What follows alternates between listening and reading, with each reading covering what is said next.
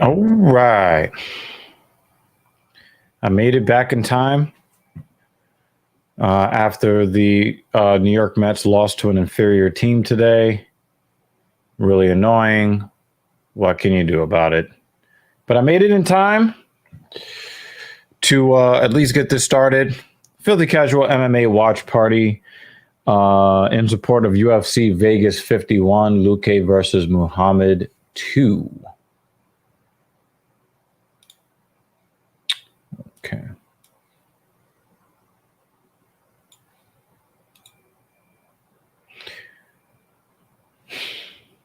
So we are up in here.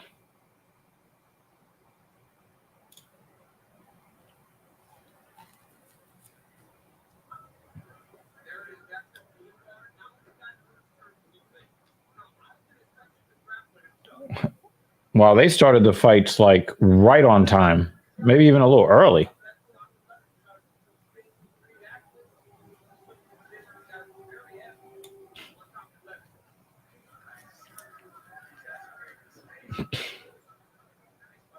This is the third round. This event was supposed to start at 6:30.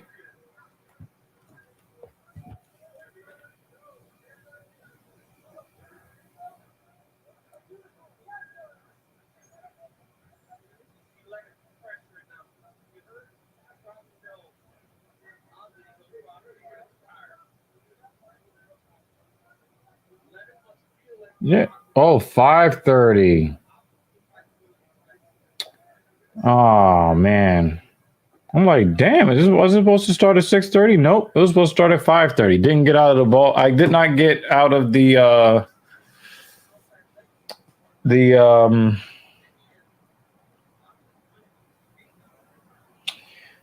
not get out of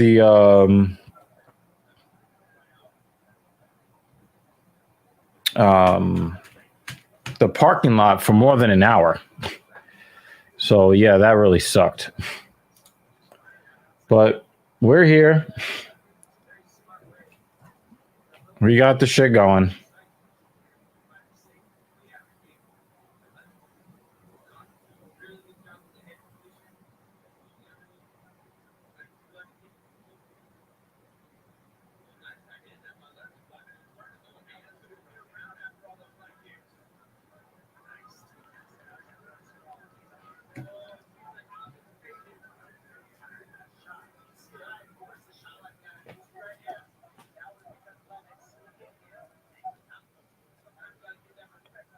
You know, Levitt is probably one of Mrs. Evil's more favorable MMA. Yeah, Jimmy Dean, we'll be here for you when you're available, man. But thank you for popping in, showing some support. We appreciate you. So we got to start about an hour late.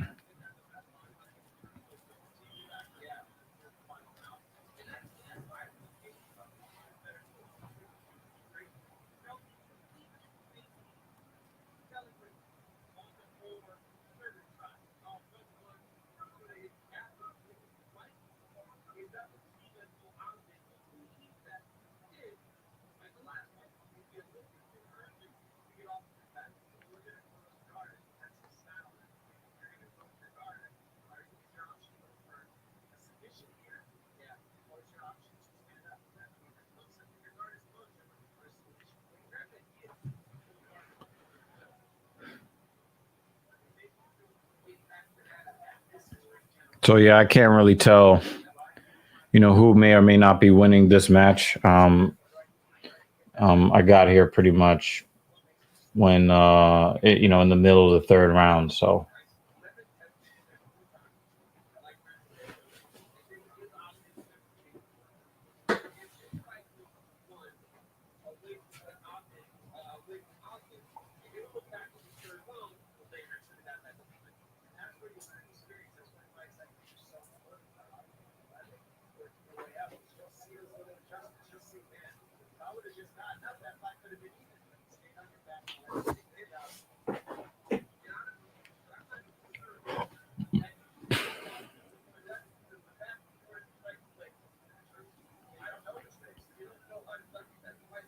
There's a nasty bruise on Ogden's left leg.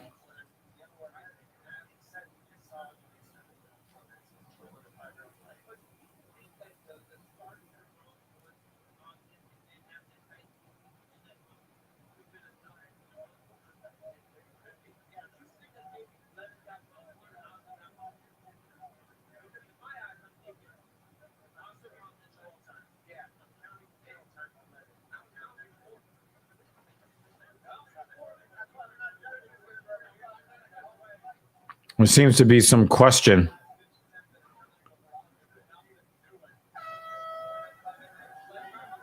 Seems to be some question on who won this fight.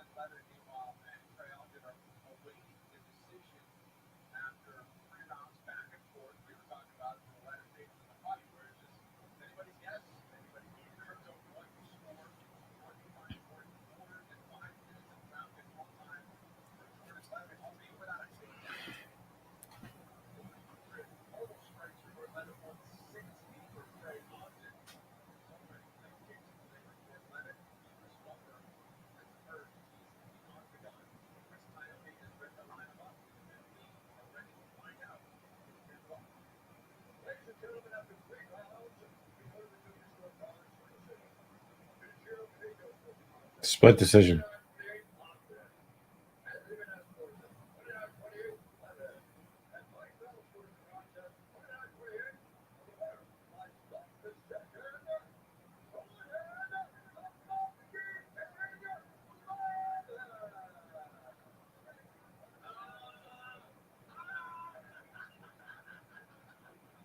That nigga's gay as fuck.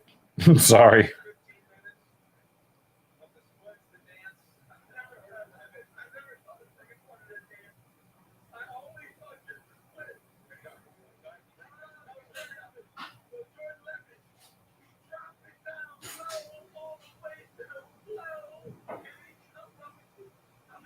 No, no, no. That is just so gay.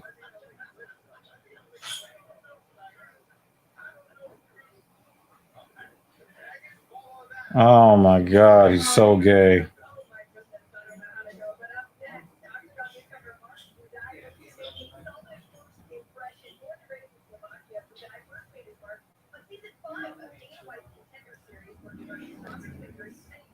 Oh man. I really want to like Levitt, but he acts so gay. Oh, we got Chris Barnett. He actually cut that weird looking hair off the top of his head.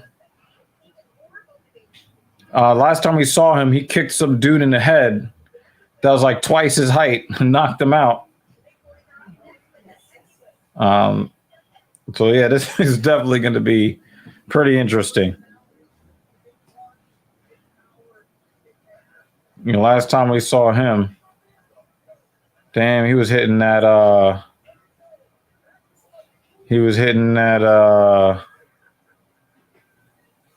that Harlem Shake.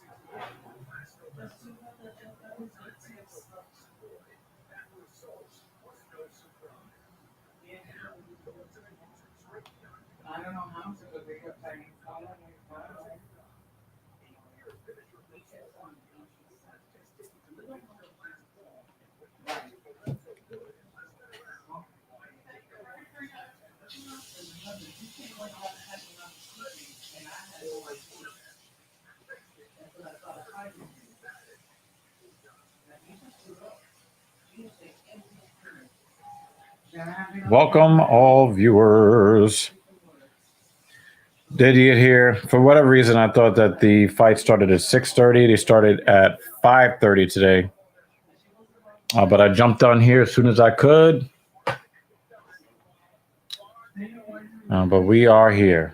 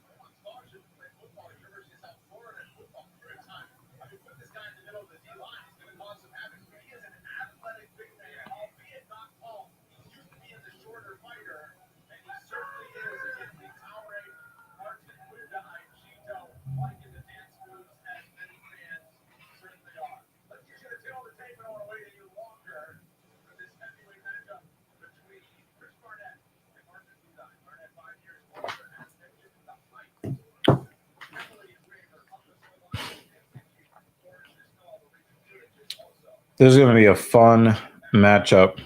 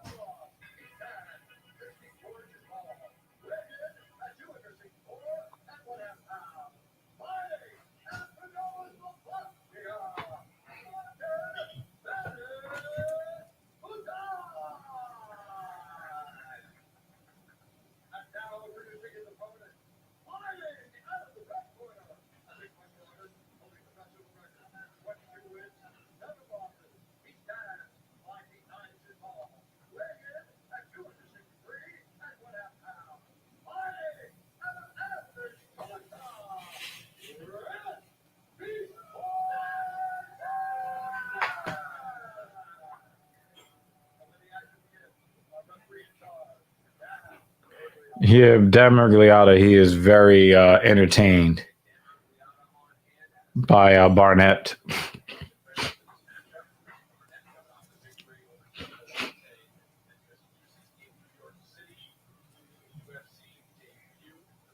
Everybody wants to see Chris Barnett.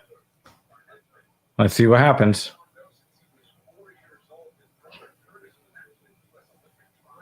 He looks even shorter because he's so fat.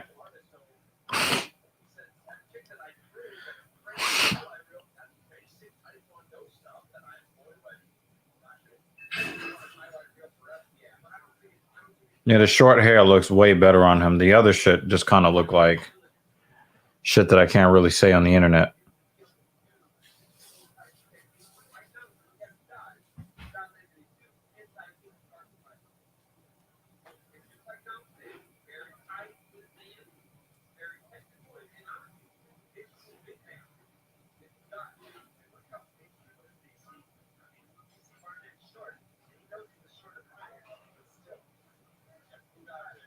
Nice left hand. He's throwing against a taller, rangier fighter.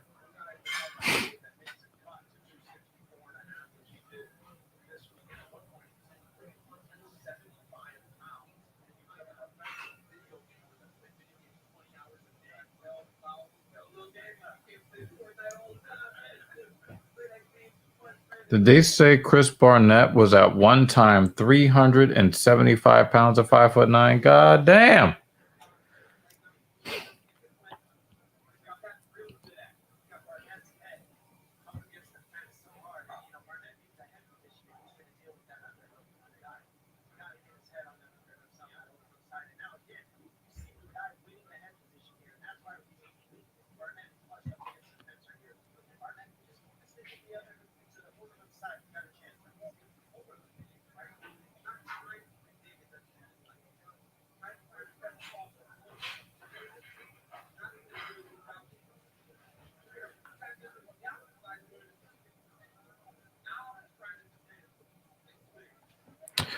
Bruce Bobtrotter. I'm going to go out on a limb and say you're a Mets fan. You're not making it clear enough, bro. Yeah, I just got home from the game. And you actually missed out, but the last time that we were live, I was not wearing a Coheed shirt. But you missed out on that, Lutch. That's on you. But I'm just like straight back from the game. As soon as I got home, I jumped right in the chair, set up the stream.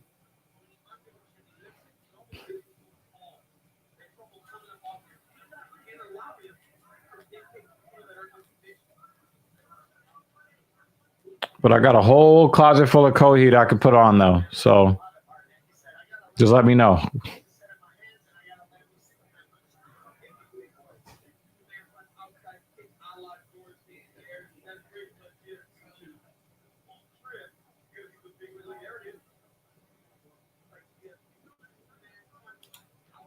I bet you bought that Yoda from Urban Outfitters. No, actually, it was a gift given to Mrs. Evil from her father.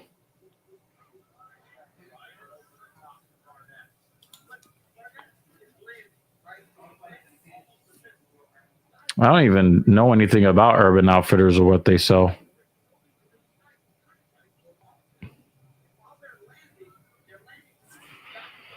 I don't think we have those here in New York City. I could be wrong, though. It's not any place I pay attention to.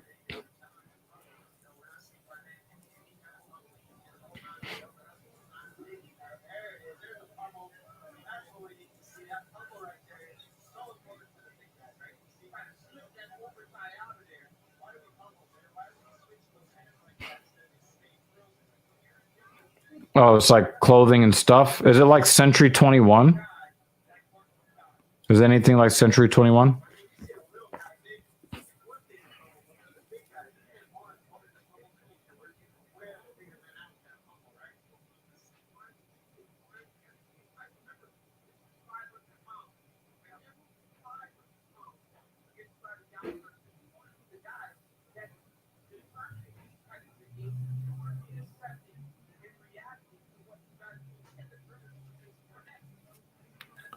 Budai seems to just like want to grind this fight out.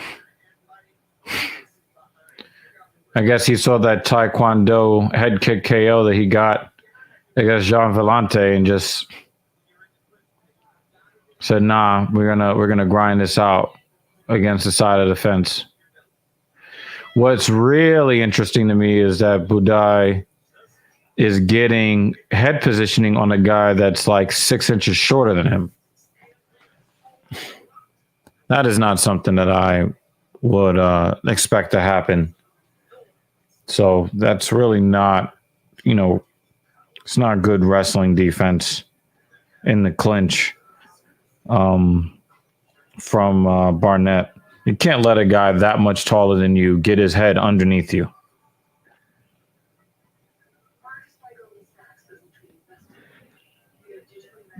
I think shorter people should be able to win the head positioning battle along the side of the cage.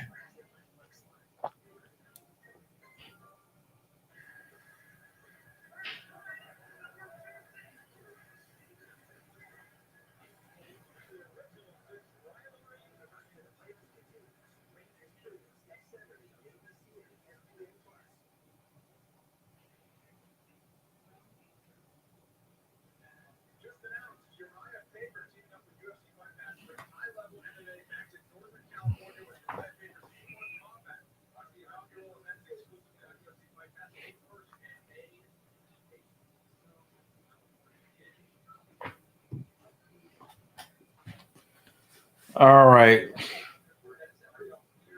I think that Barnett really should be working that leg kick. Woo! Switch kick.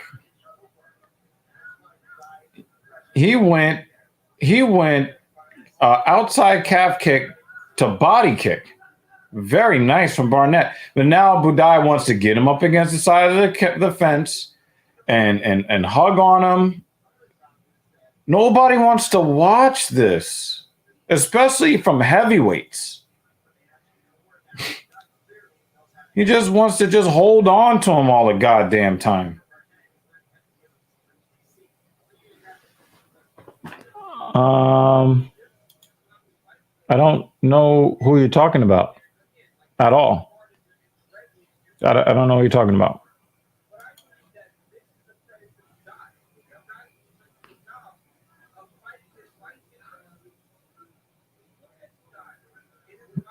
This is boring.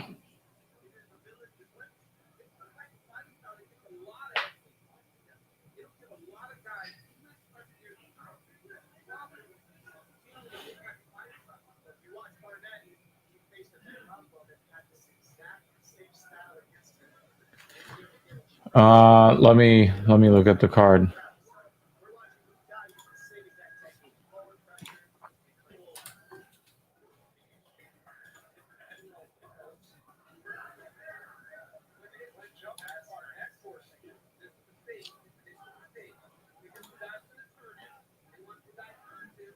I mean, there's so many women that have done adult films.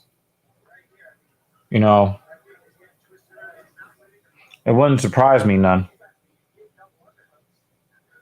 It wouldn't surprise me none.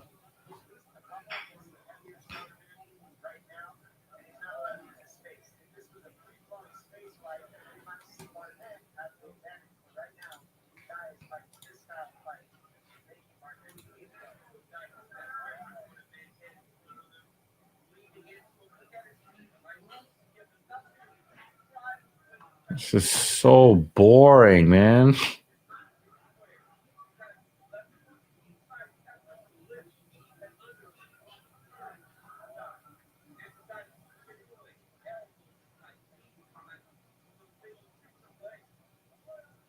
Really wish that the referee would separate him. This guy's just leaning on him.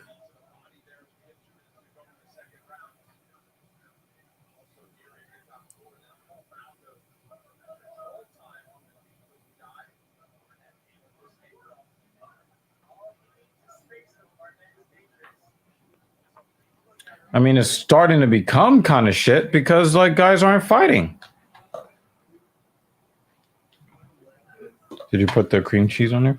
No, it's just a regular cold cut veggie sandwich. Oh, okay. All right.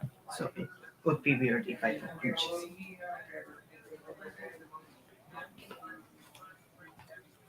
Thank you. Yeah, I don't care about. Well, I like William Knight versus Devin Clark. I want to see what Jakar Close has left in the tank. I am interested in that.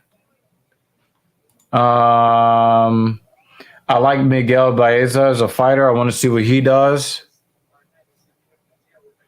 And for the rest of these, I just hope that they are entertaining. I mean, your co-main features two guys that nobody knows. So I give you that. I give you that, Bruce. But sometimes it's the no names. Sometimes it's the no name fighters that give you, these memorable fights.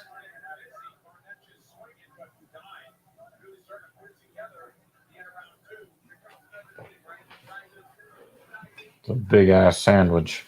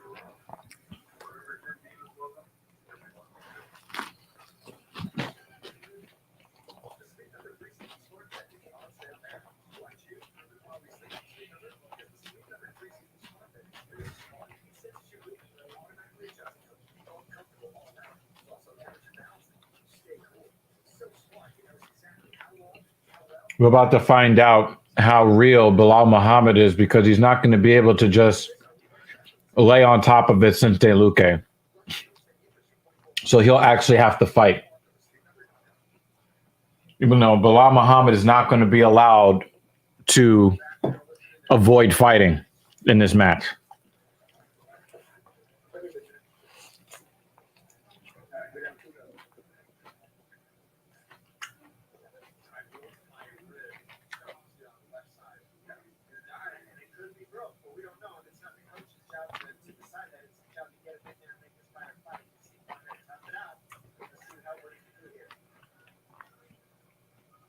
So that's why he's grimacing. He thinks he broke his rib.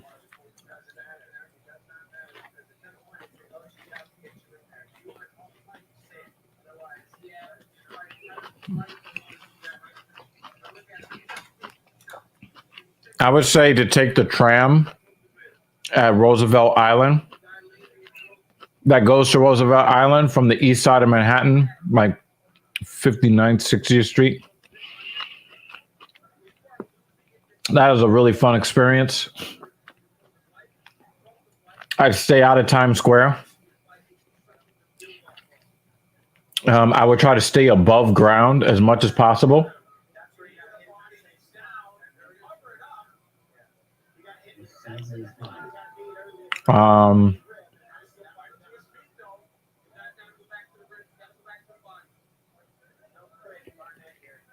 Where else would I go?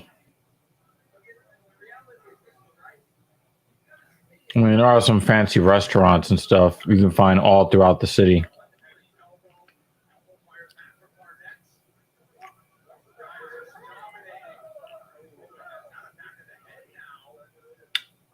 He elbowed him in the back of the head.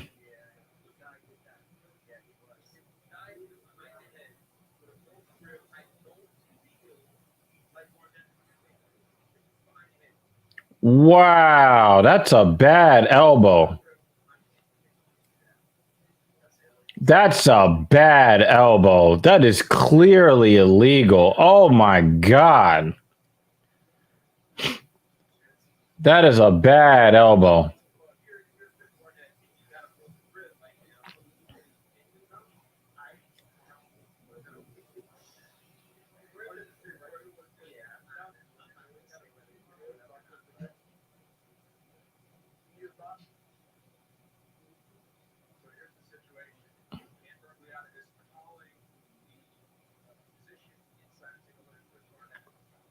That's a bad. Did you know that dude who starts all those people on the New York subways? He's not even from New York. He's from some other state. He's not. He's not. He's not from here. So we have heard.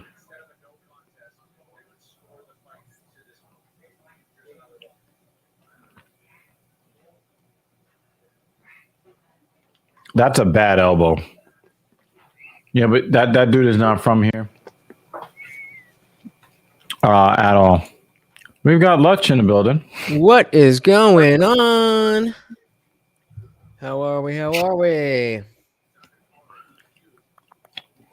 You know, This shit up here. How's the Mets game? well, it was fun to be there, but you know, it didn't end in a great way. That sucks. All right, what do we got going on here? Yeah. Barnett lost the fight after taking an illegal elbow in the back of the head. It was a bad elbow too. Well, I want to see all this. Oh, this internet. If this shit was bugging before, I hope it just works. All I want is for the thing that I paid for to work the way that it's supposed to work. I don't feel like that's too much to ask.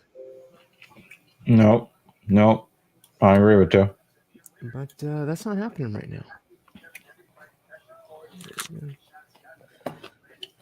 All right, let's back this up a little.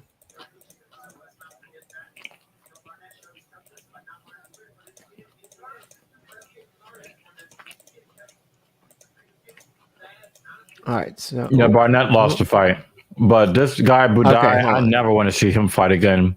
So I'm watching. We got He three and a basically half- backed three him and a up half to the minutes fence on and just on the- laid on him against the fence.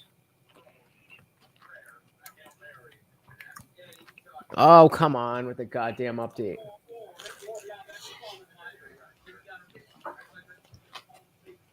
That's just a stream. I keep doing that.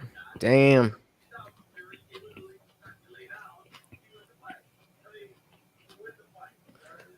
So, how do you compare this quote unquote performance from Barnett to that of Aljo? What would I say? What? How would I compare what to what? Barnett's quote unquote performance. No, he lost Aljo's the fight. performance. But I just thought that Budai, I just never want to see him fight again. He just leaned up against Barnett for 10 minutes plus, I'm just saying. leaned up against him. Whenever they went to the feet. I just rewound to watch it in real time. And he's doing all this rolling around and shit. Sounds like a lot of people. That was a really bad elbow in the back of the head. Can a standing elbow where you're already clenched be that much worse, pound for pound, than a fucking knee from an open space? All I'm saying is, where are people calling and saying that Barnett is faking? He said he wanted to keep fighting, but the thing is, he fears he has a broken rib. So, thankfully it was caused by his opponent, because otherwise I would just be like beside myself. But I never want to see this Budai guy fight again, for the reason I'm starting to come around to your side when it comes to the entertainment portion of the job. And when it comes to fighting inside the cage, you leaning up against somebody on the side of the cage, trying not to fight, it pisses me off.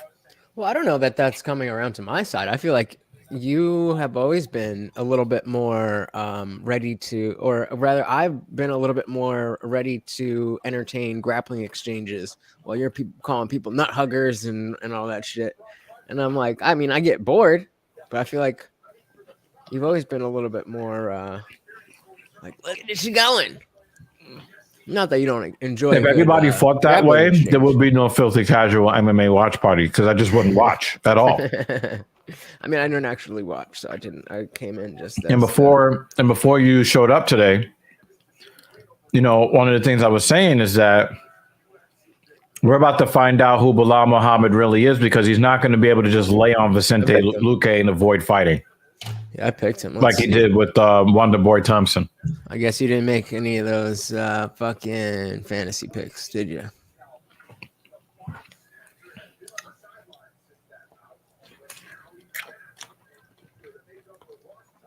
I'll take that as a no.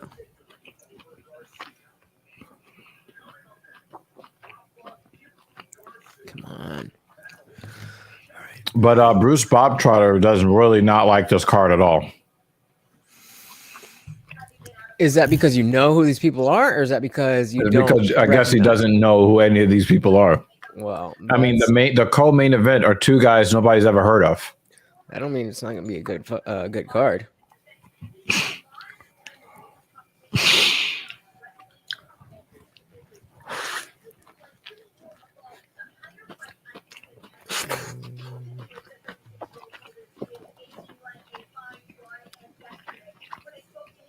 Yep, the only one to make picks. Thanks, guys.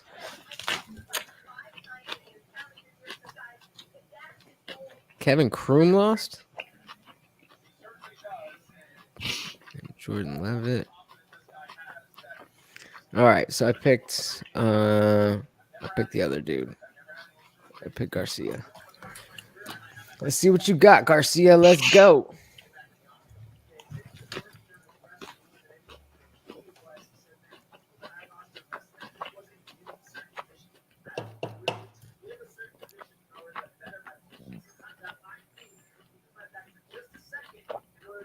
It's like a skinny Matt Serra behind him. He does not look like a guy that has 8 first-round finishes. Which is probably why he's a fighter. He's like, I'm tired of people testing me. Let me fuck some people up. Here? Or no? Yeah. Oh, that's a different fight. No, yeah, this guy 21-10. That's crazy. Oh, yeah. How old is he?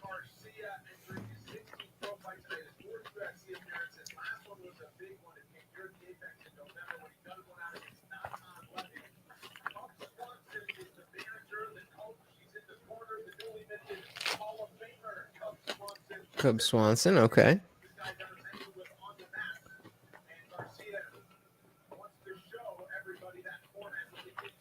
What did you say to these key spots to visit?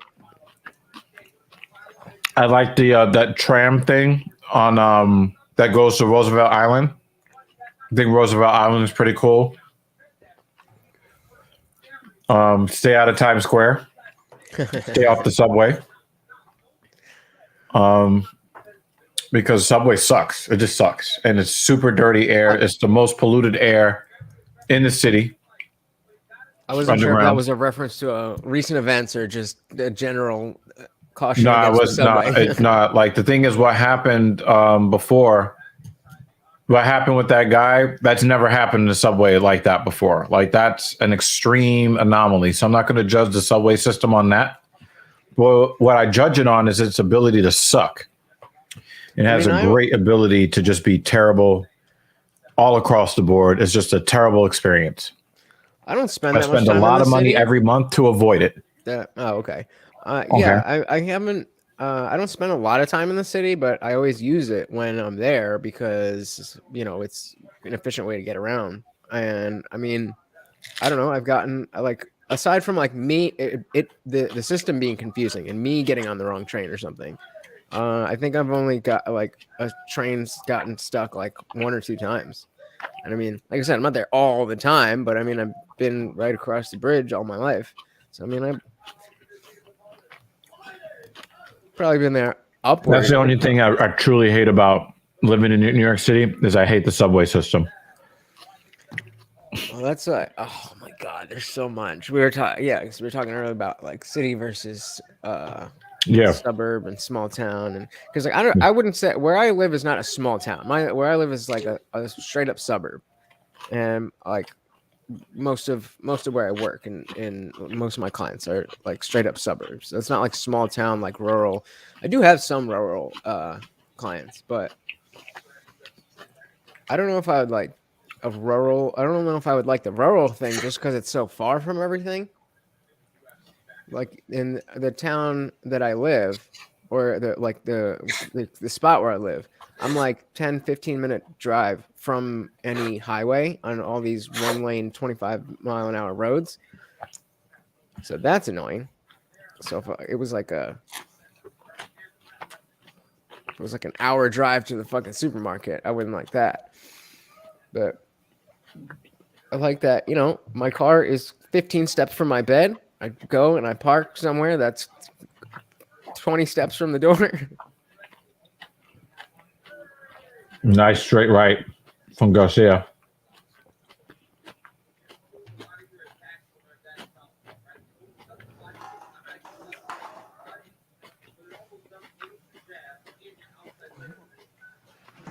Yo, these motherfuckers should sponsor me.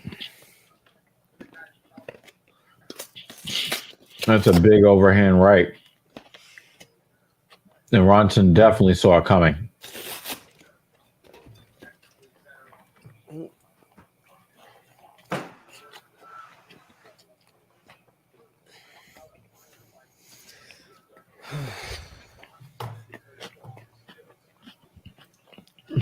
Sloppy.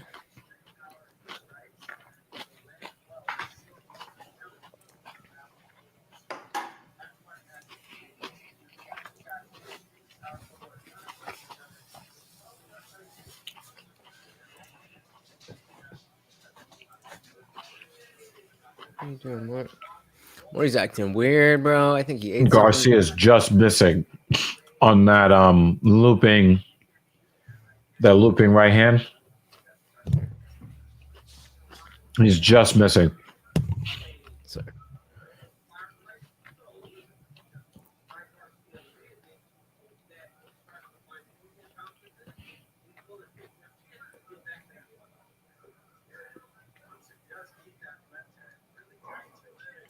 He's got that typical Mexican scrappiness. Yep. He's definitely not going to be looking for a way out. So if you want to put him out, you're going to have to put him out.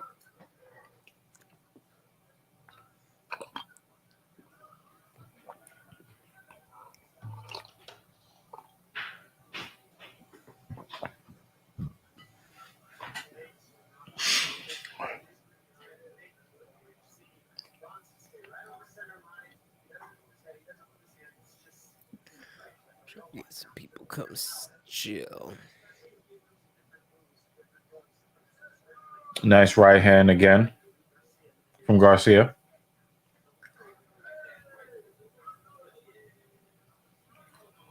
It looks like Ronson is looking for an opening, an opening in Garcia's defense, and Garcia's not really giving him a whole lot. And every single time Ronson goes to set up, Garcia intercepts him.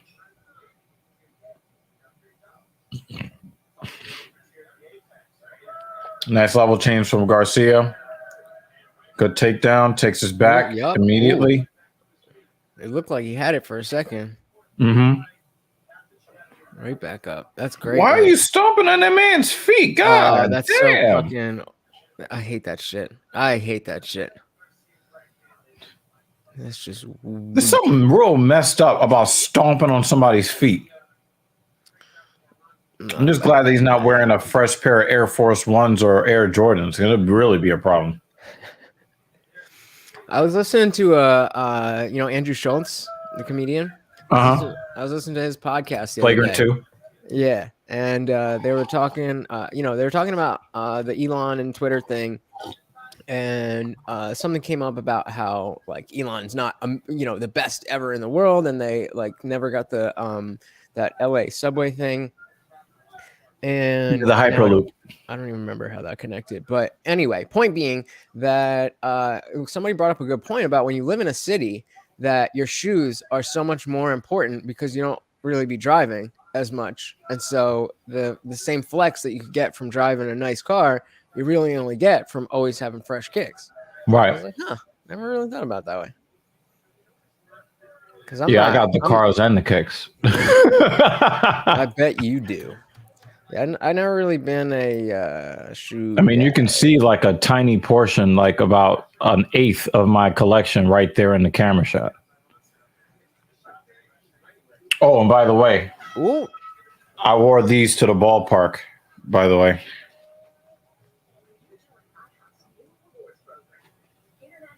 shoes are shoes to me.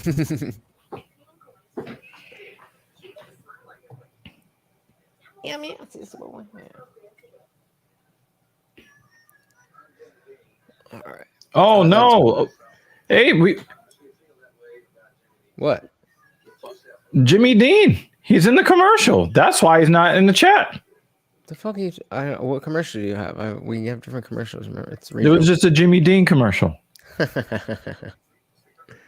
I got a what is this? Ocrevus for MS. Ask your doctor. Okay, now it's a Sleep Number commercial. I spent over $6,000 on a Sleep Number bed. And I love it. The customer service is shit, though.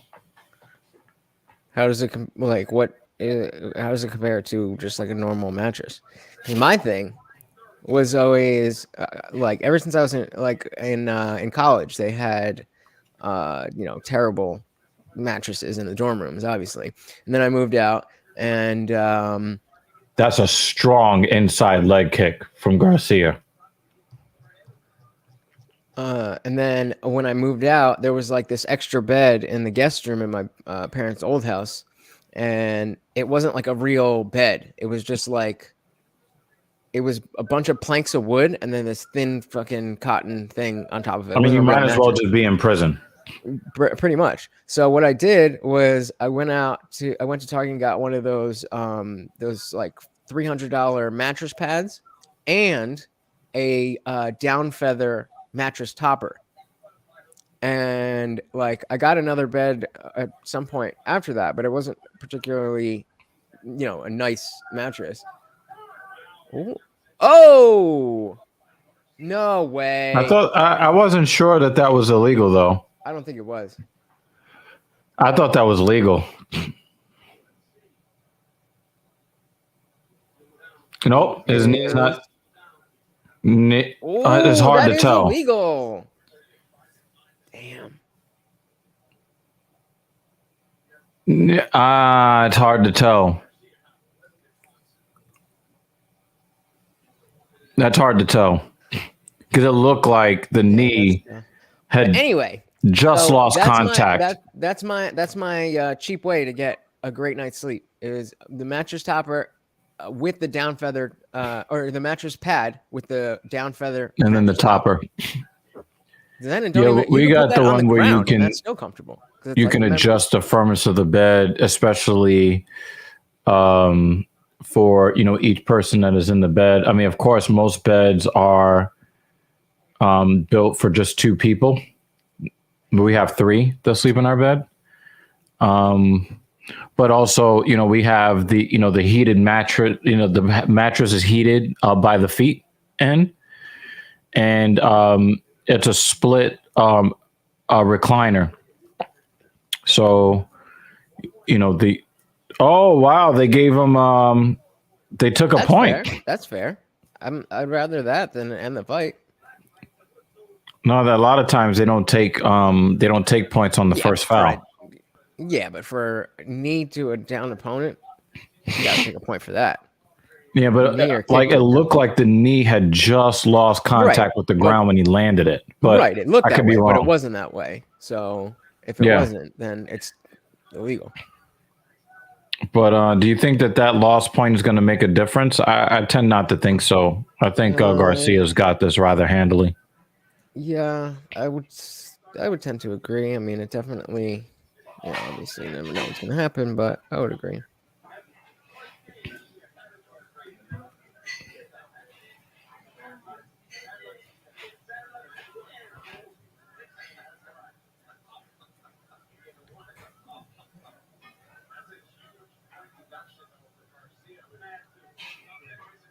They said that's a huge point deduction for Garcia, and then he gets a submission. Doesn't matter. It looked like he was going. It looked like he was going to set it up, but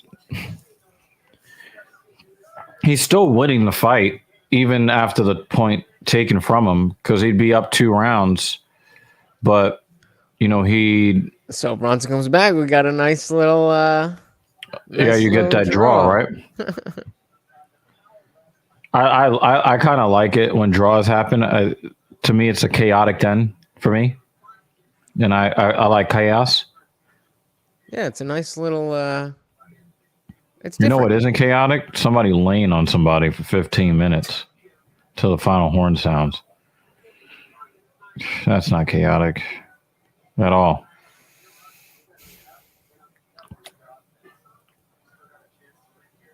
Is he going for Kimura? He tried it. Well, a lot of times that is you can use the Kimura Yeah, as a trap to get out. to get up. Yeah, I think I don't know. But he's I don't flat think on I've his ever back, even though. seen.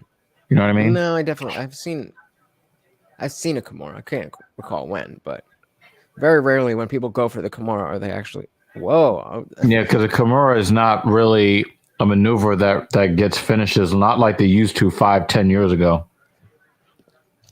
I think it's a different enough type of attack that it's harder to hide it. You know what I Yeah. mean? Like When somebody is going for a Kimura or Americana. yeah, like omoplata. There's a lot of dominant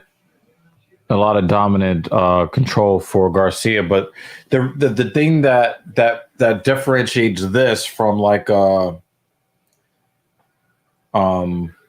some of these other guys that just lay on people is that you could see that our Garcia is really trying to do damage to advance his position to then try to finish the fight. So I enjoy that kind of wrestling. But when you see guys that are just kind of lightly tapping their opponent so that the referee won't stand them up, I hate that. Ooh, why don't I do this? I'm gonna put you. Can you imagine if it ends up being a 9-8 round? He ends up winning the round anyway because of the dominance of the second round. But it seems like judges are more hesitant to give 10-8s, and I know that annoys the shit out of you because I think that you would probably score this round a 10-8 at least. I mean, not only. Oh, he's underneath the chin, and we don't need the scorecards. Thank God. Wow. I would only score that 10-8 under, assuming we're going all the way down to 10-5. But like he got underneath that chin so fast. Scoring, it tells you that Ronson basically looked for a way out. What am I doing here? He said, "Fuck them scorecards." Good job out of Garcia. You were rooting for him to win, right? Yes, I was. All right, so I need this here, this here, this here. I like his wrestling technique on takedowns, but I think Ronson wanted out of there. Yeah. Yeah, I mean, the quickness with which he tapped, like he was not trying to be there. He didn't fight. He didn't, he left his chin out there with the man on his back. His head was like this. Please choke me. Please. Damn. I want to go home. I can't win a fight with the guy getting the point taken away. I'm out of here.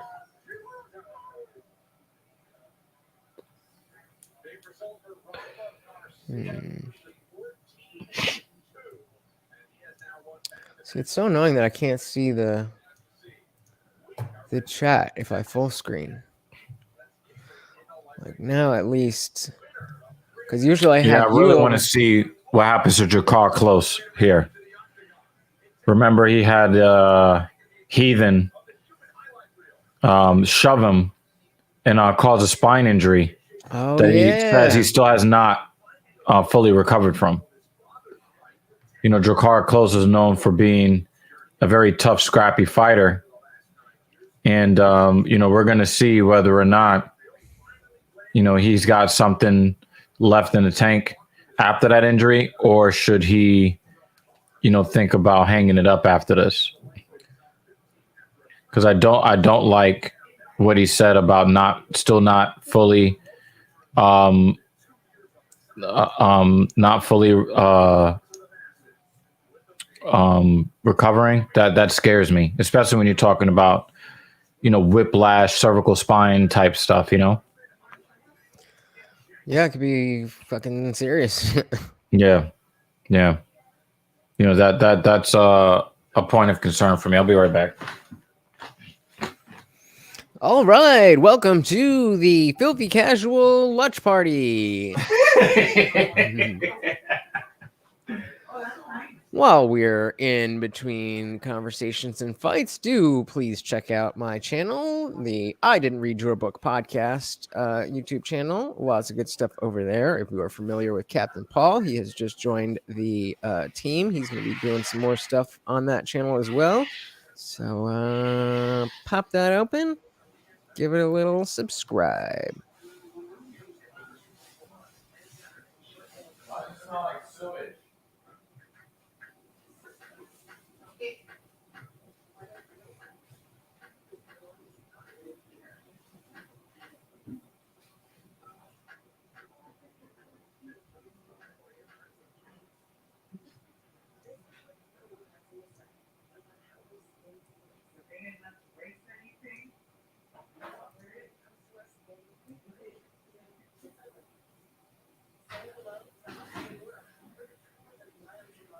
So I need another monitor. Can you hook me up with some caffeine? I have a scoop of caffeine and creatine. The little yellow. Let's get this party No, full scoop of the pumping. little one. Half a scoop. Yeah, you can put it in the cup. I don't care. Or you can put it in this. Come hang out at the Filthy Casual MMA. Fuck. Come hang out at the Filthy Casual MMA watch party.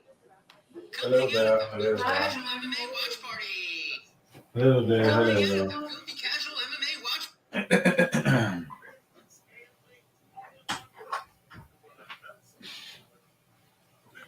Yeah, I've been up for so long. My sister calls me up at 8 o'clock in the morning. I want to go to the Mets game, and I'm like, okay. That's gonna be a no from me, dog.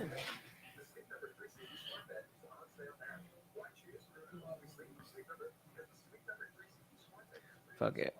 I'm gonna send that to this girl that I'm trying to talk to.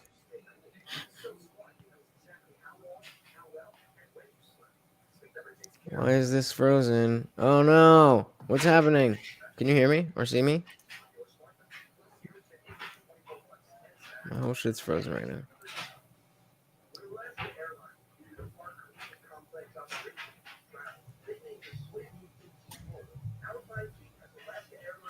now. Shout out to Trevor May, New York Mets relief pitcher.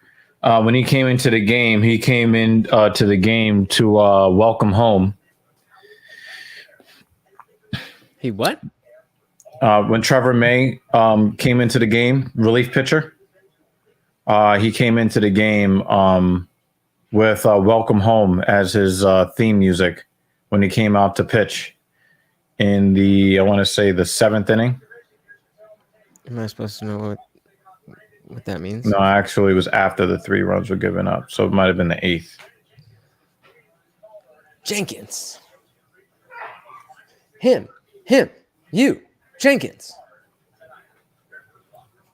Oh, you got Jenkins winning this? No, I got Jakar close, but Oh, you got Close winning. That's a froggy pick, I think. Yeah. I was looking through the thing, and it was just like everybody I wanted to pick was the favorite, and I was like, that's not fun. Is he the favorite in this one? I don't know, but I wanted to go off book.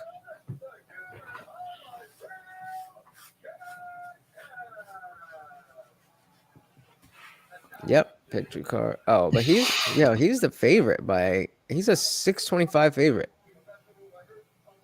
The fuck?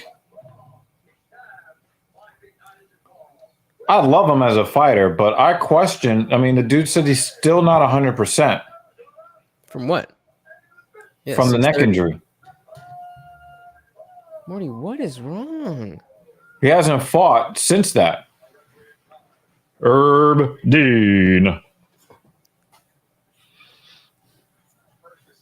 You always do that. He says it Herb. He pronounces the H, and you don't. No, sometimes I do. Sometimes I do. No, you never. Not that I've ever heard. Yeah, I do.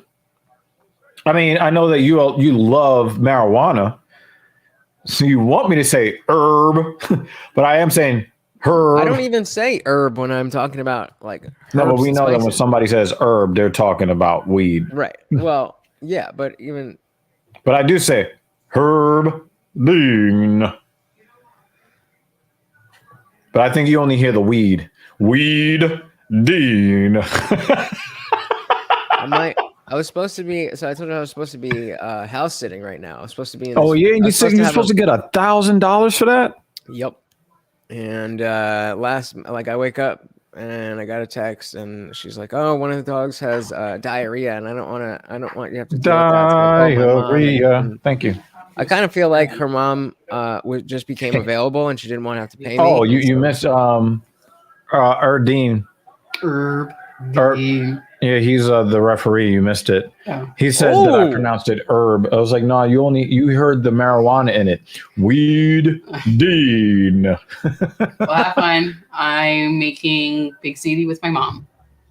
Come on, you gotta at least. Mom and I are making Big CD. Oh, and chicken cutlet. Yeah, that's true. I But want I'm some. saying, like, come in for some of the fights. Good shit. All right, in between. Maybe if they start falling asleep on my couch, which happens every single time they come over the house. My mom and my grandmother fall asleep on my couch. Bye. I don't know if I like this setup. I'm trying to figure out how I want Which to. Spice Girl you want to impregnate? Usually I just have the StreamYard thing open, but with the comments. Actually, yeah. Why am I doing that? Why wouldn't I? Hold on. I mean, yeah, I'm here with StreamYard in the comments. Well, no, but yeah. With the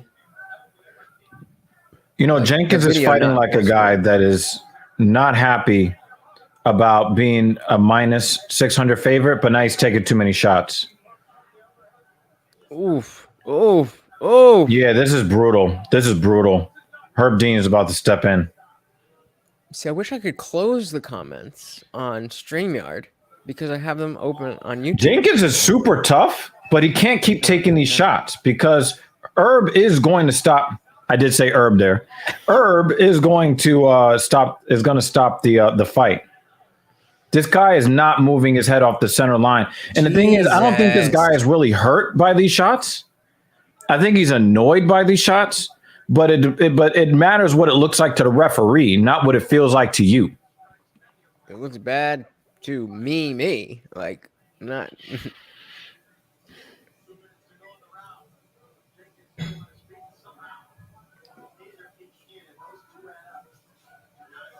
This dog is still shivering. Nice elbow from Close.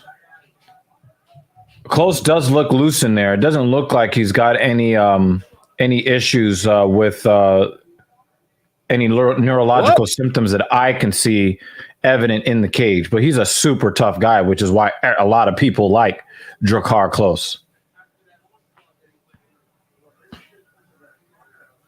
I wonder how mad Didn't Jenkins is. didn't Dana pay him his show money after the shove? I don't know. I don't know. I think Dana paid him anyway. After what's his name did. Well, I wonder what the contingency is on that. Like what legally constitute as showing. No, I think that he paid them the show and the win just because he felt bad because it happened in the face off, and the guy shoves him like that. Oh!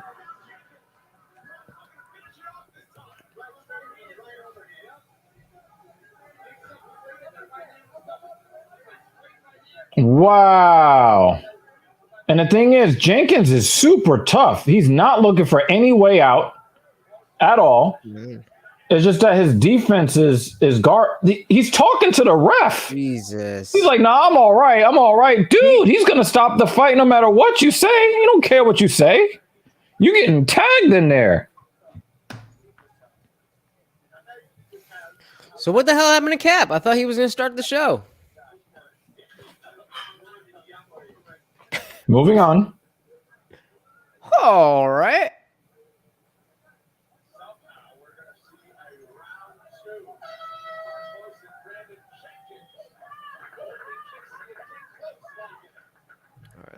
You're not in the corner, okay? She's shouting at him, deep breaths, deep breaths. Why are you? He's not listening to you. I mean, she's got a dog in the fight, obviously. She's somebody's wife, but I just found that to be funny. Oh, that's not going to last. So this is going to be the episode that nobody cuts Lutch off when he's talking. You sure? I'm just saying, because you've already done it twice. Just saying. I don't know. So I can say herb. I interrupt you so I can say herb.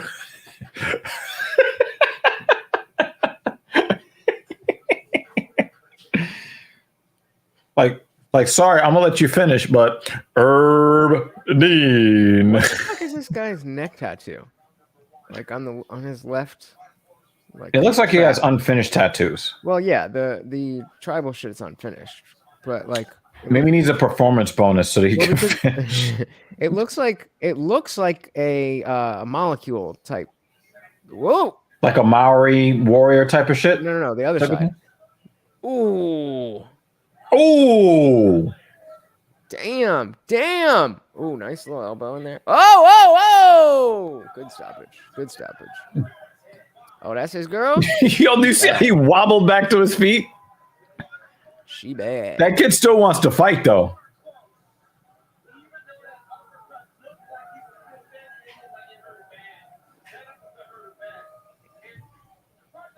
And the thing is, the kid doesn't look hurt. Like, he's like, I don't care. I don't care about these shots. Let me fight. But the way that he slinkied back up to his feet. Well, the way he fell. No, look at what happens when he slink. Oh, nice knee to the body. Then yeah. Look how he slinkies back up to his feet. Woo! They cut it.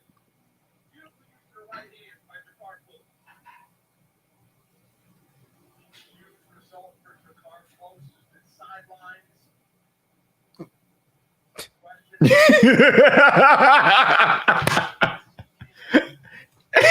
see, what the fuck is that shit? You know what I think? I think that he probably has that syndrome, that condition where your pain receptors don't work. No. Yeah, there are some people that can't feel any pain. Oh yeah, I heard of that. Is so that they real? have to be like super careful. They can't like be around open flames and stuff like that because their body won't give them the signal that like they're in any danger and they can get burns and all that kind of stuff. I thought that was an urban myth. No. There are all kinds of like neurological conditions out there. That's one of them. There are people out there. Wait, isn't she a fighter? Huh? Isn't she a fighter? Is she? I don't know. Possibly. Yeah, that's Casey O'Neill. I don't know. We just got Drakkar Noir with another win. So Casey O'Neill. Fuck. What is that's gonna bother me.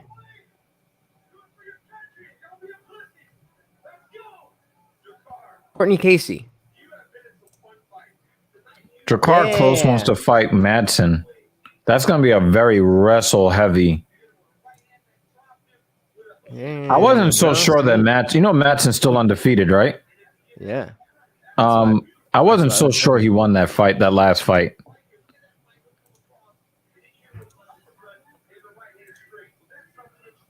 Yeah. Told you. Courtney Casey, baby. That's the girl in there. She's kind of a butterface. She definitely looks better not in like fight gear. But she's got nice hair. It's just she just got a big head.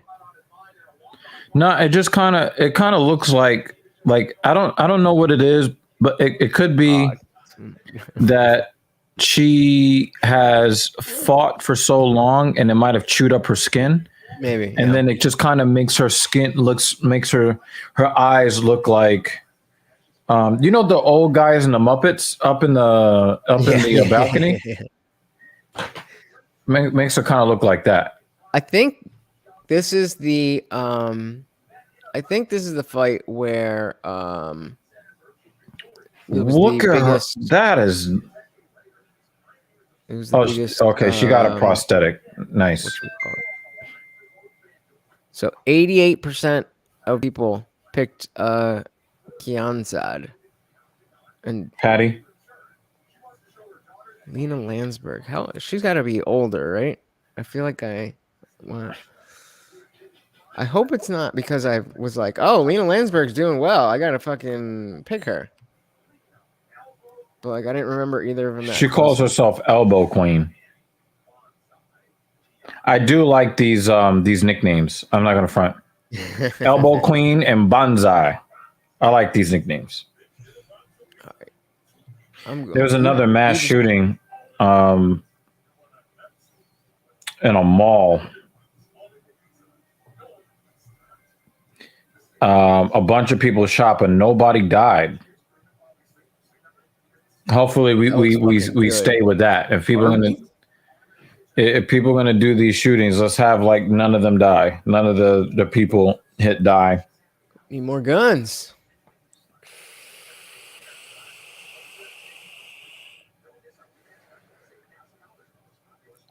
Somebody's bringing up how really all of New York City, but the subway is a gun-free zone, right? Like again, we never really see stuff like that. We never see, and that's why, like, they say that subway ridership dropped 5% since the shooting, and it's like, but they caught the guy. What are you scared of? Like, that guy's not going to come back and shoot the subway system again. Like, what are you worried about? Doing the same shit. It's like, oh, that guy fucking did it, and depending on what your cause is, if you don't care about, if you care more about getting that done than whatever consequences happen to you, then. Yeah, but if that guy is in jail, then he's not going to be able to do it again. So what are you scared of? Well, I'm saying another dude. Oh, well, I don't know. I mean, I share that guy's dislike for Mayor Adams. But like, why do you care? You don't even live in New York. Why do you care about Eric Adams and what he does? Because New York is a hub of influence. So what happens in New York reverberates everywhere else in the world, and specifically the country. Hold on. That was really good.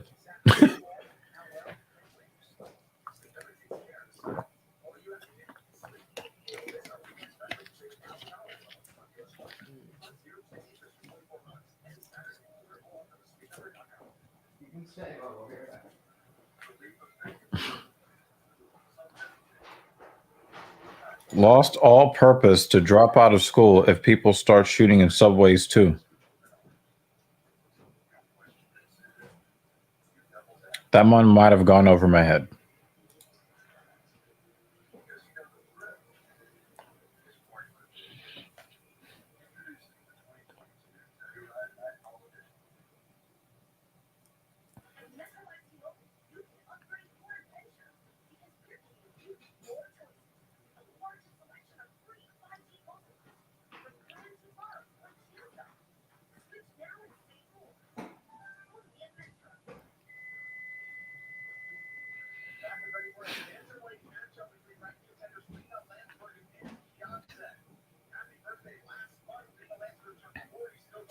So Kian Zad is 30 and Lena Landsberg is 40.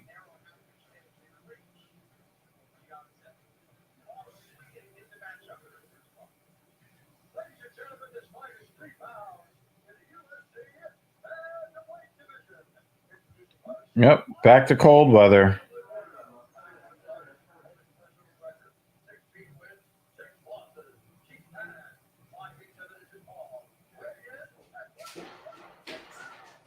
Kian Zad is an overwhelming favorite. McFadful said commas are your friend. Maybe I might have gotten that.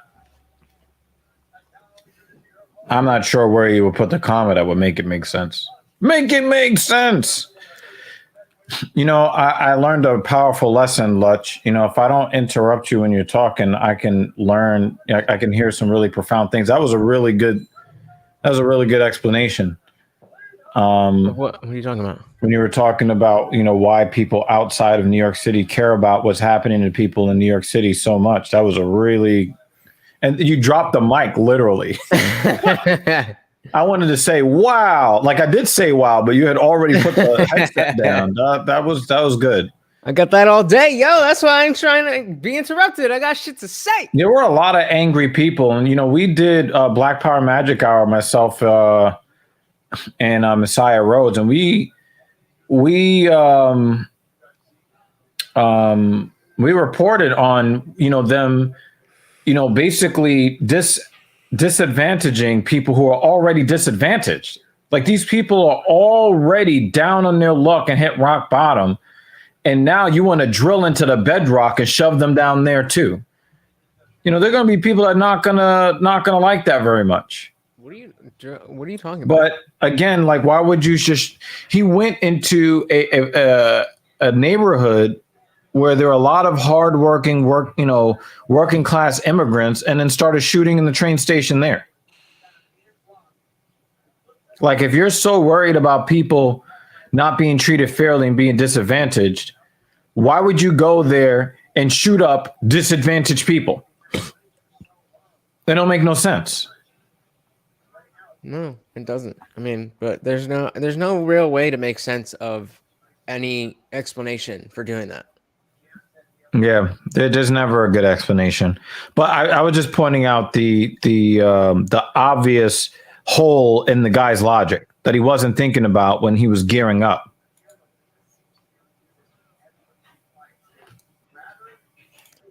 I mean, it makes sense if they're trying to kill you, but other than that, Yeah. Other than that, you know. But my overall point, McFadful, is that just pull up all the comments. his actions were a direct contradiction to why he said he did what he did. Oh, that looked like I thought she was in a choke. Sorry, what you're saying. That would be like a person saying that they hate essays, right? And then in order to show everybody how much they hate essays, they went and they essayed somebody. Like, it just like, what? Like, why? What? How's this? I like that better. Chipping this forward a little bit. Keep it up. What about that?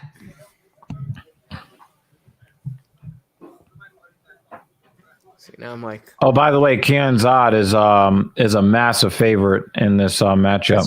that's what I was saying. Yeah, that's what I was saying.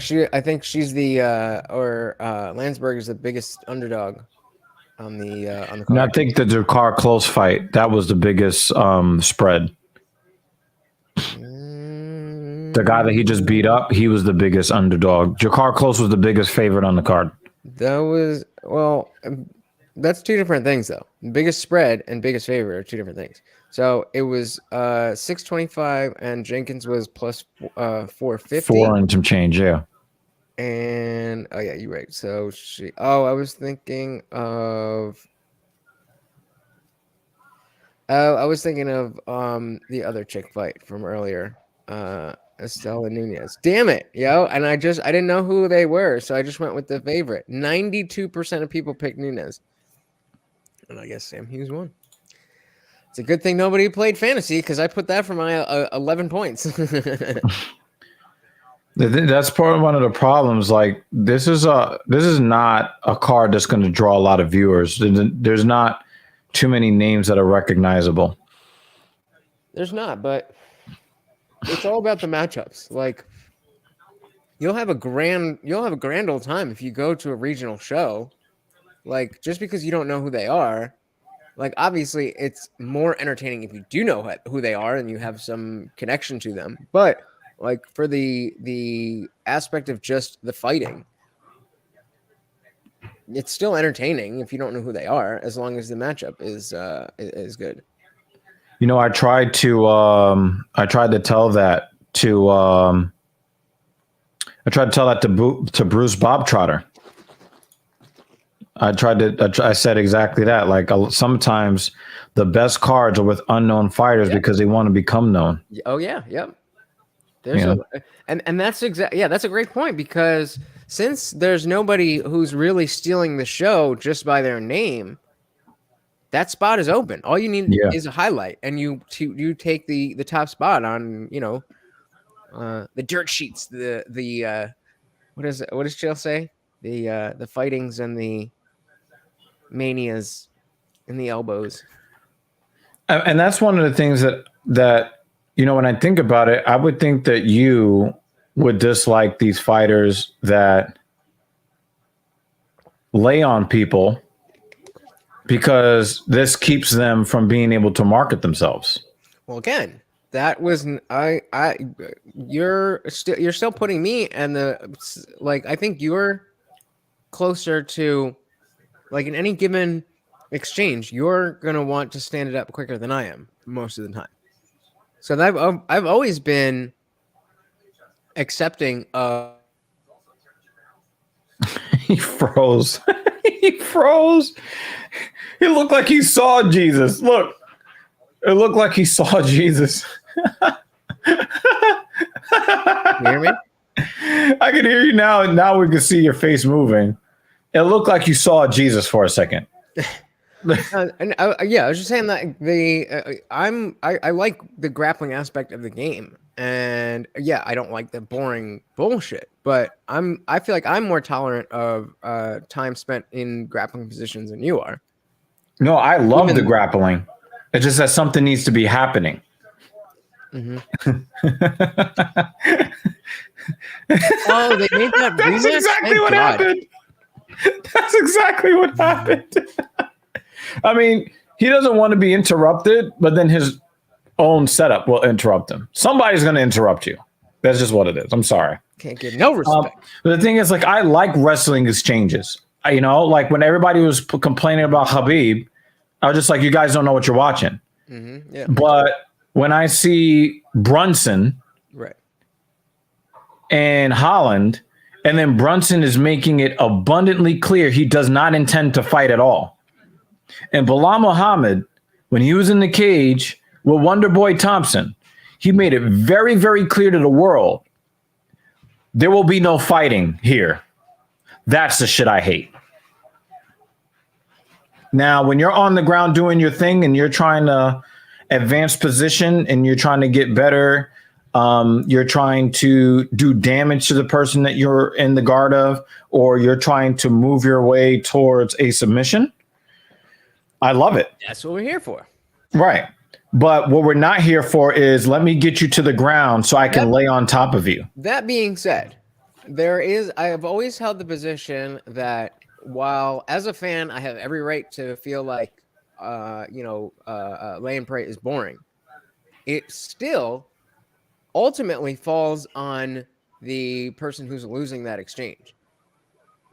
Because if the guy's just laying there, then you need to be able to get up. Like if you're getting ground and pounded, if you're, if he's throwing up submissions, then okay, then there's stuff going on.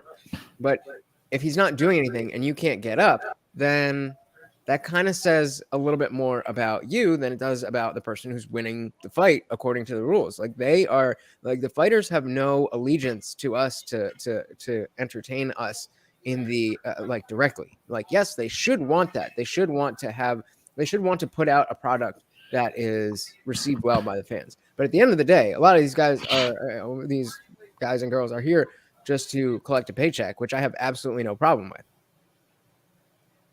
You know what I mean? Like, I think if it's a boring exchange, it takes two to tango. And if the person is winning and their livelihood is on the line, then you almost can't really blame. Ooh, nice little elbow by Landsberg. You know what else is boring? The shit that they just advertised in the UFC store. I didn't even look at it. Oh, come on, Tyone. Really? That's the cut that you're going to stop the fight for? It's fine. Wipe it. Come on. Good. It's not even over her eye. Come on. That was stupid. Was that you that said it was stupid? Or was that Well, no, Annex. Or was that Dom? Is it what's Dominic Cruz? Brendan. No. Brendan. Oh, did he say it? I don't know. Brendan Fitzgerald was. I thought somebody said that was stupid. I said that was stupid. Oh, then that was you. That was you. Fitzgerald said that was an easy decision, but Cruz may also have said it was stupid. No, it was you that said it. It was you. It was you. It was me.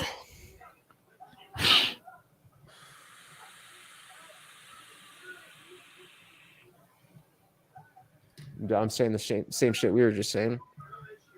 They're just too comfortable in the clinch. I wonder. I wonder why the I don't know, 11 and 12. It's even though it wasn't as big of a spread as I thought it was. I feel like they've both done well recently, from what I remember. Again, I just don't know enough about these ladies to know, oh, it's probably because this one has a better ground game or whatever.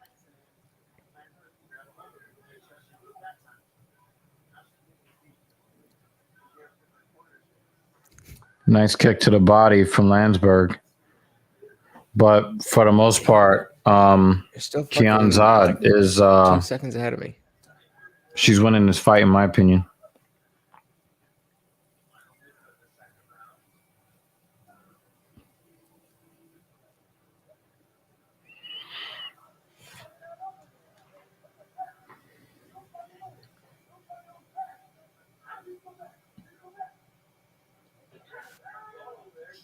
Good. You hear me?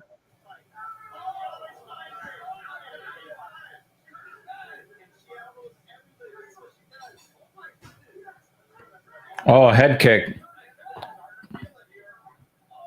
Oh. You know, even if you do defend that head kick, it still hurts. Am I back? Thank you.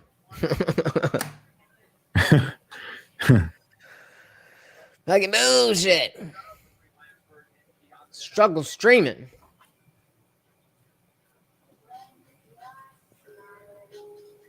She had one before too.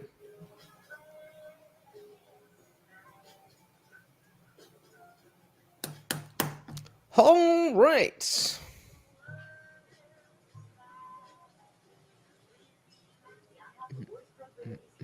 So what commercial you got right now? IHOP. I got what is this? A Hyundai commercial? It's your journey. Own it with a Hyundai Tucson.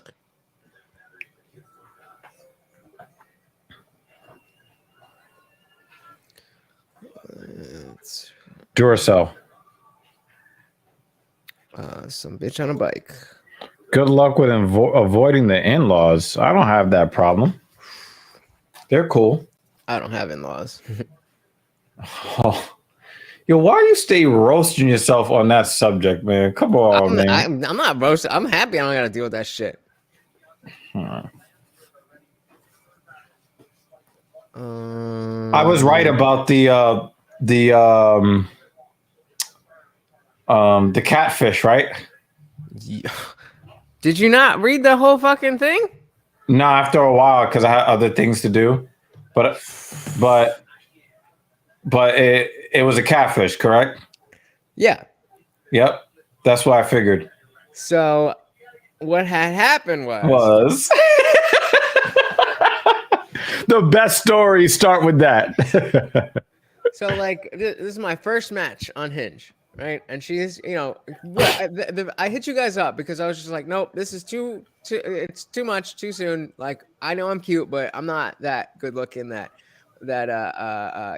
Well, most women can't tell that you're short.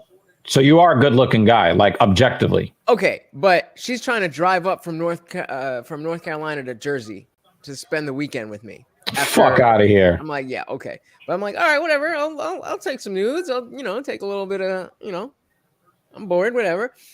And then once I realized it was a catfish, I figured, all right, let me drag this out and I could make some content for the channel and I'll show, hey, this is what happens and da da da da da. And then, she had asked for gas money to come drive up here. And I was playing along and I was like, oh, yeah, sure, no problem. And then, we went back to talking what we were talking about. And then later on in the night, she was like, oh, I want to get an oil change so that my car is whatever. And I was like, it would be cheaper to fly you out. And that was my test to see, like, is she trying to get money or is she really trying to come, like, finesse my whole shit? Is she trying to come out here and, like, steal shit from my house? But she conveniently she fell asleep, which like non-ironically, conveniently for me, she fell asleep. So I was like, all right, well, I'm not gonna just give you money, but if you want to come hang out, I'll buy you a plane ticket. You let me know, and then I just went to sleep. So I wake up the next morning. She called me twice, and I got like 4 text messages like, yeah, let me know. Usually, if it's a scam, like a catfish scam, they won't call. Well, I'm sure there was a girl there to be, to talk. Damn, they were about to go to Jersey for a robbery, son. Well, who knows? And so then, by that, I thought that was going to be the end of it when I was like, I'll fly you out or whatever. And I thought that was going to be like, oh, okay, we're not getting money from this guy. So it's the end. So when I wake up and I seen that, I'm like, all right. So how about you do this? How about you send me a picture of you holding up 4 fingers? You gotta wait. This is a story behind that. I was like, actually, let's do this. Where are we? I was like, send me a picture of you holding up 4 fingers. So that, so I know that you're, send me a picture of you holding up 4 fingers so I know you're not some old fat dude.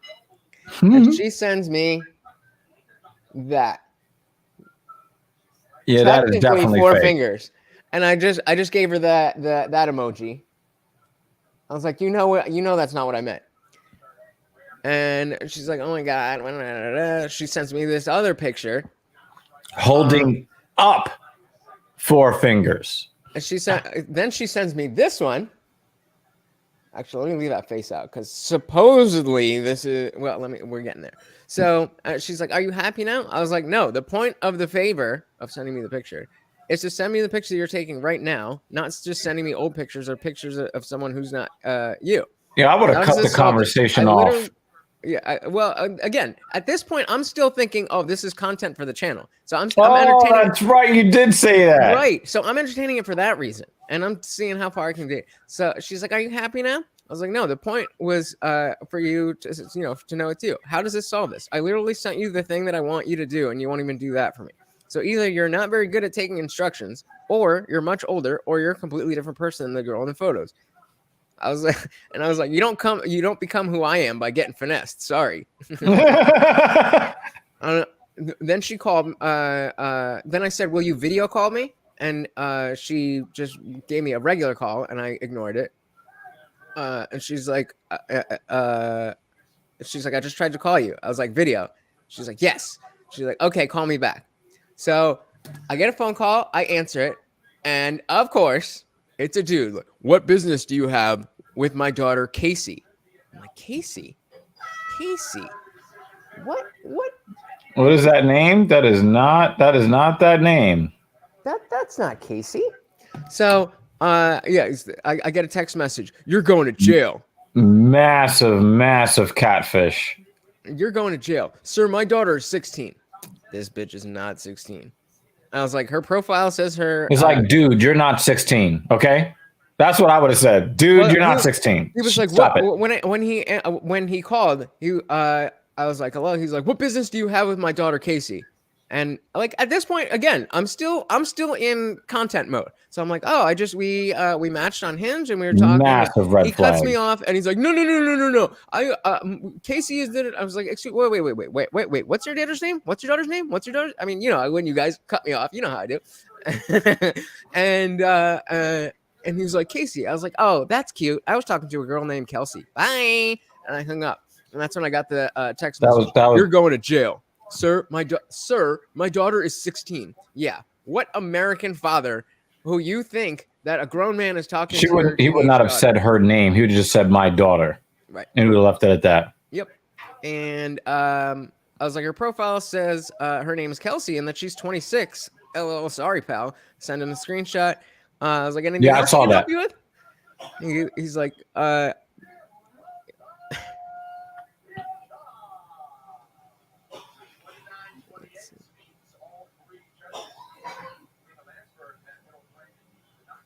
Yep. She's like, yeah, my wife caught her last night taking pictures of herself trying to send them to you. So think what you like. Either you speak. Well, with she me- caught her last night. That's why she was still sending them, right? Yep. Yeah. So either speak, send them to you. So think what you like. Either speak with me or we are going to the police. It's your choice. We will give them your number and your place of employment, which is in your voicemail.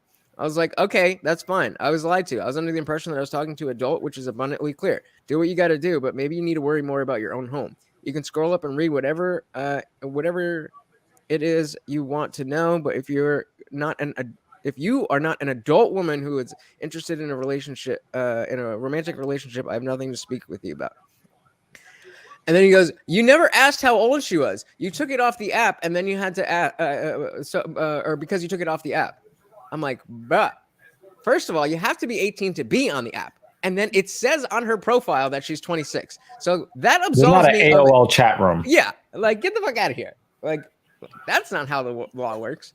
And I don't know. He went on for a little bit more, but just in case it was like oh. So let me just this. She's like, I'm trying. What did I say? He was like, you never asked how old she was when you left the website. You are definitely going to have to answer for this. My wife is livid. And you're not. I was like, right. LOL, because I was operating on the information that she gave me, A, by agreeing to be on the app, and B, by saying she was 26. Look, I understand if this is really what happened and you really are this father. I'm sure this is extremely upsetting, but I thought she was 26. Take this up with your daughter. Please leave me alone. He goes, I'm trying to. She stole my wife's medication and overdosed last night. She will be held accountable, as will you. The police Wait. So that's why she was still texting the same. Yo, dude, I would have been like, dude, I know it was you. I know it was you texting me the entire time.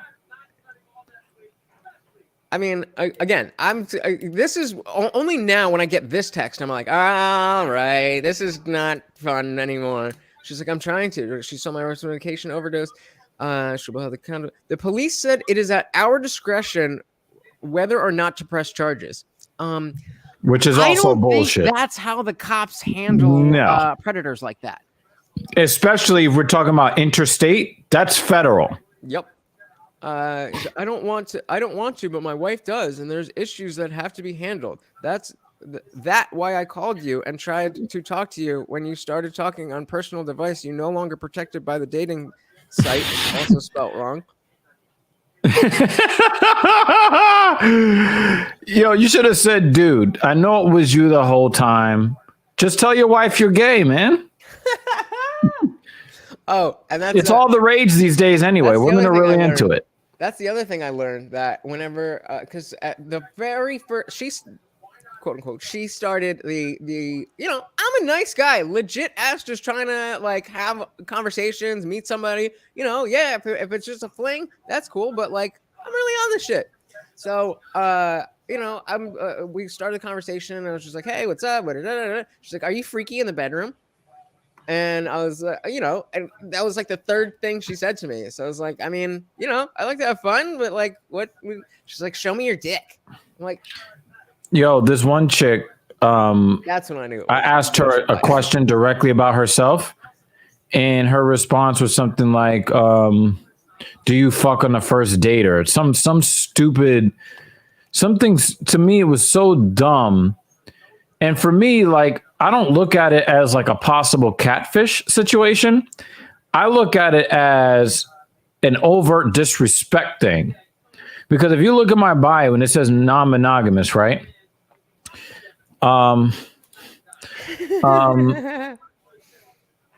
If somebody says, oh, well, I expect that because you're non-monogamous, that means since you're a straight man who's non-monogamous, you're going to try to jump into any gash that's offered to you at any time. And I'm like, no, that's not how this works. That, like, I see where you're his daughter was a man. He is his daughter. Yep. But I mean, I can see where a girl would be coming from if I saw that on a profile. I would, from a guy, I would naturally assume that like you're just sleeping around. That's what I would assume. I would be willing to have that conversation if I was a girl who was interested in, like, what do you mean by non-monogamous? Are you just doing this, that, and the other? But I would ask, but that is where my brain would go. That's what I would assume. It's just that this is like because saying non-monogamous is different. I picked Devin Clark for this one. It's different than what? 220. That's different than like saying you don't want something serious or that you're not looking to be in a long-term relationship or something like that. So when you say it like that, it does kind of imply that you're looking to have you're looking elsewhere, not like I'm like, if it just happens, then it happens. You know what I mean? Yeah, I mean, I am looking elsewhere, but that's not the point. Like, looking elsewhere doesn't mean that I'm just gonna just jump in the bed with you just because like we met. Like, which I understand that. I'm just saying, without having that conversation with you, that's what I'm, that's what non-monogamous in my profile would. That's the assumption I would make. Also, I found it disrespectful that I asked her a direct question about her career and her response was about sex. Like, that's not what I asked you. And I find that to be disrespectful in a condescending kind of way. Like, no, let's not. I'm not going to answer your question because you're just an oafish man. We're just going to get down, to the sex because, you're a man and, that's all that you're good for or can be expected to be thinking about. No, go fuck yourself. Literally, go fuck yourself. Devin Clark with a head kicked attempt. Well, I didn't realize that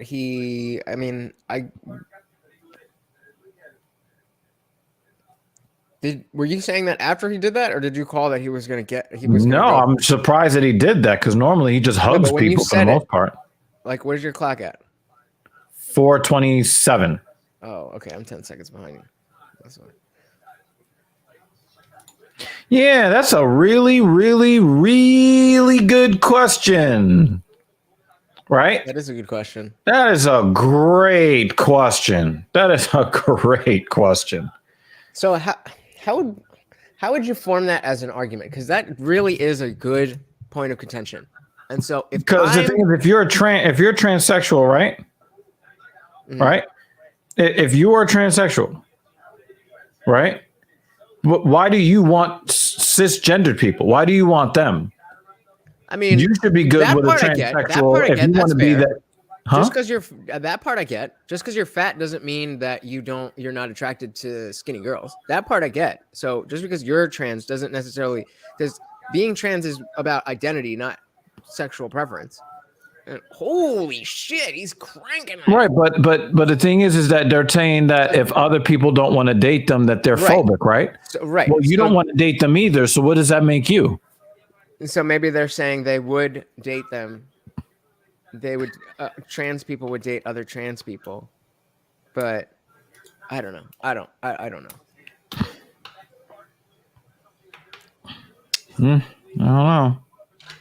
I don't know.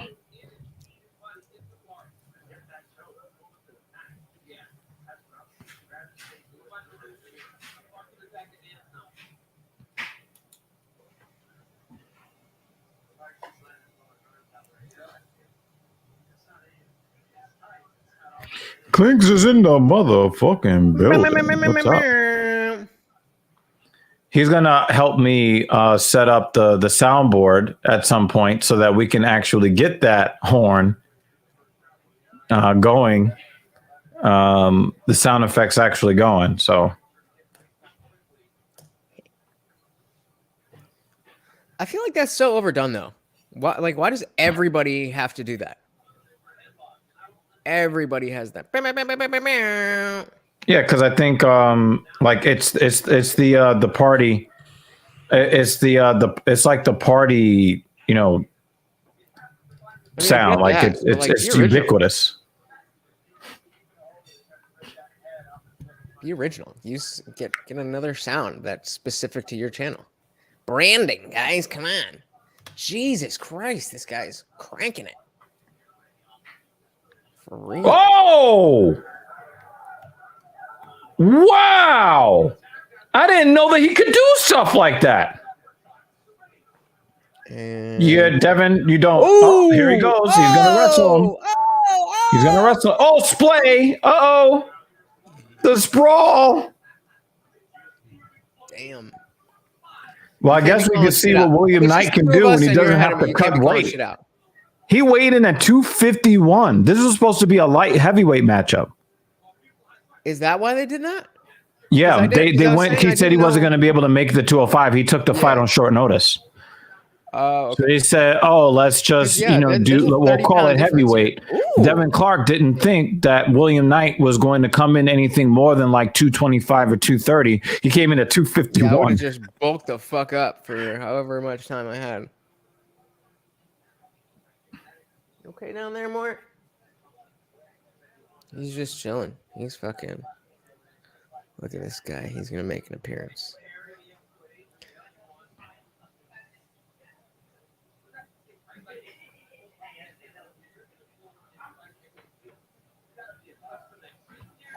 Let's squeeze.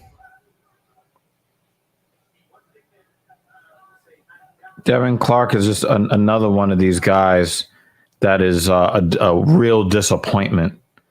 I thought that his wrestling skills were going to open up. Wait. Oh, where are we? Oh, I can't. There we go. Oh, wait. Oh, this way. Oh, let me. Hold on. Nobody that's serious in dating will ask the other if they'd have sex on the first date. It's such a stupid question. Either they want to be condescending out the gate or are thirsty as fuck. I agree with that 1,000,000%. Nobody that's serious and ask. Yeah. Oh yeah. I agree with that 1,000,000%. And the thing is, if coming from a woman, it makes it even worse. It makes it so much worse when it comes from a woman.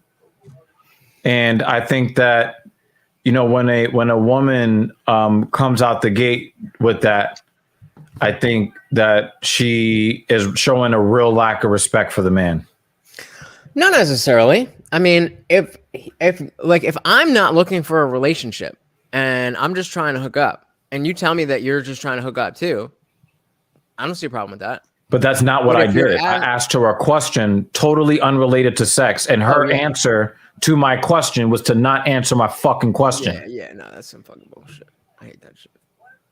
You know, if I came up with some sexual shit and she was down, then that would be different. Wait, where's your clock?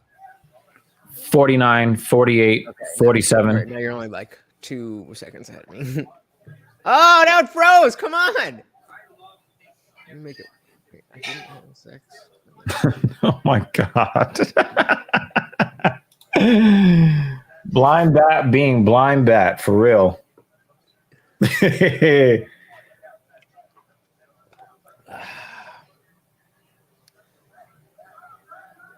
Ooh,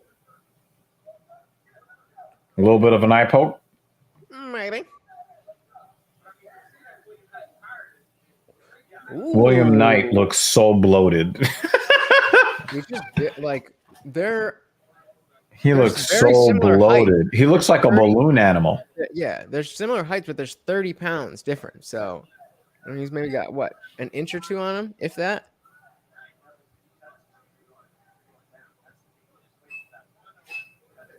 Oh, night. Honestly, William Knight should have won this fight already.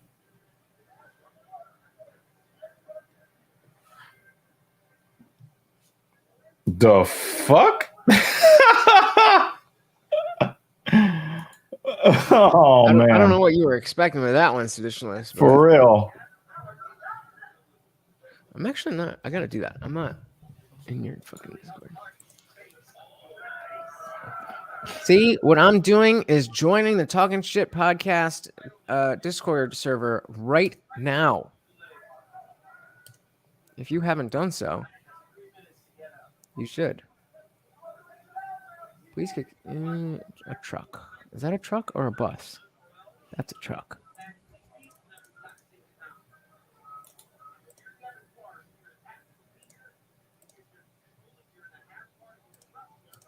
Can you imagine if this guy finishes the round on top of William Knight being outweighed by 30 pounds? Where the fuck did it go? Oh, nice elbow. Who's bleeding like that? Is that fresh blood? Oh, Is that Devin Clark's blood? Yeah. Wait, I just tried to join the server and it didn't let me. What happened? All right, Seditionalist, yo. Thank you, sir, for hanging out with us. I know it's really late where you're at. You out? Have a wonderful evening / night. Everyone, peace out. Yeah, I don't know what just happened, but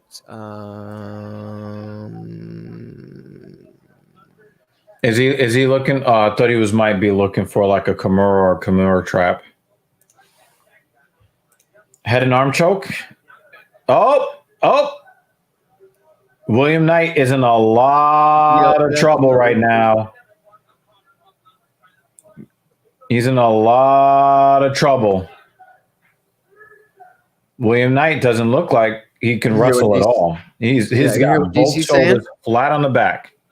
DC was saying, if I'm Devin Clark, I'm posting up and ground and pound because Knight's not getting out of there. Yeah, we're 2 away from 200 subscribers on YouTube, y'all. Fuck you! You were just at fucking like 180 the other day. It was like 170 something. Yep. I was ahead of you for like a day. I'm waiting for. I still have a clip from the Jesse on Fire interview. I'm waiting for him to go live so that I can release that as my most recent video. But I want him to go live, and I'll just because he just doesn't think about it. And like I get it, I'm just some guy, but sometimes just jump on, right? Yeah, and I can't the last 2 times he's been live, I missed it. So I'm trying to get on when he's live. I'll put like a 99-cent super chat. And like he'll talk about it. He doesn't mind, but he just doesn't think about it while he's in his flow or whatever.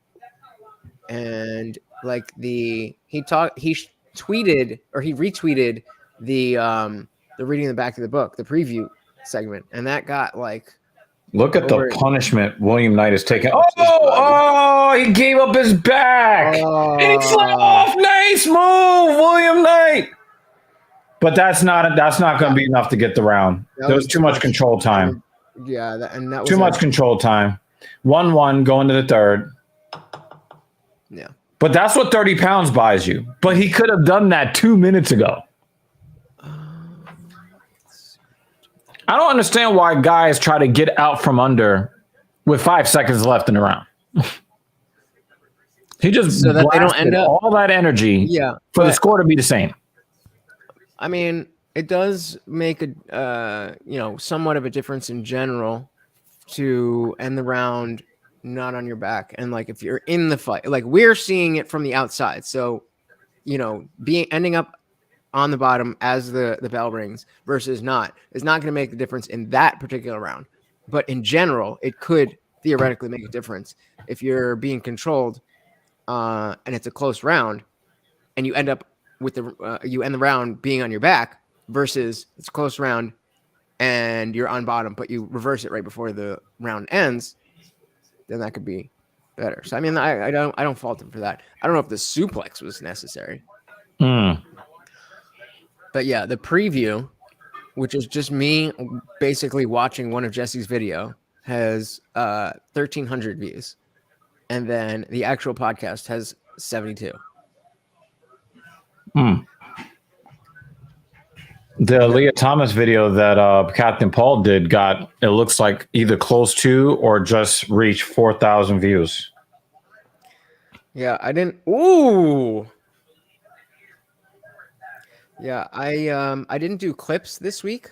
And then I have the episode coming out this week is with a dog trainer who's got a pretty decent following. So I'm going to do clips for that show as well. But in general, I don't know if I'm going to be putting out clips because like the people who watch the show, they watch the show.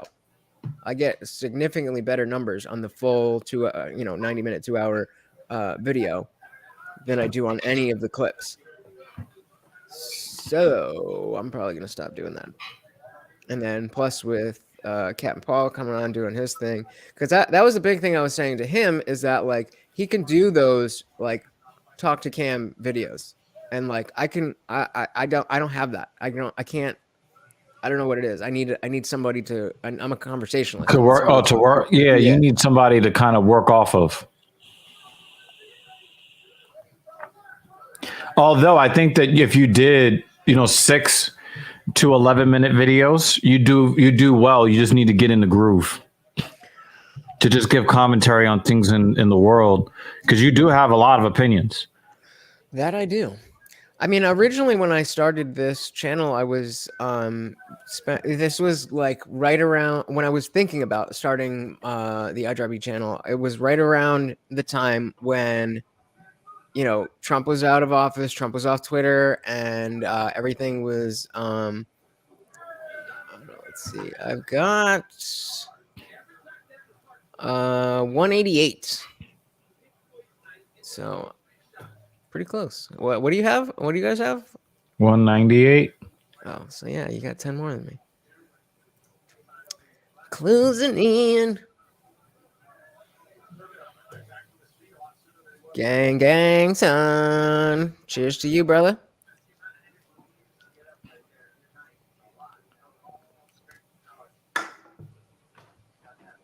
Strawberry, my favorite flavor.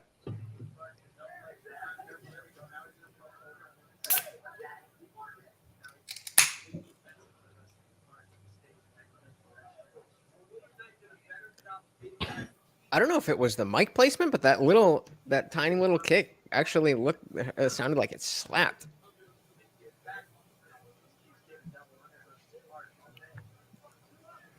We got our burgeoning producer producing for us. What the fuck did you say?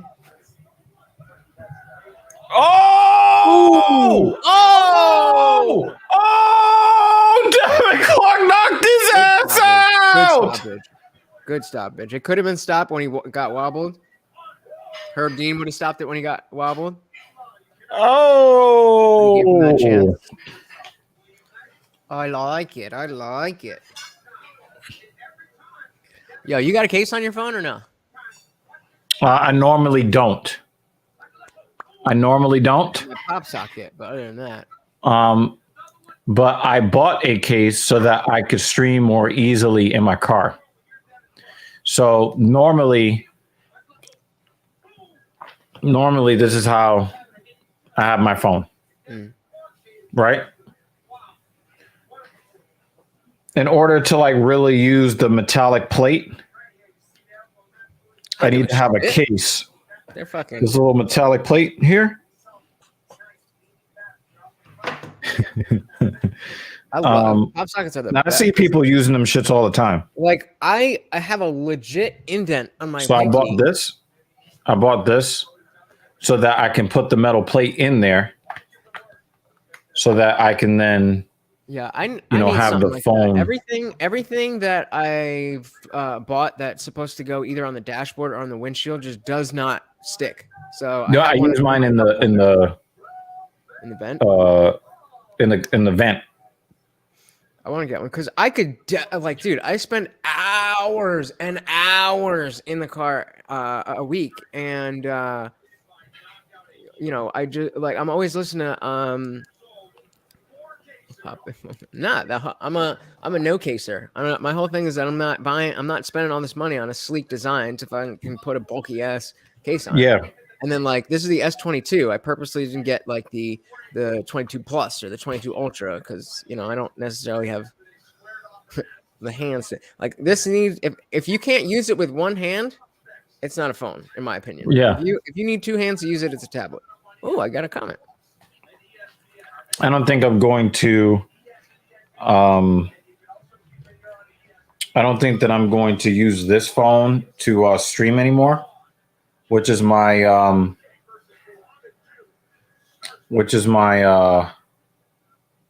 my Samsung Galaxy Note 10 Plus. I don't think I'm going to use this anymore to stream.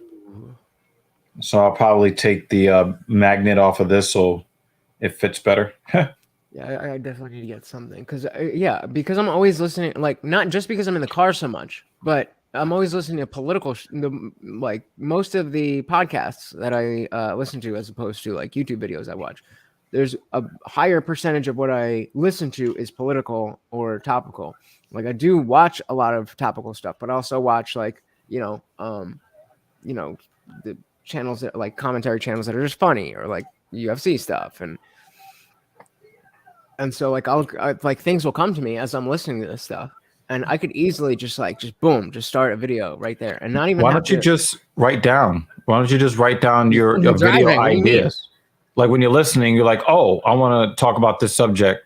Because sometimes you think in the moment, this is a great thing, but then as you continue to watch the video and then you watch the next one, you forget about the video idea. Yeah, my brain is just not that well organized. And like even if I had something to say and I wrote down like 5 bullet points, trying to formulate that after the fact is not gonna. Do you think you're too much of a perfectionist when it comes to trying to explain your thoughts? No, I don't think so because the like if you listen to the podcast, it's virtually unedited. A lot of times I'm stuttering and ums and ahs and. But that's what I'm asking. I'm asking about the stuttering. You're trying to place the exact proper words. It's almost like you're trying to tell something or you're trying to ask something with the exact perfect verbiage, and you're searching for the perfect way to frame something. I mean, I wouldn't necessarily say perfect, but yeah, I mean, I'm very deliberate with the words that I use, and that's because from where I come from, like intellectually, not like where I grew up. Where I come from, it's I've always been the counterculture or the counter, like I grew up. And you're very easily misunderstood. Yes, especially the people who are intent on not understanding you. Right. So you have to make sure that every single word that you say, you phrase it in such a way where it cannot be misrepresented by somebody trying to misrepresent. Does that sound familiar? Yep. Yep. That's been my entire fucking life. I'll be right back. Yeah, Clinks, let me DM me. I drive B Lutch on whatever. Wait, did you just do those? How did those? Oh, are you? Oh, you gotcha. I can't see the. Gotcha. I couldn't see that you were a moderator from the StreamYard. I was like, what the fuck?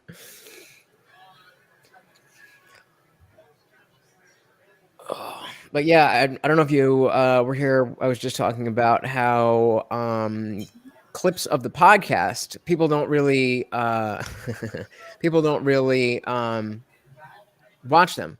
You know, people will just watch the. You know, I'm getting decent numbers and growing numbers on the podcast itself, but I think those people have been, you know, they like the podcast, so they watch it. So then when it's clips of the same thing, then there's no reason to watch it. So I don't know. I'm deciding what to do with that. And then like especially with that's what I'm saying. DM me on Instagram or Twitter or something. I got my. Well, if you would have my name up there, I drive B Lutch. That is going on dating apps. So what they do is they. I had this one dude who was kind of starting out as an editor, and he's like, I'm not making any money from the channel, and so it doesn't make, and like the type of content I do, the editing it's not like, you know, huge video editing, like it's just cutting and splicing shit, and even that I barely do. So the clips are really just like picking pieces out and cutting out silences, whereas like the podcast itself, I'll let it breathe, and it's more of the natural conversation, and I don't edit that stuff out. But like in the clips, I want it nice and clean and whatever. So I can do that. It's obviously easy to just do that. But I was paying a dude. There was one dude who was like, "Oh, I'm starting out. Like, I'll take an episode for you, and I'll make some clips, see what you think, and then we can work on we can, you know, work out what's going forward." And I was like, "All right, but I'm telling you, I ain't really got money for this." So yeah. They would be like, "Oh, my daughter's only 16, and you're trying like." But also now that Captain Paul is on the iDrive B team as well as the CSP team, he has expressed a willingness to help the brand grow. So yeah, I mean, you know, definitely talk about some shit. Because I think the biggest thing is when I'm doing live stuff like this. That is where I'm not gonna. I don't have the patience to go through a 5-hour stream to take out clips. That like if it's a 2-hour conversation, I can clip that up, and it's a pain in the ass to me, but I'll do it because of, you know, it is what it is. But if we do a live stream, then I'm just cutting it up into, you know, quarters or whatever. I'm not taking out actual clips that I think are going to be interesting. So if that's what you want to do, let me know.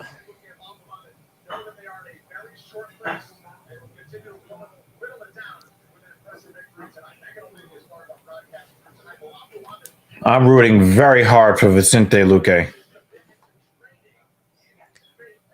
Really? Why is that?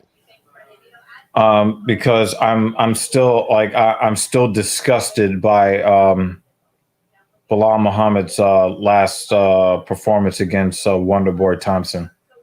Say that again? His performance against Wonderboy Thompson, I was disgusted by it. Why is that? Because he was very, very clear about doing everything he could to not fight. I don't really remember that fight. But I picked him. I think he is very well rounded. And You say he's very well what? Very, very well rounded. Right. And that's one of the reasons why I was so disappointed. Because I've never seen him, and all the times I've ever seen him in the cage, he's never done that lay and pray bullshit before. Never once. Well, again, that comes back to what we were talking about earlier, is that's on Wonderboy. No, actually, it's on the referee because Bilal Muhammad Okay, never but tried to between- advance position. It's Okay. on the referee to stand them up. Well, either way, then it's not on Bilal to do better than No, but winning the him fight. intentionally trying not to fight when we know him to be a fighter, Well, but that's just nasty. It's nasty I don't business. think it is, because it doesn't make sense if you don't believe in your stand-up skills to stand with one of the best strikers in the game. Like, why stand with him? Why take the fight? Fight somebody else. If you don't think that you're Money, good it's his enough to job. fight What them, do you then don't mean? fight them. It's his job, and he won. And didn't he win? So that's his job. We He all did his lost. job. We all I lost. mean, I understand you, but the point is, it's his job. I to thought it was fight. shameful and cowardly. It was cowardly. I mean, I'm not going to call it was anybody who coward. steps in a cage in their underwear a coward. Relatively speaking, we're talking about in the context of supposedly top 10 in the world in their division. So then, where do you He draw the did line? everything he Where could to do you not draw fight. the line between cowardly in this context and smart? Because say and to just piggyback on that, because theoretically, if he did do the lay and pray thing, and we know him to be well-rounded, then it makes sense to assume that his state of mind was the only way that I could win this fight is by doing that.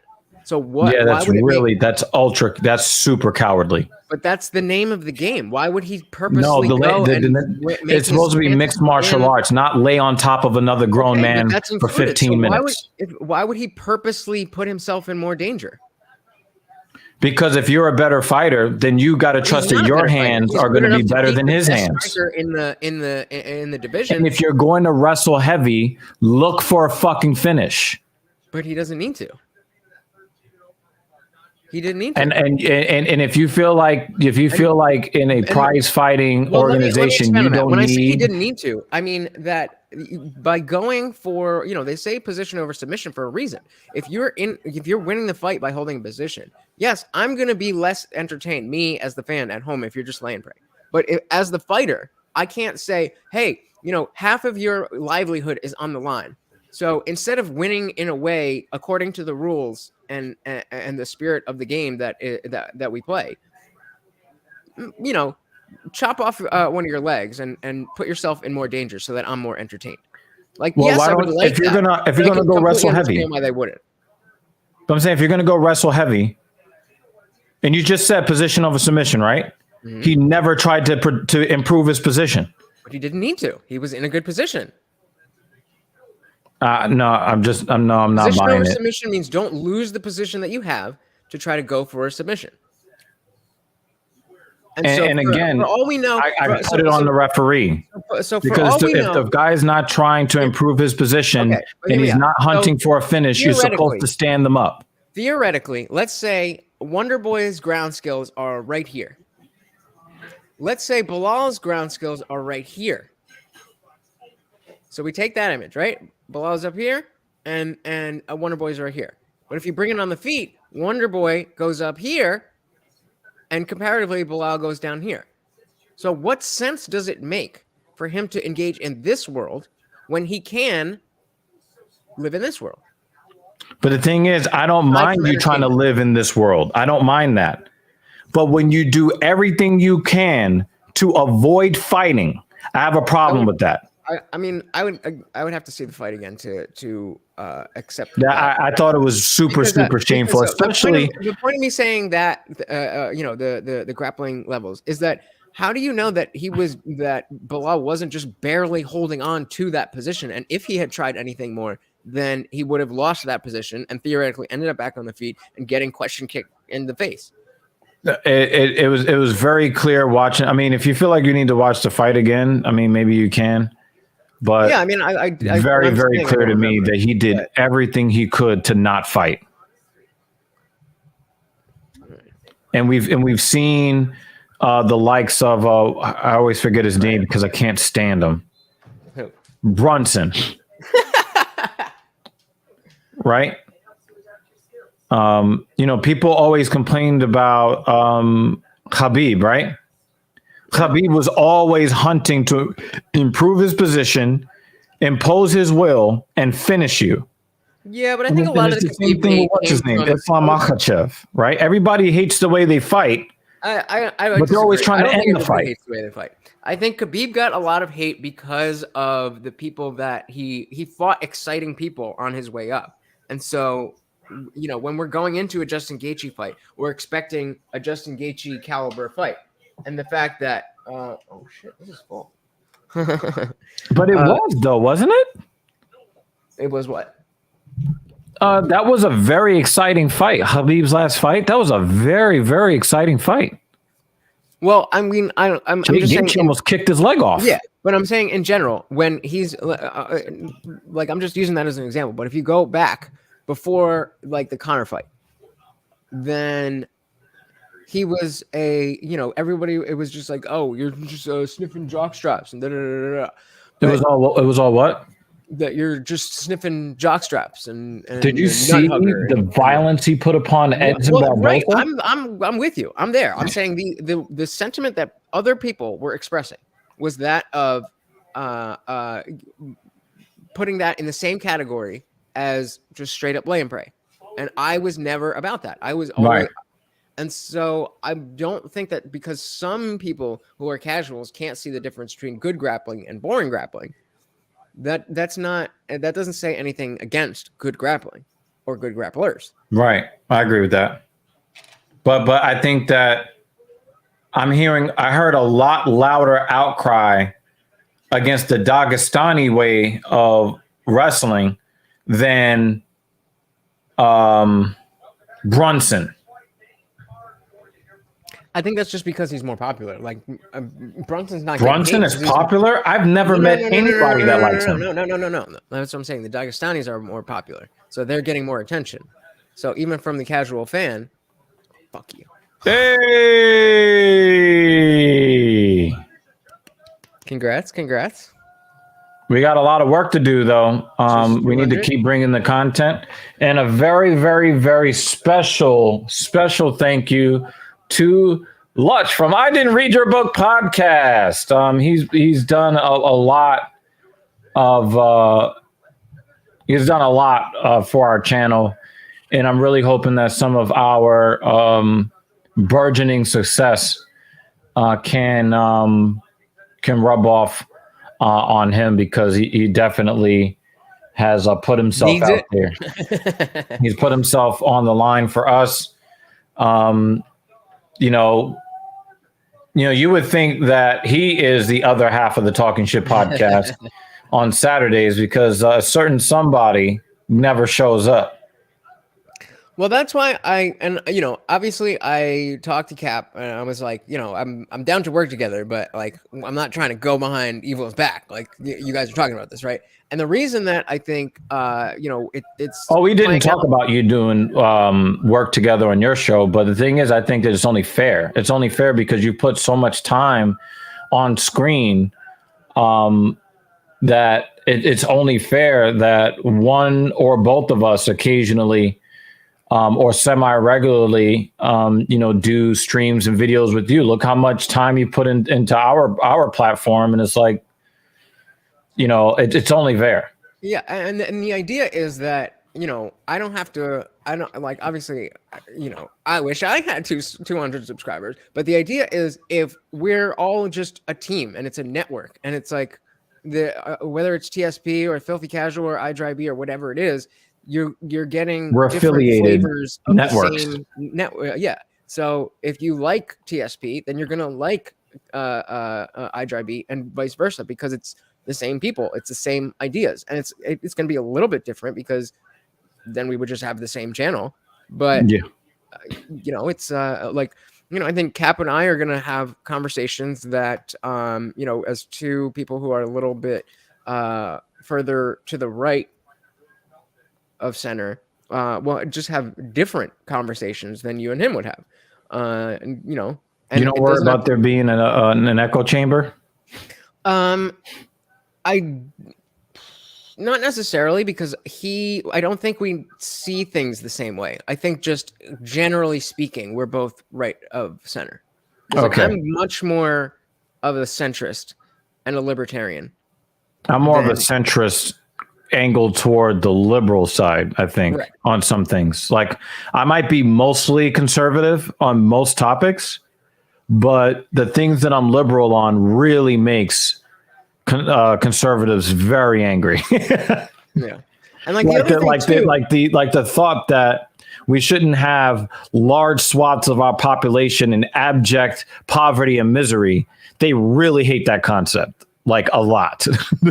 pull yourself up by your bootstraps, bro. But they want to make sure that nobody has any bootstraps, No, I hear and you. then also tell them that pull themselves up by the bootstraps that they make sure that they don't have. Yeah. Yeah. No, but like so like the kind of Ooh, conversations that was a hard right. if I was worried about an echo chamber, then I know that I don't have to worry about that because I'm on this platform so often, because I'm talking to people like Anna Rood so often that Right. and so there is space for me and Paul to just rap about the stuff that we do agree on and why we agree on and just flesh out those things, and it be a different type of thing than just agreeing with each other than what TSP would be or Filthy Casual, where we're actually disagreeing on things rather than having, well, I agree, but I would say this. And like, yeah, okay, I guess. And I think there's room for both, and like especially that's why I've really come to enjoy Dave Smith's podcast, Part of the Problem, recently, because I always say like that Tim Pool is my main guy, but you listen to someone for a year or so, and you kind of get it. You kind of know what they think, and also you run the risk of not questioning what they say because you're too used to hearing their voice on a lot of topics. Right. Theoretically, I would say me personally, because I have such, I'm so deliberate about that, and I am constantly seeking out other voices and stuff, that I don't think that is an issue for me personally. But definitely, if like you only watch Tim Pool or you only watch Destiny or you only Can you watch hold that thought for a second? I got to ask your opinion on Lezez and his striking. What is your opinion of his striking to this point? It looks sharp, but it doesn't look like it's got much zing. He's landing, but it doesn't seem like he's really hurting Lisa. I see him as doing some real damage and disrupting Lusa's timing. I'd say I'd see him doing some real work. His timing is really good. Yes. I like how he snaps that jab out. He's long. Yeah. So and he's as tall. the fight goes on, it'll be clearer as to whether this is his game plan or whether or does he just not have the power. I mean, I would assume him being here is that he's just that cardio, like Max Holloway, Colby Covington type of fighter. But if this is what he's doing in round one and then he gasses out over the next two rounds, that's bad. Right. I think he's got more power than you see. You see him as having a little bit less power. Right. I think from what I've seen, does he not have it or is he not throwing it? Huh? The question is, does he not have it or is he not throwing it? No, like I'm seeing snap on what he is throwing, especially that jab, that left jab. There is snap on that. Okay. Woo! It's just that his opponent is, a fucking granite block. For anybody wondering, this is only tobacco. I think that I'm gonna give that to Lezez round one.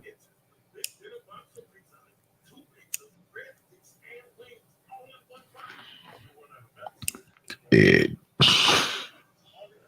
thought you. It is going to be 20 degrees colder tomorrow than it was today. What? I got another match on Hinge. Depressing. We got another match on Hinge. Oh no, I didn't. It's just a notification. And the chances that you're going to meet another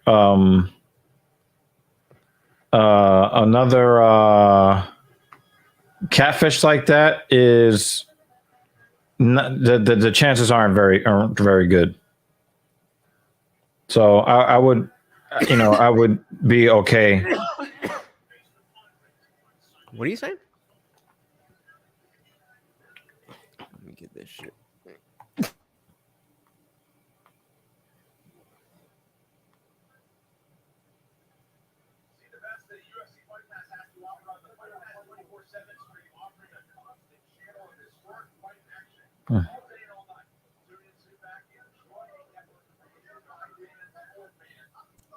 Yeah, I rolled up a bunch of these because I thought I was going to be house sitting. So I was ready to have them, just sit out on the You're going porch. to be just, baked out of your mind for that open. money?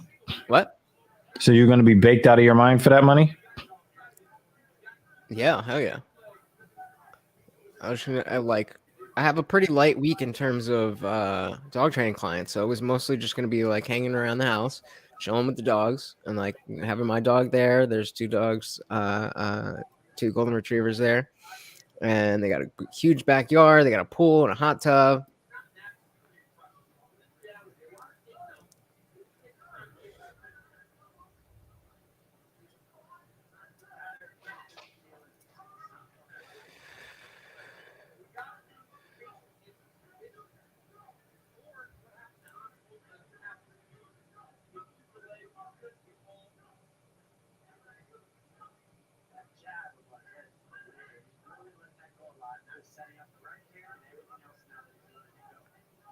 One of the things that I'm very critical of when it comes to different car cultures, I'm a person that, When it comes to what? I don't believe that you need to choose just one or the other.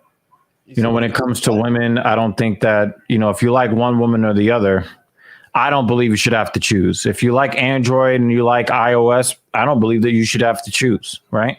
When I look at this car culture, right? Like I'm in fan groups of both BMW and Mercedes-Benz, right? And when you are in the Mercedes-Benz groups, the Mercedes-Benz groups are just focused on their love of Mercedes-Benz vehicles. You go into a BMW group, and a sizable portion of the group is worried about how they can always try to compare themselves to Mercedes-Benz. Like Mercedes-Benz people are concerned with the brand they chose. Mm-hmm. BMW is concerned with So what is that? trying to prove that they're superior to other car brands. That's not even necessary. So what do you think that is? Inferiority complex. You know what they say? The lion is not concerned with the opinions of sheep, right? Why are you always trying to compare yourself to Mercedes-Benz? Mercedes-Benz people are not worried about you at all. And I always saw, like, my dad had a 740 IL when I was growing up. Probably. That's a long. Yeah. You said 740? Mm-hmm. Oh yeah, that's the big boy. It was probably like early 2000s, I would say. And for whatever reason, I had the perception that Mercedes was a little bit below BMW. But I think it's because I saw a lot of lower tier Mercedes cars just in general. And I don't know. I just said, because like definitely at the top of the line, you definitely, would go Mercedes over BMW. Ooh, nice little exchange. He is killing him with that calf kick. And he's like sprinkling it in very nicely. He's hiding it well. Oh my God, dude. I fucking love weed. It is so awesome. I say that every single time I smoke. Ooh. Nice knee. Well, that's just better movement. He's just there to get hit. I love the fact that Lazez really fights hard behind the jab. I love that.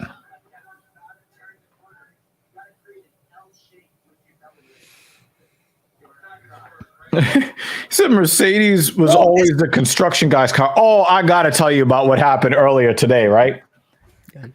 For whatever reason, I don't think Lutch is subscribed to my YouTube channel, so he doesn't see when I do the driving live stream.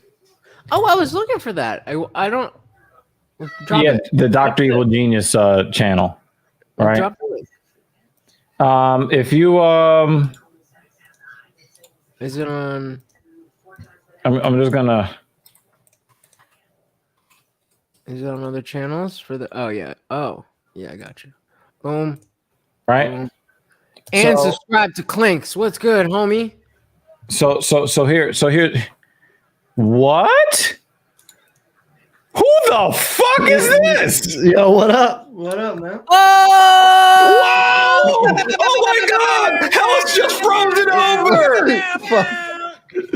All right, so Lutch, right? We're gonna ignore Paul because he is not really here. He is a ghost. All right, so I want to just take the overlay off so that we're not blocking Lutch's face. Okay, so me and my sister, we're on our way to the baseball game today, right? Mm-hmm. And we're driving on a major road near my home, and there's construction on the road. So there is an old beater about to go by, and I heard the siren of a police car behind me, and I learned, and you know how they kind of whop you? They're like whoop whoop, like trying to get your attention, right? And I look, it's an NYPD traffic vehicle, and I'm laughing, and I'm like, ha ha, fake cop. And I look, and the guy is yelling at one of the construction workers, and then throws a plastic bottle in his direction, and then drives off, but then stops his car. Now the construction worker was black, right? And he was ready. And I was just like, he probably gave him like the wrong N word. He probably came out of his face, because when you see the black guy walking after him with intent, I'm like, yo, somebody's about to get knocked the fuck out. And if the guy that gets out of the car is like this middle-aged white guy, and I'm like, R.I.P. F in the chat for the middle-aged white guy. He's about to get fucked up in the street, because everybody knows you don't fuck with construction workers. It's not a smart thing to do. So when the light turned green, I blasted off the line. I said, I am not around for this. I'm gone. Because like I said, here in New York, we mind our motherfucking business. We're not over here trying to, hey man, tight-knit community. Nope, don't know you. I'm out. Gone. I was like, somebody's about to get fucked up right here in the street in front of the fake cop. Right here at a construction zone. It's about to go down. So, but going to fucking, I don't know how to say that. McFadful's comment, that echoes the same sentiment that I was saying about BMW versus Mercedes, but I don't know why. I felt like that was the first car that, if you were a young lawyer or a young professional or whatever, you would go for the Mercedes, right? Right. And so I saw a lot of those out there, not really knowing that AMG shit was out there. Right. But everybody knows that real car guys are going to go for the Beamer. Hardcore guys are going to go for the Beamer. They love the M2, the M3, the M4, the M5, mainly the M3 and the M5, but the M4 and the M2 get a lot of love. Swinging. They in the pocket. Yeah, you want to know how I? But for me, I don't look at it like that. For me, nice. I walk around with these keys every day. I don't need to be like, well, I gotta prove to the world that my car is better than somebody else. When I see somebody else in the street with a hot car, I'm like, yo, a McLaren went by yesterday when I was out, and I was celebratory. That's fucking cool. When I see cool cars out there, some of them I can't afford, right? I'm good with what I have, but I also like to see other people. I don't have to be like, yeah, I got to prove that my choice was superior to somebody else's choice. Fucking stupid. It's probably just because you don't have a tiny dick. If you, these motherfuckers that is true. Overcompensating with their cars. That is true. I drive a Chrysler 200, and I'm not even mad about it. I wish it had a fucking Uh actual. oh. He. No, we good. We good. We good. We good. We good. We good. Who did I pick for this? He did a hop skip just to get punched in the face. Come on, Lusa. There is a joke right in there, but I'm not going to go for the low hanger fruit. Not going to do it. So what's up, Cap? Not much, man. Just busy day. Moved a lot of That furniture. voice, you did that on purpose. It was like, ah! busy day, man. But kind of just got home probably about a half hour ago. Just had dinner. Yeah, we welcome Captain Paul, one half of I Didn't Read Your Book podcast. And the Talk Some Shit podcast. Let's go here. Hey, say this evil. Congratulations, man. We reached 200 subs. Oh yeah, Clinks was in the comments. He put this up. Oh man, that's dope, man. We've been seeing a lot of growth, man. So. We got a lot of work to do, because the thing is, every time we get a subscriber, right, what we really got is a responsibility. We got a responsibility to prove to them why they were right to subscribe to us. Mm-hmm. Yep. Absolutely. And Yeah, I mean, we just got we have to prove that we are worth staying subscribed to. And one of the things that I got to say is that Captain Paul has really put out a lot of, let's just say, compelling content. There was one video that a viewer complained to me about, as far as something that had to do with, the racial implications of that subway shooter. And I'm like, I never watch our videos because I don't want to artificially pump up, the view count. Mm-hmm. Right. Fuck that. I watch every video I put out. Oh shit. I'm dead. But at the same time, it's your perspective is your perspective. And, part of our platform's ethos is, even if we are ignorant about something, we want to say it so that, if somebody's got, more accurate information, then they can give us that information. I mean, we had that discussion about Colin Kaepernick in the first weeks of our podcast, and, Captain Paul was not completely informed about that whole situation.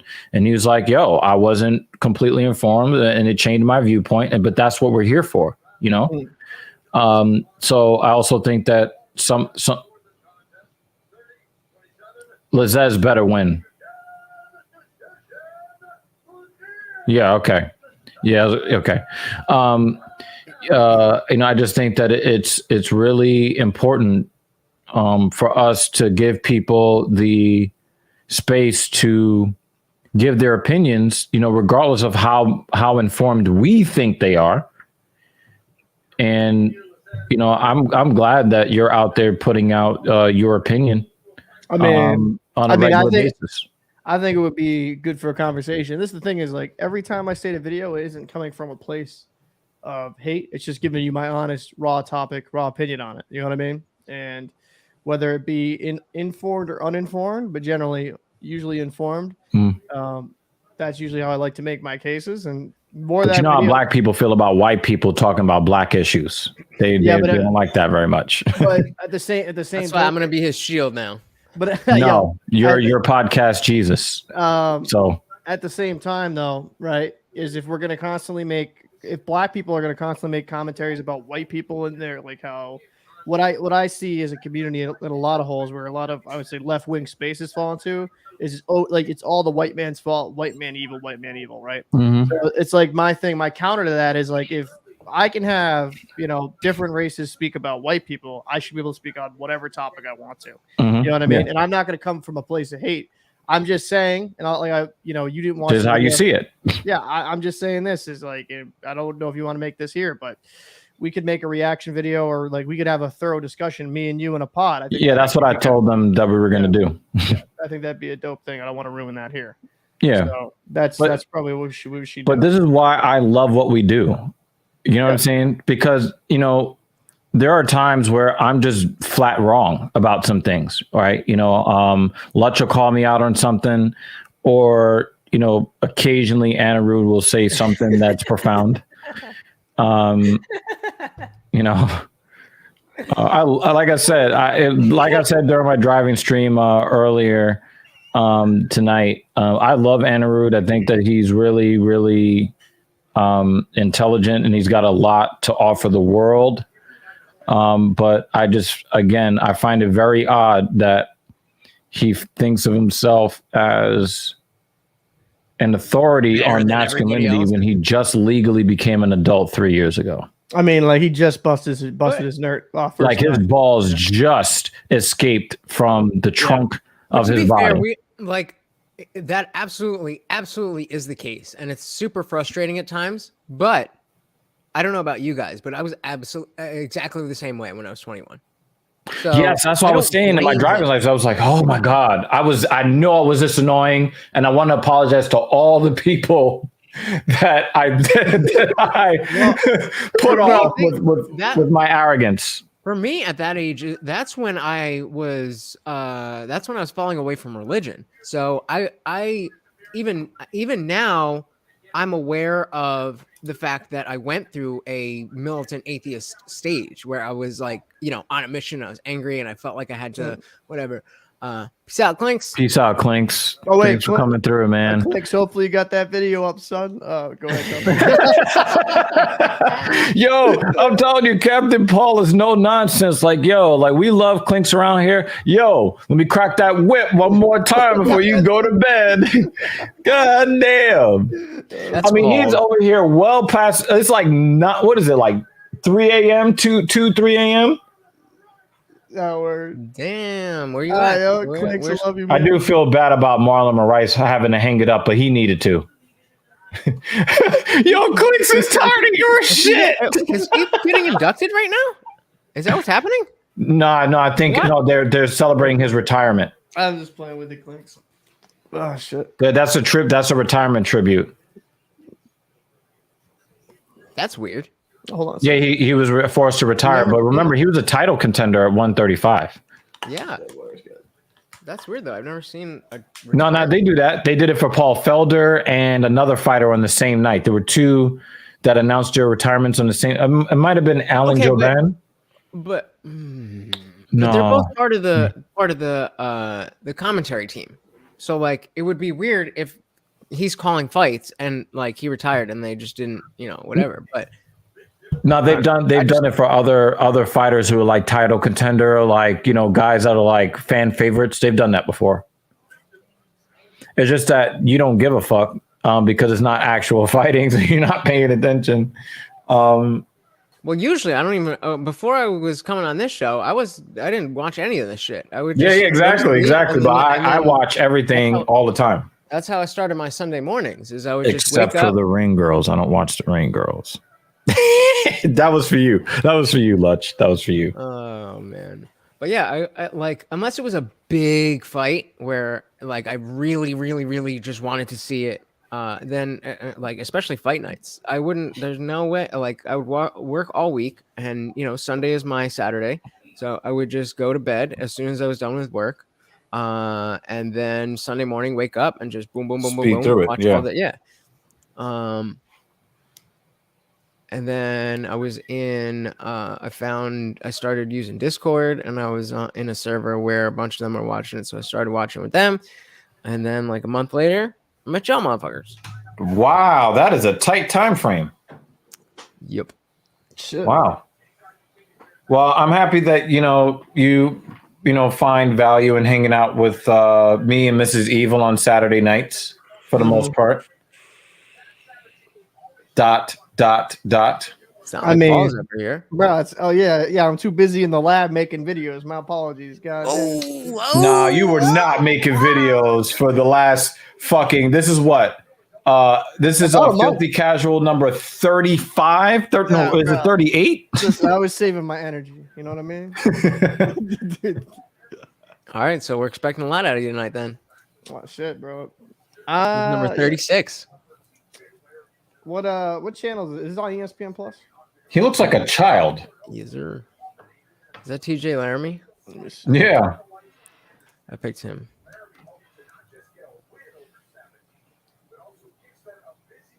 Damn, Looks like a 22 fucking degrees child. cooler. Damn. See, this is why I hate this shit. Laramie grew a beard because he was tired of people looking at him as a child. That's what I did. But I was in high school and I was like, oh, I need facial hair. but what you refuse to do is cut them split ends.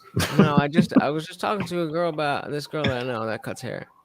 And she's like, well, first she asked me for money. Fuck out it. Wait. Did she ask you for money to cut your split ends, or she was just begging for money? This girl that I know from Discord, she's like, I have a secret. I'm like really in a bad way right now. Like, do you have any money? And then I didn't answer her. And then she's like, oh, Did actually, she never call mind. I herself got money. a strong, independent woman? Yep. Fuck out of here. If you're begging me for money, you're not independent. Fuck out of here with that. But she's like a friend. Like, Nah. Yeah. So I had a friend that's for why 20 years. That's why I didn't give her any money. But I'm saying, Right, like, yeah, it's not exactly. someone that I was looking at to date. This Yeah, is somebody that I I'm know just that- saying, like, Yeah. but the thing is, like, you're not my friend if you've got your hand out. So I had a friend for over 20 years. She knew how I felt about it, right? But when I realized that she was prioritizing other guys over me, but not demanding from those guys what she expected to get from me, I just stopped taking her calls. Right. And that's what Right? I'm saying. That's why she was never it was never. Yeah. Like, I know her. I do consider her a friend, like, just flat out. But she's got to be a friend to you. In what way is she a friend? Is she a friend to you? No, I mean, she, like, we hang out. Like, she's cool. We are friends. I mean, Yeah, the thing is, I just think mean, that it's we not- men have to hold women to a higher standard when even in well, but that's like, if I was trying, if it was in the context of us, like, hooking up and stuff, then I would, have much stricter boundaries. But, like, same way with the fact that I'm not trying to fuck you, like, you could talk shit to me and shit, like, and it's cool. 'cause but we're men though. friend. Yeah, and for all intents and purposes, so is she. This nigga. But But the thing like- is that women thrive on non-sexual attention, and that is the one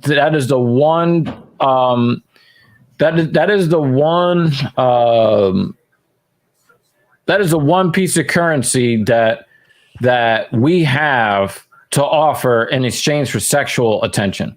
Yeah, but again, most of the times that I'm talking to, it's through Discord, where a bunch of us are just. Yeah, that's fair. So it's not like I'm giving her. Yeah, it's not like I'm hanging out with her and, like, like, she, without giving out too much information, she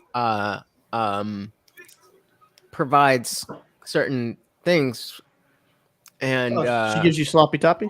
no, That's good. that's why I said she provides certain things that like, just the driving aspect from my guy. She drives for Kit Kats. I get it. So she, like, if we're ever hanging out in person, she's here because I need a delivery, And I'll you be pay paying- for that, right? So you're I her pay for base the product, but Right, exactly. But I don't. But yeah, like, Yeah. I'm not tipping her out the ass. I just hate to hear this. I'm a strong, independent woman that don't need no man, and all their money comes from men. Fuck out of here with that. I hate that. I mean, no, she ain't like in your face about it like that. She does think that about herself, but it's not like she's out here. Yeah. I don't need no man. I mean, Yeah, but the thing is, does I she just have think dyed hair. we all need to step up our game as Right. far as what we demand from women who are in our orbit. We need to raise our standards across the board. She not only has dyed hair, she has short hair that Blue? is dyed, and Alright, bro. then So and what she then needs to and do then on- hold on. She not only has short hair that's dyed, but then she has, like, fake wigs and stuff. And this is a white girl, All right, so what she Is needs her to hair do- dyed blue? maybe. Bro, this is what she needs to do. She needs to sign up for the WNBA, get on the block. You know what I mean? That sounds like a dyke to me. I'm just being honest with you. bruh. You plugging holes? I don't know. I mean, Plugging holes in the dam? Listen, I mean, bro. this is relax. This is somebody that's my friend. Let's chill. Let's chill. Yo, Papa Thunder's about to come out. Yo. Oh, by the way, I gotta show you a video. I'm doing the process of. You're gonna love it. Let's go. So I wonder if I could find this. There's a picture of Herbert Dean. you said. listen, bro. Like all jokes aside, You said it again. I'm just playing with you, Lutch. Oh, let me see if this motherfucker's alive. I just don't want you to be a simp. That's all. Like, homie. Yeah. Exactly. You know what I mean? Nah. The only thing I simp for is money. That's the only thing. Because word on the street is that even though Lutch is not the biggest man in the world, his dick is as long as his forearm, so he deserves better. Yeah, exactly. Right. So about 6 inches. I'm just saying. Fuck. if You said you got short arms. I'm just saying, compare, like, if we were to compare height, the ratio of height and dick size, I think I would be in the top 10%. So basically, what you're saying is, if you were over 6 feet tall, your dick would hit the ground. This would be like, boom. Well, if the proportions, then yeah, probably. He said you got. Nah, I mean, nah, it ain't. You guys got like those midget arms. You know what I mean? I ain't gonna It's like- lie and say like I got fucking super thundercock, but definitely had multiple like surprise looks. Like, Hey, girl, you got the height. he's like, listen, I'm a grower, not a shower. Nah, I'm a shower and a grower, motherfucker. Goddamn. So what's this? Sabatini and Laramie? Yeah, who did I pick? Because Why is Why did nobody Sabatini else looking fucking off into pick the these distance? fucking- Nice takedown, Laramie. can we make these picks in the future, please? I could not care less about those picks. Like It'll give us more to talk about on the show. It's for the show. I'm trying to help your fucking show. I just don't care. I just don't. Nicknamed the Dolphin? What are you talking about? Did I miss I mean, something? the interesting part of the whatchamacallit, the fantasy thing is that it's not just a straight. Yeah, I picked Sabatini. Do you know what my fantasy is? Holy shit, 92% Sharon Stone of and Halle people pick Berry from 20 Sabatini. years ago. That's my Dude, Sabatini's getting mounted. Like what? Is this? Only 8% of people pick Laramie. But like, Is he yeah, trying the to? fact Is he trying to he's get going for a triangle going?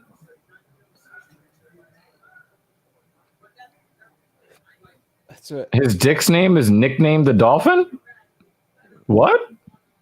Oh, yo, wait, are we talking about Lutch, dude? Because it's okay. all right. Do we really need to continue talking about my dick? Like, Get off I don't my know. dick. The only thing that makes My sense. dick. My dick. My dick. My dick. Get off my dick. look at the hiccups now. Fuck, I hate the hiccups. One taste, she's gonna like it. Just ask Mike. Mike, who? My dick. Wait, so you said Sabatini? Shout out to Big Pun. He's the more favorite fighter here. Oh, nice takedown from Sabatini. He got that takedown back from Laramie. You're slightly Nice.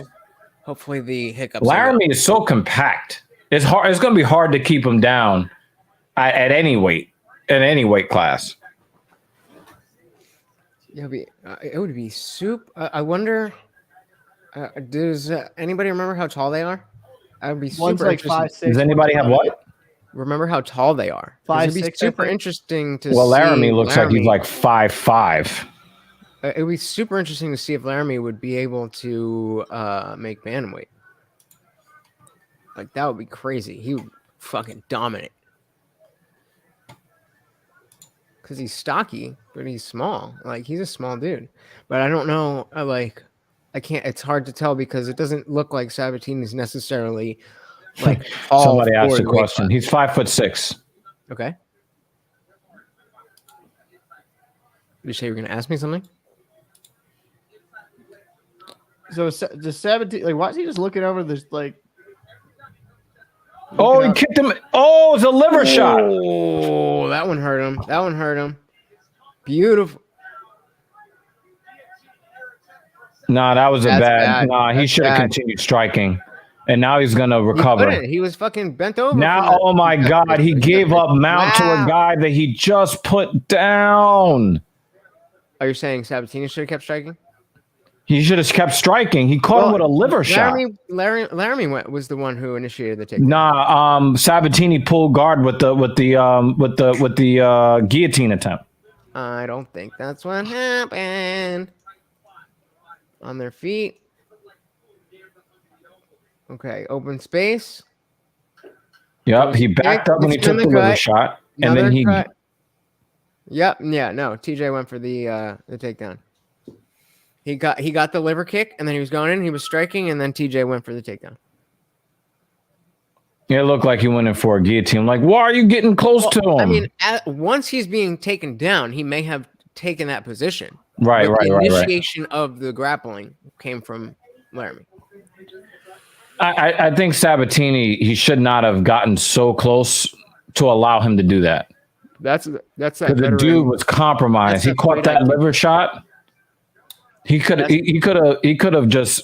It's the stuff like that separates the guys who do well from the guys who do great. Because when you see somebody have that, like, recognize that that's the moment, and it's like, this is a potential moment. So let me be careful. Let me approach. You have to be measured. Take my shots and be measured. And then you see the guys who just like, ooh, they smell blood in the water and they just go. And they go right in on them. Yep. And Laramie dipped his head down. He was still both feet on the ground, no knees on the ground. That would have been a perfect time for a head kick. Perfect. Because look how his head comes down, right? Look at his head. See, he did throw the head kick. He did. Okay. All right. Sabatini, my bad. Let me put some respect on your name. He did go for the head kick. Only. This is only tobacco.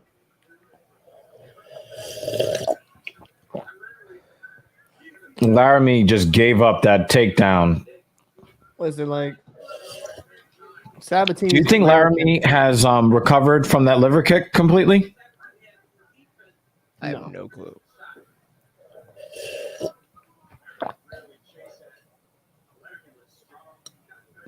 Bro, you can't lose to a Canadian. You can't do it. Great takedown defense right there.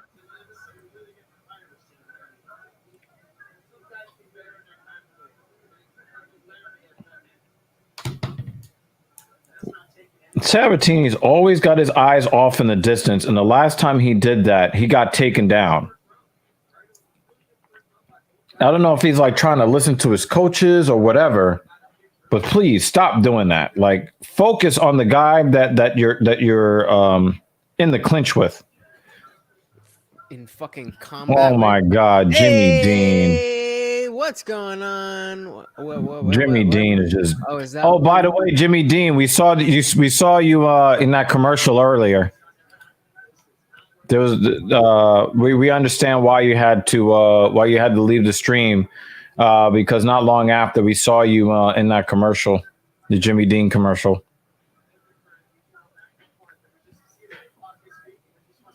You guys are slightly ahead of me, eh?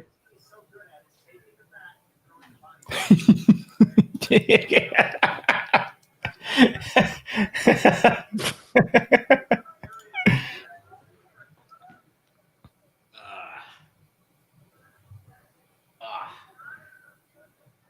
go. Let's get comfortable. My feet always get super cold, so I need to fucking sit on my feet so they can stay warm. I think we're witnessing the beginning of the end of this fight. Bro, he's riding him like a fucking horse. What is this? What's going on here?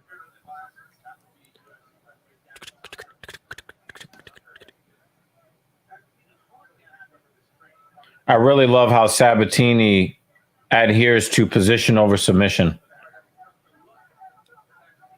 And we've got full mount. Chill. Stop announcing shit. Oh, wait. Did I ever come back to live? Yeah. See, I don't mind this kind of wrestling. You know why? Because he's always trying to advance his position to get into a better position, a more dominant position to do damage. And he's mixing up the striking with the grappling to open up opportunities. Yeah, I love it. He's not stalling. He's working. Yeah. Laramie seems to be stalling at this point. Yeah. Well, Listen, I'll be because there's really nothing he can do. I'll be straight, man. Any like no Canadian should Might want to start thinking about stopping this fight. No Canadian should be in this fight at all. Because he's not intelligently defending the strikes. I don't have any sugar. Now he's stopping Sabatini from submitting him. But that's not a sugar skull, right? Is that what that's called? Huh? His tattoo. I can't really tell what it is. It looks like it's good art though. It's not quite. It's like that gothic girl. It looks like one of those stone column things where it's like two faces in one. No, it is called sugar skull. I knew like the original. Like, okay, real quick. Sabatini is doing really, really well. So, okay. Like, I searched sugar skull and these oh Jesus. Hey, it looks like a two-faced. Right. But then this is the kind of Are we talking about Laramie? Yeah. Okay, just want to be sure. Yeah. It looks like two faces in one. I need to get one of these. I could be wrong though. No, I'm not wrong. It's really good art. That's my next thing is I want a Japanese piece on my my left side of my chest. Lutch, is this a 10-8?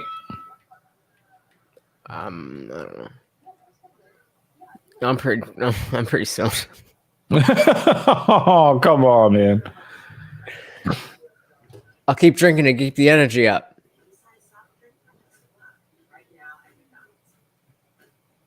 What? So I have no clue what the fuck he's talking about. Jimmy Dean's a troll. We're gonna need a clarification, por favor.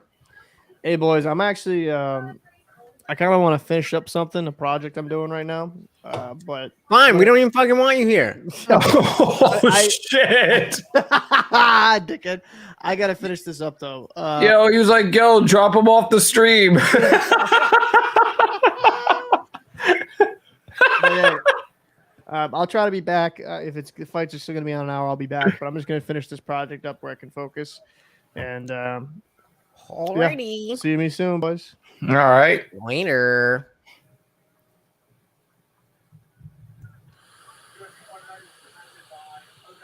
What a bitch.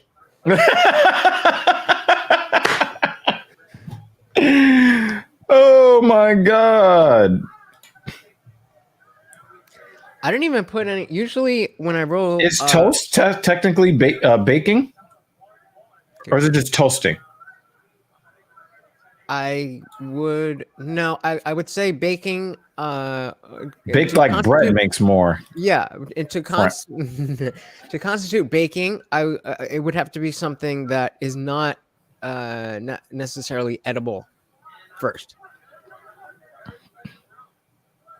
He said burnt. Burnt? Yes. Like his edges.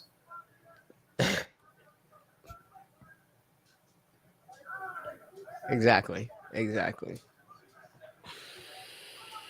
Yo, Jimmy Dean, how much time do you spend in free tacos?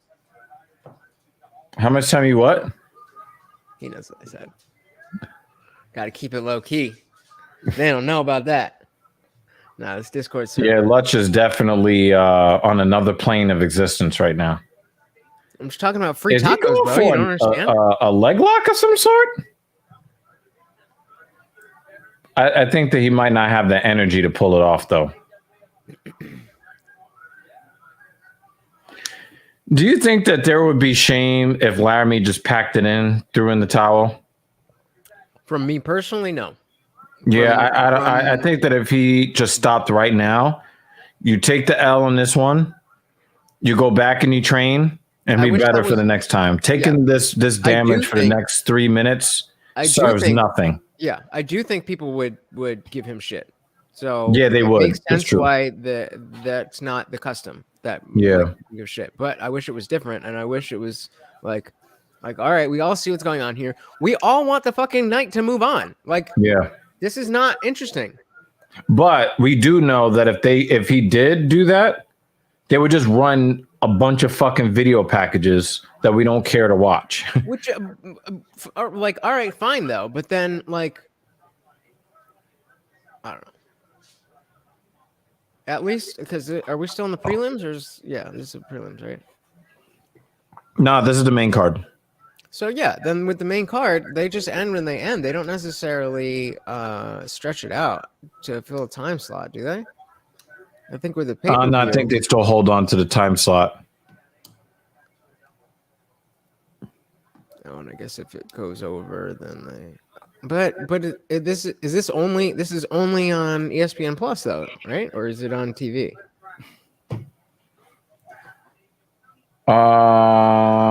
Is this only ESPN Plus? I'm Yeah, I not think sure. It's only ESPN Plus, or I mean, I only access it via ESPN Plus, so I'm not 100% sure.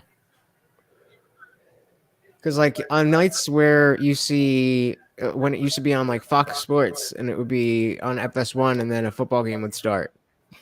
Depending on what it was, sometimes they would move the UFC fight to another channel, or sometimes they would say move the football game to another channel. But if it's not on TV, then it doesn't matter because it's just streaming. So there's no time slot. It's just there. It just runs as long as it runs. And I would guess that Nice mat return. I would guess there's a like they know how many ads are going to be run throughout the broadcast before the broadcast starts. And so it would make sense that if like let's say there's a bunch of first round finishes, then I wouldn't think that they would do more advertising than they would if it was, a bunch of decisions. You know what I mean? It would just be a shorter broadcast. They'd still get their money. They would still advertise everything they said they were going to advertise. And then it's just a shorter broadcast. I don't know. All right. I'm fucking up. Well, Yankees are losing 2-0 to the Orioles right now. So I know you were looking to troll on this, but it doesn't really work because they're not winning.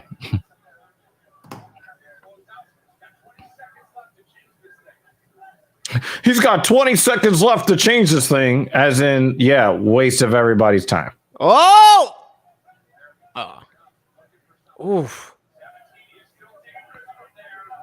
He was. Why would I troll? Jimmy Dean.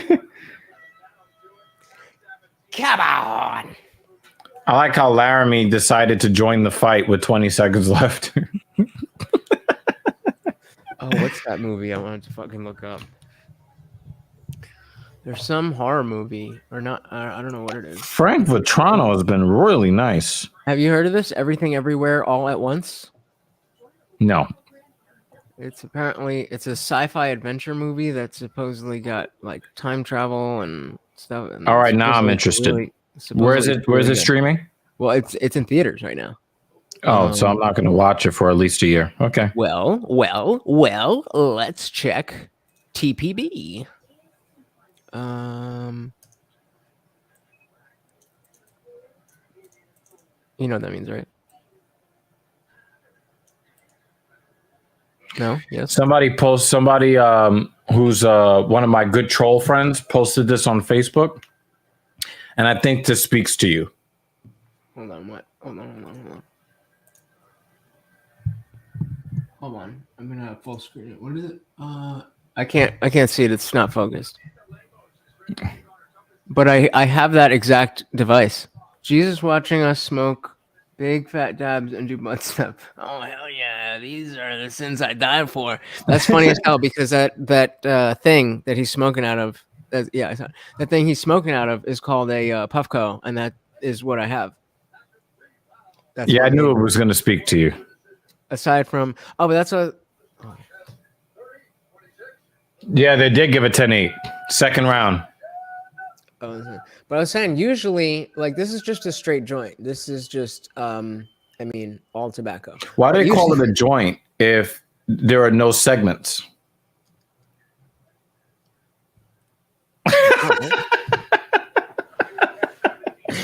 Oh yeah, goddamn clue.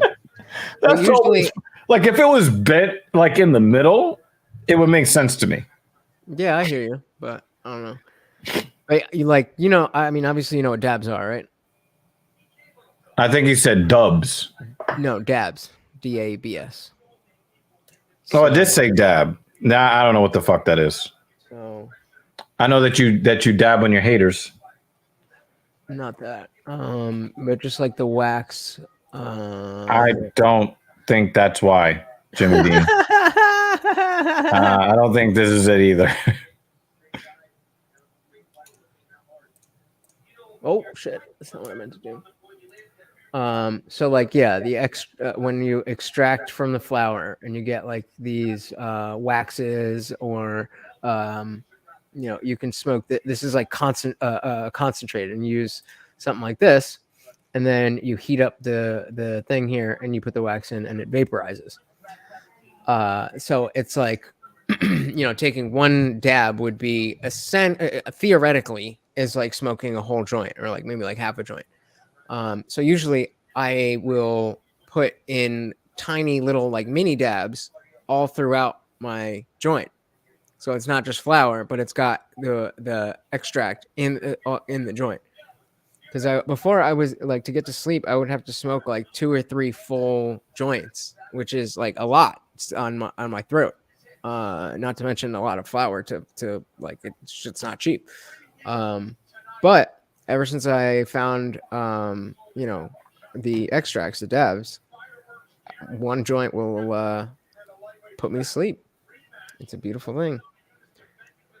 Do you get restful sleep, or is it just about being unconscious? No, yeah, absolutely. It's Because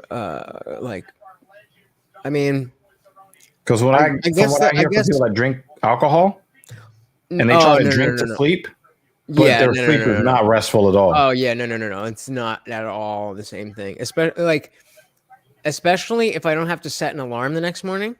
Like, oh my god, the sleep that I get when I just can like get really high, and like I don't use edibles that often because they're very for me it's very variable. So like I sometimes 10 milligrams will give me a nice little high, and other times I'll eat 100 milligrams and not feel shit.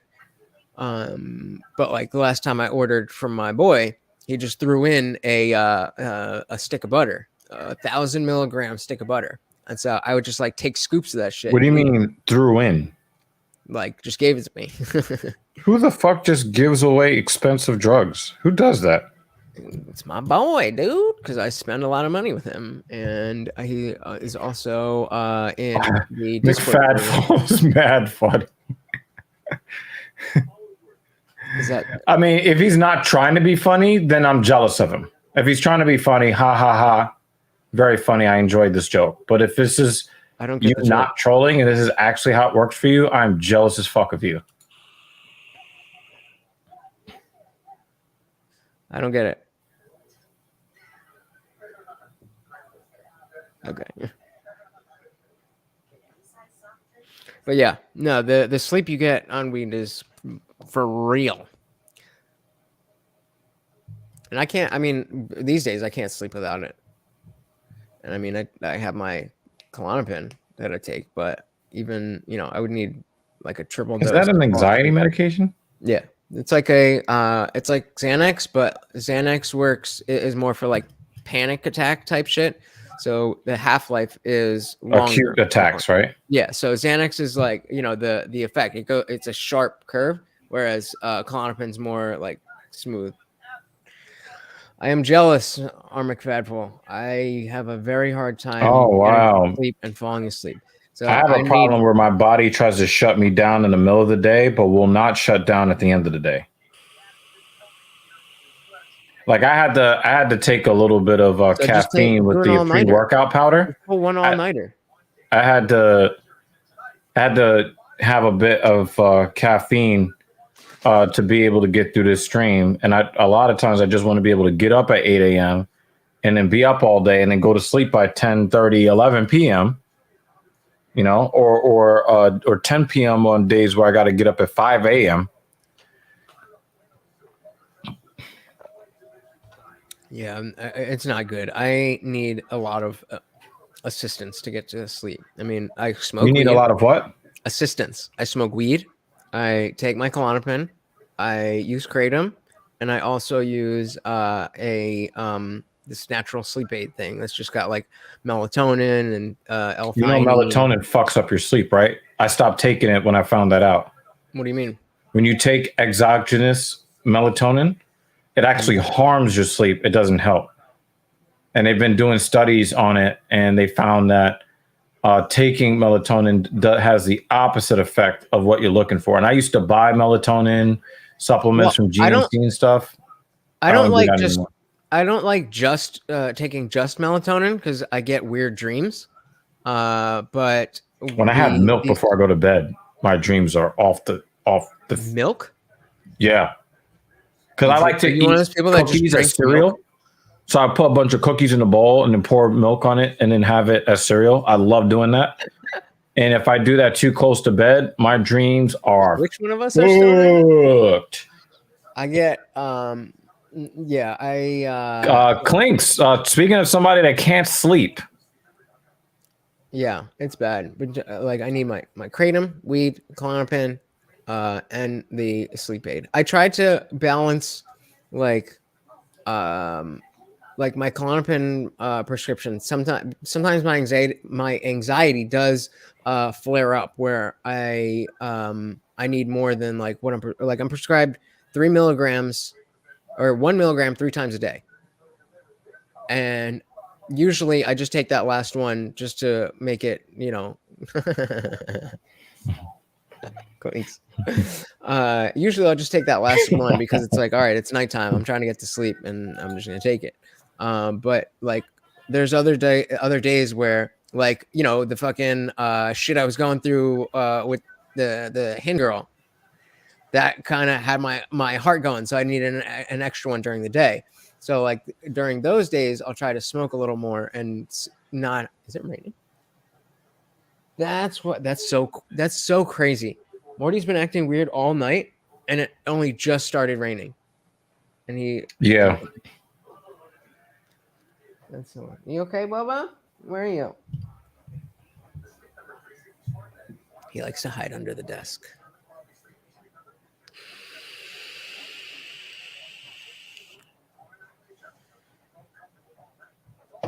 And that's the other thing too. Like I'm trying to cut out the nicotine.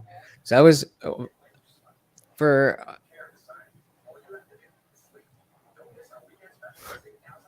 guys are funny. I was never a cigarette smoker.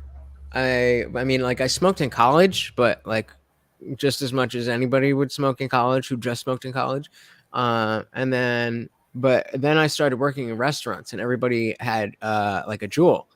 And I had one of these with zero. I've always had an oral fixation, and so I would end up smoking more weed than I need to, just because it was something to smoke. So that's how I got into smoking the vape with no nicotine, because I didn't need the nicotine, but I just needed something to do with my mouth. But then I would be at work and everybody would have their Juuls, and I would want that little nicotine high. And so I started doing that. And then I was like, I'm not going to buy one because I know if I buy one, then you're going to overuse it. Yep. And then I bought one. And then you bought one and you overused it. Yep. Jimmy Dean says Juul is a meme USB stick. This is a Views. Yeah, you're downloading addiction.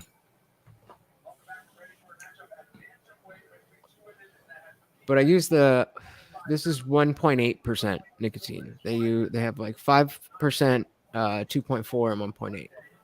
So we got they're both 136. Same reach, but Wu Yanan's got 2 inches in height. I got my twin Glock 40s.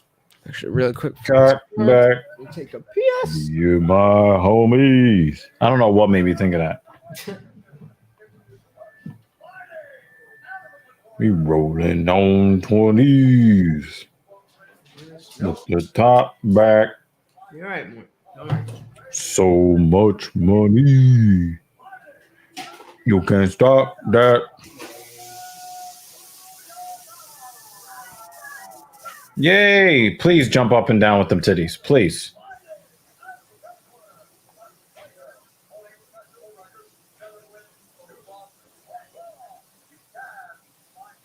There's a lot of breastises in this matchup.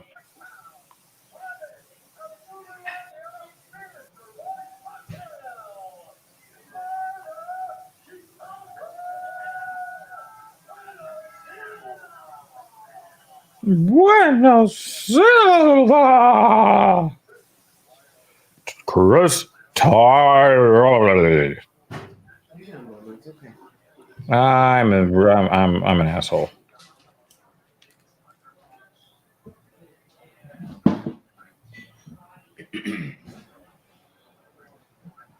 Are you ready? Are you ready? Twin lock 40s.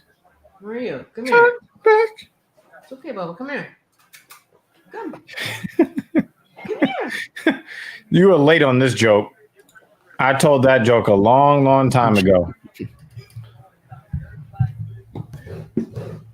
Normally, you don't see 4 titties bouncing like this in a matchup. Normally, you might see one half is tittyful. But you've got they're both quite tittyful. One more tittyful than the other. Yeah. However, both adequately tittyful. Yeah, absolutely. Now, there's no bottom, but I have this thing where if you have like you can't really tell with the skirt as much. Now you can tell because there's nothing that really comes out the back as it looks very flat. It just goes straight down the lower. It looks like an extension of their lower back. I can accept a no ass chick if she's bouncy up top.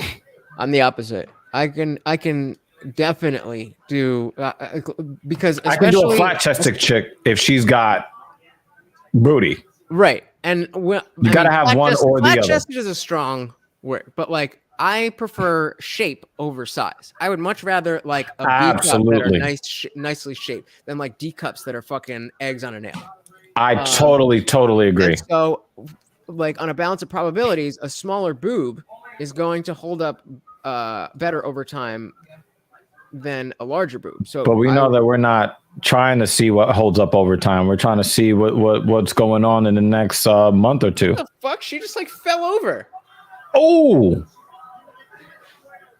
I think you're ahead of me now. She stumbled. Oof.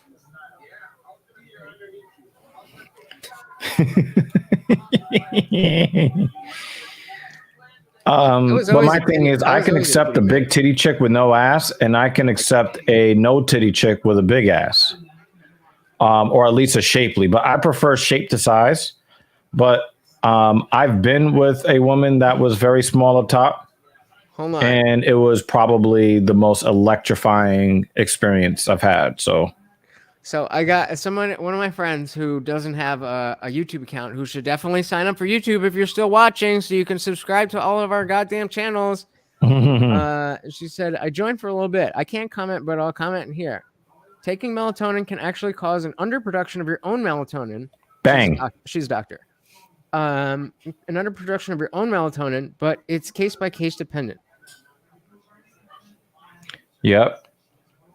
And I think the studies on that are sort of new, if I'm not mistaken, because I hadn't heard of that until somewhat recently, but I stopped taking it over a year ago. But I really thought it was helping me, but at least I thought it was helping me.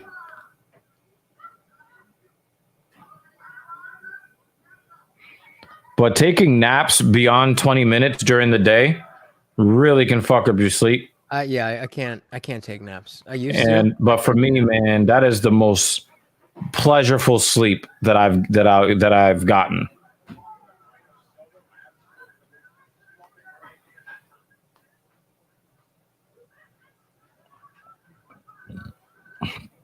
She's like, oh, okay, I'm going to shower, and she's coming back. So she said, if we see a new viewer, so we've got 5 viewers right now. Let me know if we get 6.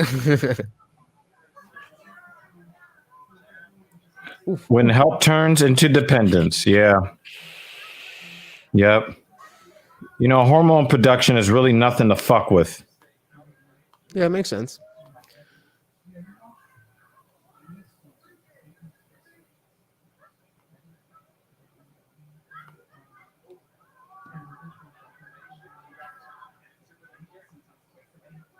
Bueno. Her name's Bueno? Or is that her last name? Bueno Silva.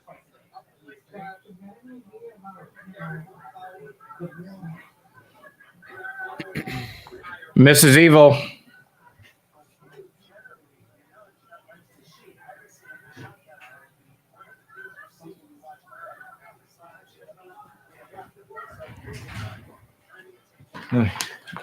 Sign up, Kristen. Mrs. Evil. Sign up. It takes 5 seconds. All you need is your goddamn email address. I came out to like 7 million of your goddamn shows, and all I'm asking you is to do this for free and come hang out. And Jimmy Dean and R. McFadful and Clinks and all of them. Oh, Amy, Join the party. Today. Do it. You guys weren't terrified on the way here, right? If I don't see you in the comments, then I'm going to assume that you hate me and we're no longer friends. You weren't terrified. Legion didn't get car sick. I didn't get my seat. Oh, that's good too. There was one block I completely avoided because I saw a UPS truck and I was like, Nope. I don't Fuck outta know here. if I could fit. Nope. The Yeah. person in front of me went and I was like, you go ahead. I'm not talking to you there anymore. You can talk to me here. I did. Yeah. Just... Yeah. I got shit. Fuck this shit. I'm out. And a couple of random dudes on the street. My favorite arcade course. game. See how nice people are now when I'm in the car. I They look too mean, does But I actually got a arcade parking spot on like my mom's block when I don't need it. first one that comes to mind is the X-Men reality. game So or the Right across the street from Teenage my Mutant house. Ninja Turtles games. And I was like, I am leaving in 10 minutes. Yep. Yep. But like, Such is life. I always really liked the driving games. Did you that already had, call like, for the the car? built-in- I did. I told the guy too. I was like, I'm gonna come back for it. He left it. Yo. Don't even come at me like that, bro. Hell yeah, TMNT. No, this girl's supposed to be my best friend that I've known since middle school, and she's a dancer, and she had these Don't you have to get up dance super recitals, early and they cost like I don't know, not that much, but I I drove out and I paid for them, and all I'm asking is for her to What? sign up for What? YouTube so that Oh, she can sorry, like the I have one videos more. and whatever, and she just won't do it. Out with Alicia and the ladies. I don't think that's too much to ask for. Love you. I don't know. Maybe I am pushy. Maybe.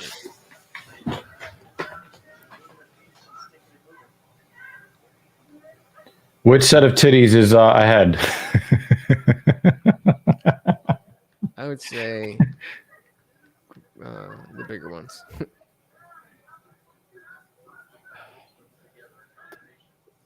I'm getting kind of drunk too. I don't want to be this drunk.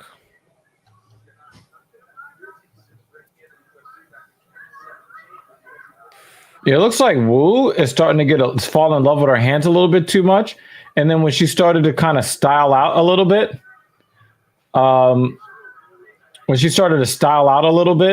she got duffed immediately. I like that spine tattoo she's got, though.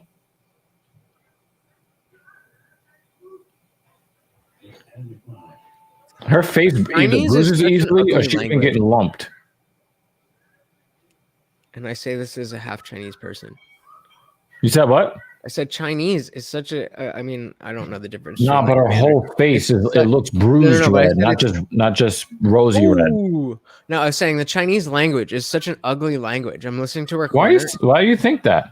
It's just like Japanese is soft and smooth. Yeah. It's like- Okay. Arm triangle. Here's the quote of the night. Chinese Oh, she got out. is the German of Asians. Oh my god.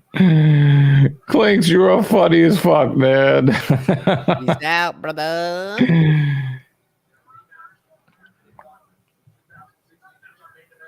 Like, I don't know her. Oh, she's trying to show some side boob there. Yeah, she had to adjust it. She had to adjust them.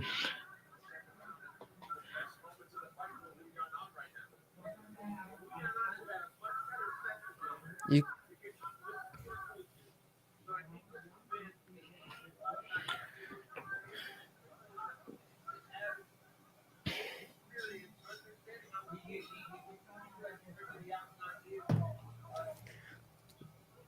I mean, if you're still watching and you feel bad, then I don't know what to tell you. That's not on me.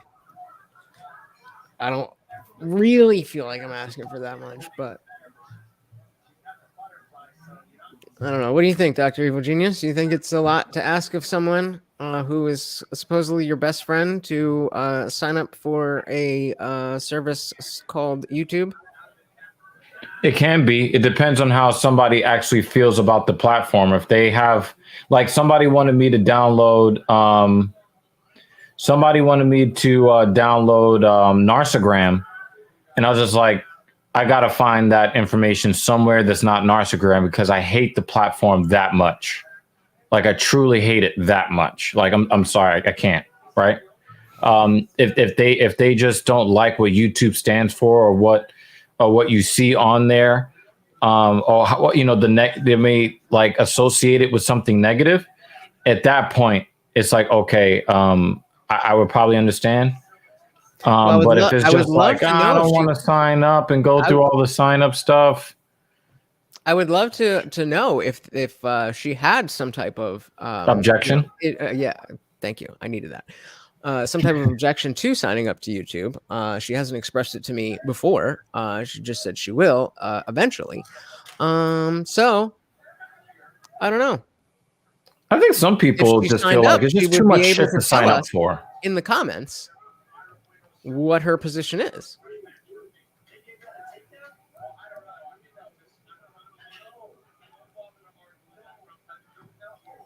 That is a nice hook off on the break from Bueno Silva. Oh, you're a little bit behind me. Actually, I shouldn't have said that because now you're going to reload and be fucking ahead of me. Because I'm nice and I'll pause to fucking let you catch up.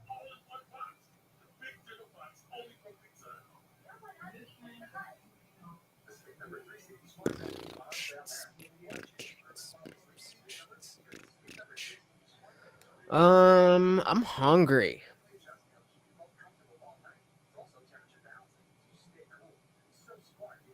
What?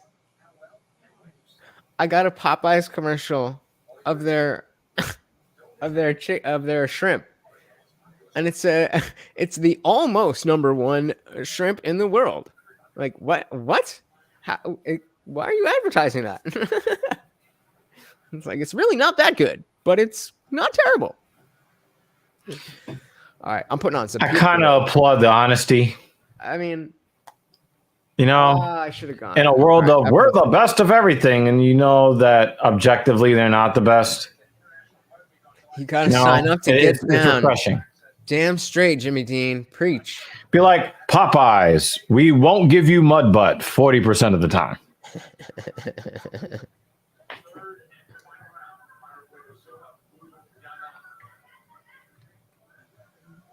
I mean, Popeyes does have some good chicken, though. If Popeyes did a fucking famous bowl like KFC, ooh. Well, nice kick to the body. If Popeyes did a famous bowl like KFC, they would take over the world. Yeah, but then they might get sued for stealing their idea. No, but I'm saying if they could. I never had the that new chicken sandwich that from Popeyes that like everybody. Yeah, I never did either. Like, remember when people were like shooting and stabbing each other for that never happened. That was fake news. It was happening in the hood where people were like in line getting angry and shooting at each other. I think it happened in Atlanta a couple times. There's a specific there's a specific story. I think it was from Atlanta, but I could be wrong about that. But about people getting shot over a chicken sandwich, and Yeah. it was just like the most. It was so obtuse because obviously the way that it was framed, it was meant to be, and it was a mainstream outlet, and the way it was framed was obviously to be like, oh, look at these black people fighting over them fucking chicken sandwiches, and like there was an altercation that happened between two people that were in line, and like that led to that escalated and led to the shooting. It's not like they were like, okay, last chicken sandwich, and someone pulled out a gun to get it. Like that's not what happened. I remember one person got mad at the person behind the counter and pulled the gun on the person that was working there. That's wild. Yo, McFadful, the best of what's left. That's good. You gotta. I mean, you had to read the article and compare it to the actual situation, though. It was Right, you probably just didn't trust the way that they put it out there. No, I mean, it was because I don't remember who it was, but it was something like somebody Nice did a video. shovel uppercut from Wu. Somebody did a video on it, and they like took the article and they showed, and then they did further research and actually looked at like the police reports and everything, and it was very clear that like no, it was not people fighting over a chicken sandwich. There was an altercation from two people waiting in line to get a chicken sandwich. Those are two very different things. Right. There was a recent news article that the headline says something to the effect of, officer and wife shot. And then when you read the article, it showed that the officer shot his wife and then shot himself. Yeah. So they were trying to frame it as if, we've got criminals on the run, criminals out and about targeting police officers when it was really a murder-suicide attempt. Yeah.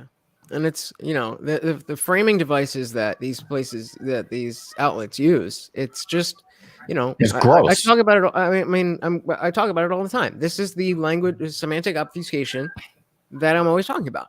Yeah. It's purposeful misleading based on purposely misleading people based on the way that you say what you're saying. Right.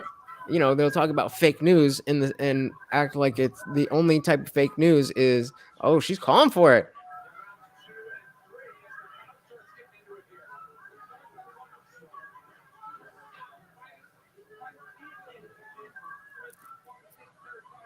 Jimmy Dean he's just Jimmy Dean. He's just Jimmy Dean at this point. Oh, have you ever spoken to Jimmy Dean? Like, have you ever heard? No, he hasn't joined the panel. He's in Free Tacos. I know what he sounds like. Huh. Bless you. Excuse me. Yep. Well, yeah, that was specifically for like World War II Jewish propaganda, wasn't it? All right, hold on. I'm putting on some fucking. Oh, by the way, Wu's tattoo that goes down her spine is in English. That's pretty interesting to me. Okay, not to me. But, all right, I'm making some pizza rolls. Be right back.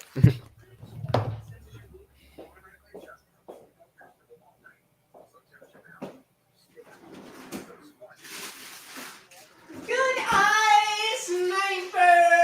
I'll shoot you, run. Oh my God.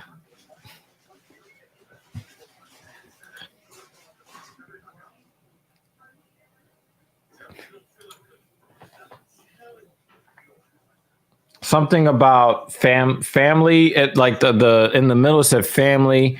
The bottom word said parent, but the words were the words were like kind of turn, and then the words could kind of spell down the spine. So if you just look at her, it doesn't look like Latin characters. It might look like something else, but when you look at her spine from the side, when you look at her horizontally, you see the words. But like the middle word I saw said parents, and the bottom word said no,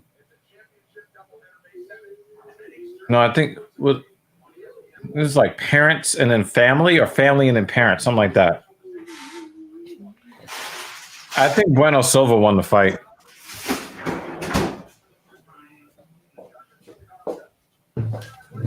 How was that?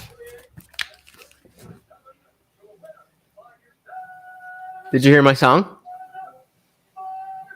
Yeah, they got it right. Yeah. Oh, yeah, I heard you back there. I heard you. I heard you. Damn, she's excited.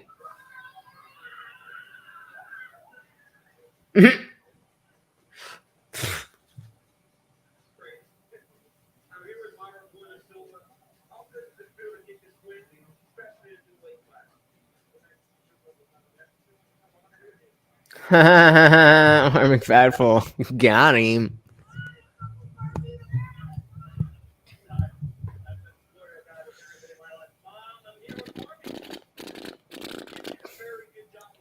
Let's smoke a little more tobacco, guys. Ain't nobody stopping you.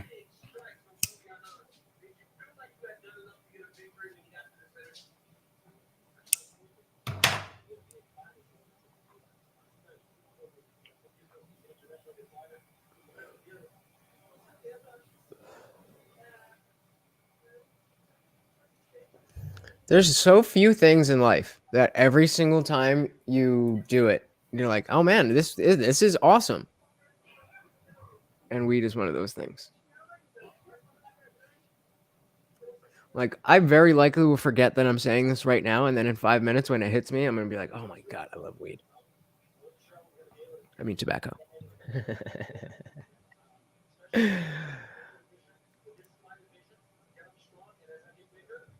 Have you ever smoked? Nope. Every buck. Keep your eyes peeled. The There's a- automatic, right? It's raining now. It should the button the dial should be turned to automatic, but make sure you check the wiper stalk just to make sure, because it's a spin thing. So you want to make sure that the arrow is pointed to the part on it, and it's the stalk on the left. Mm-hmm. You want to make sure that it's turned. The arrow is turned to where the dots are. Okay. Look for the dots. Yeah, and then it'll go automatic. Okay, I'm gonna pull up in front of the building anyway, so I gotta grab them. So Yeah. Fuss with it. Can you? Yeah. This guy's fucking shaking from. He's so scared of thunder that even when it starts raining, People are going to be driving drunk. he gets upset. I feel you give people a lot of space. Stupid shit. Oh yeah, that is good.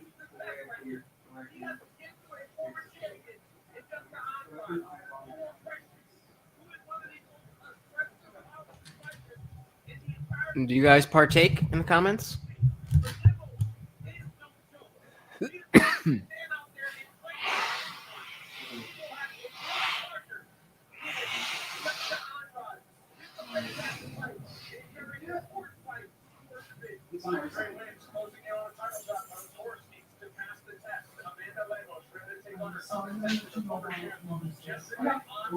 Celebrating Saturday with the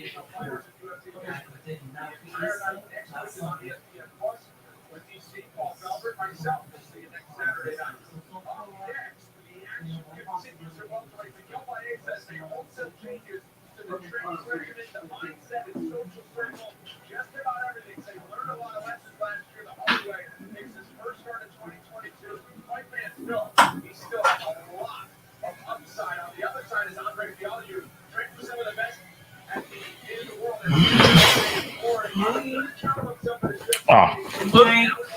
All righty. Maybe we'll see each other next time where there's no show going I on. like.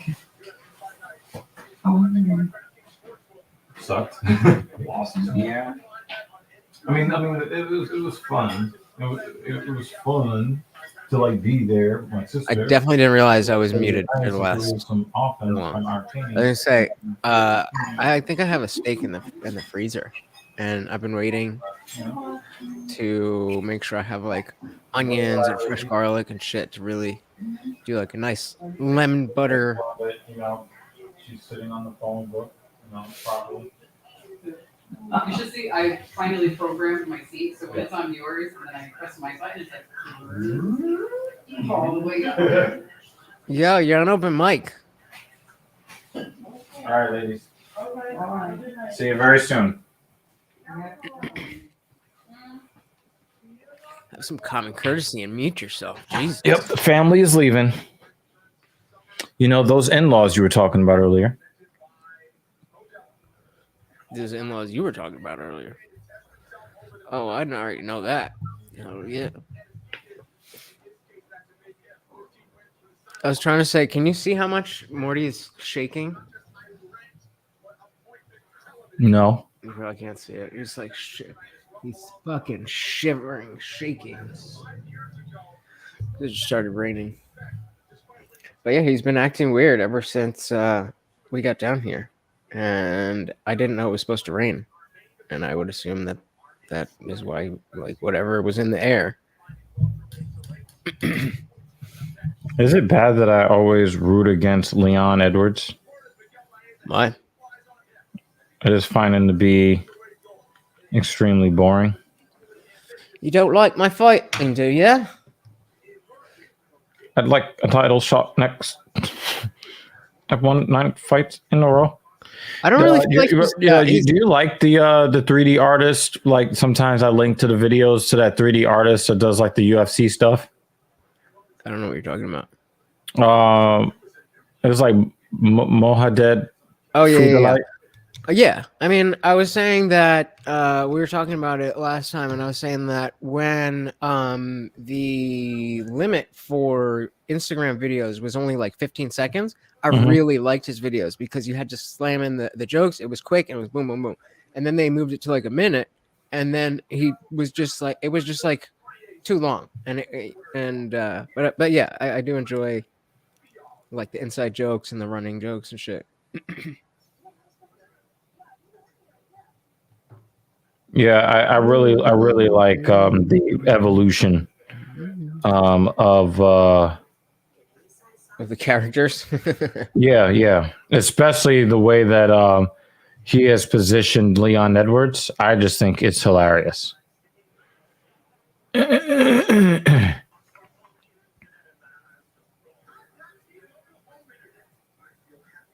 All right. So when my friend Kristen comes back, she was the one talking about melatonin.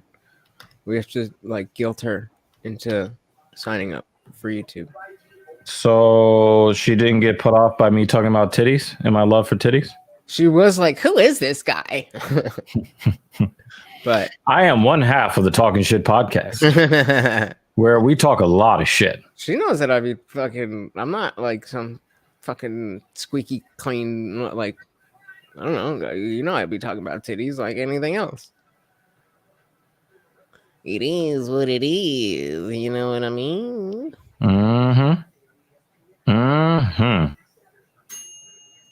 Ooh. All right. This chick on Bumble says, this is her bio, living in New York, looking for a tennis partner who won't mind doing the dishes. No cats. Tell me your height. It matters. Guess how tall she is? 5'2". 3.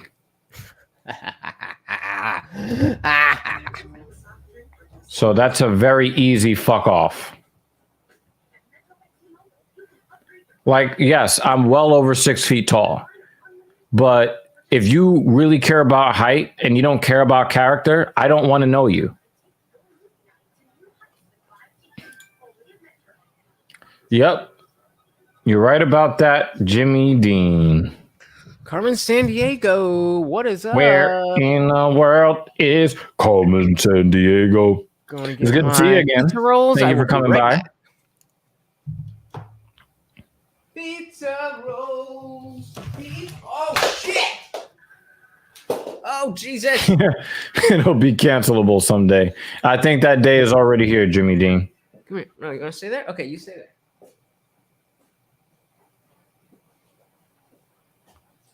Are you following us on Twitch, Lutch?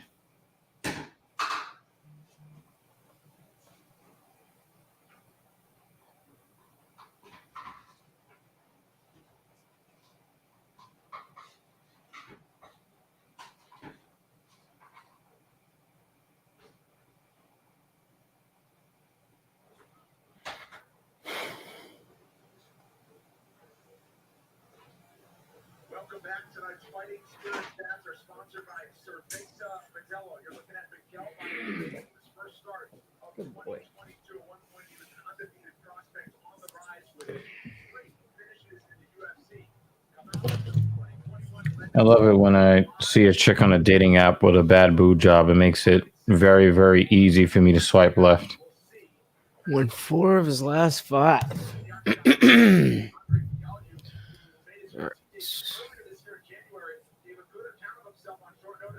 10 first-round finishes. But then what happens if he gets out of the first round? What are his chances of winning? What was it? Oh, it was about. Here's why haters lie and said that they broke up.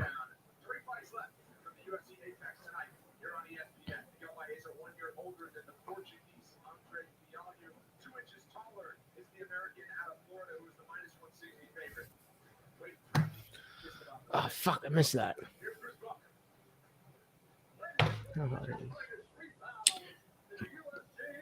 Oh, you changed your icon, Carmen.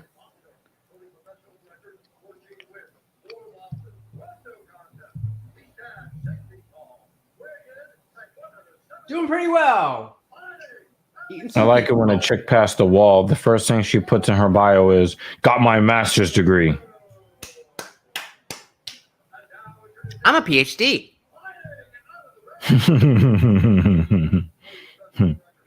Sometimes I think that sometimes these women don't know that they are when they say certain things, the type of men that they're looking for is automatically Turned off. disqualifying them from consideration from the things that that they put that they think is going to attract men.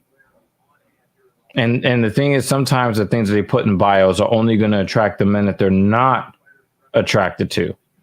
Like when you put feminism or feminist in your bio, the men that you want are going to swipe left on you, and the men you don't want are going to swipe right on you. So I definitely got Beza for this. What do you got? I think. Oh yeah, I got Baeza too. Absolutely. Beza.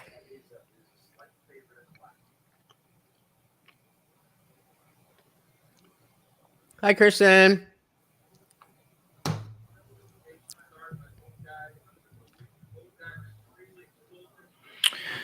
Carmen asked us, how are we doing? I know I'm doing pretty okay. I said I was doing well and eating pizza. Yeah, we don't do this, McFatful. We don't do this. And if don't, So we don't even need to go there because what? So Kristen, who's watching right now, and should definitely sign up for YouTube so that she can participate in the conversation.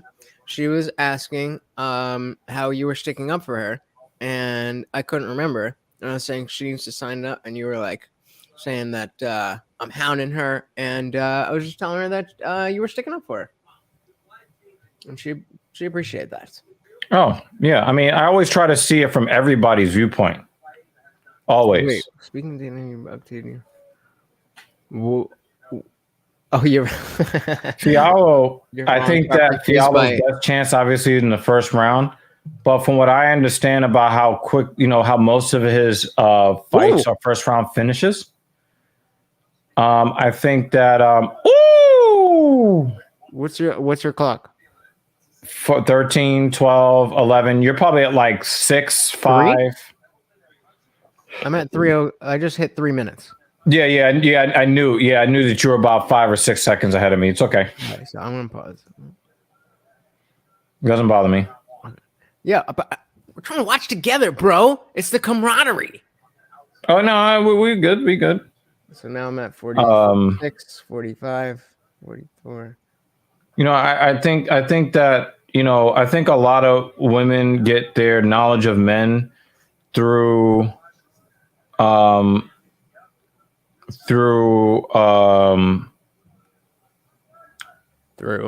sources that don't know anything about men. And then when men don't meet the expectations that they have for men, then they get upset. But you weren't listening to men. You were listening to other women talking about what men should want instead of actually listening to men. I think we've gone one step beyond that at this point. Oh yeah, now they just want to tell us what to like. I don't even mean that, because there's there is guys who have been indoctrinated into that way of thinking through the whole the Disney, the whole Disney happily ever after type thing, and then just every type of feminist bullshit that's out there. Like, there's now guys who don't understand, and I mean, I was one of them up until yeah, I was too. Yeah, and I don't think that these women understand that. We used to hold similar ideologies to them in the past, and we learned through experience and through observation that those things don't vibe with actual reality.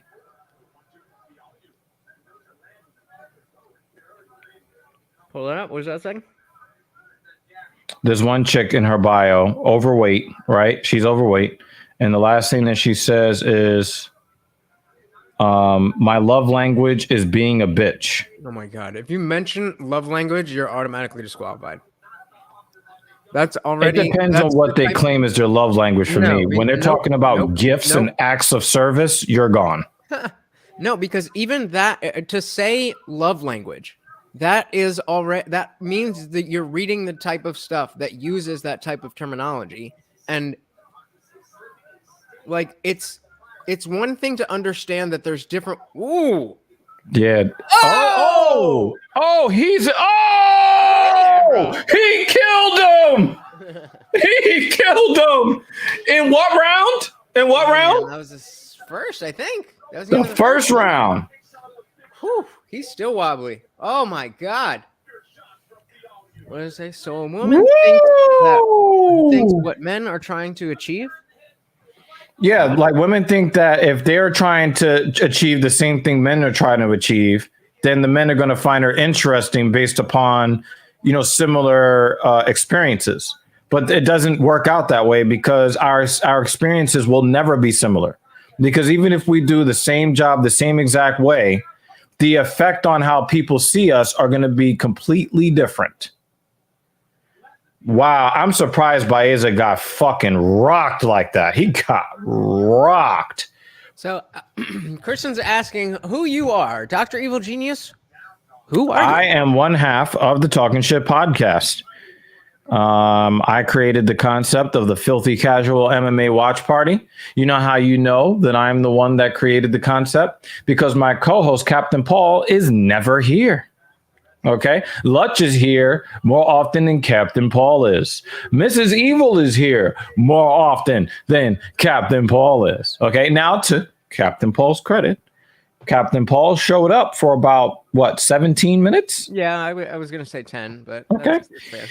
He was here. But I created the Talking Shit podcast because I believe that there needs to be more voices in the world that show appreciation for the contributions that men make to modern society, namely making it possible for there to be a modern civil society. I believe that there are women who are out there who still do love and respect men, but they've been shamed into silence. And so when I created this platform, I wanted people of differing political ideologies to be able to come together and discuss topics without being shouted down or having shaming language used to silence them.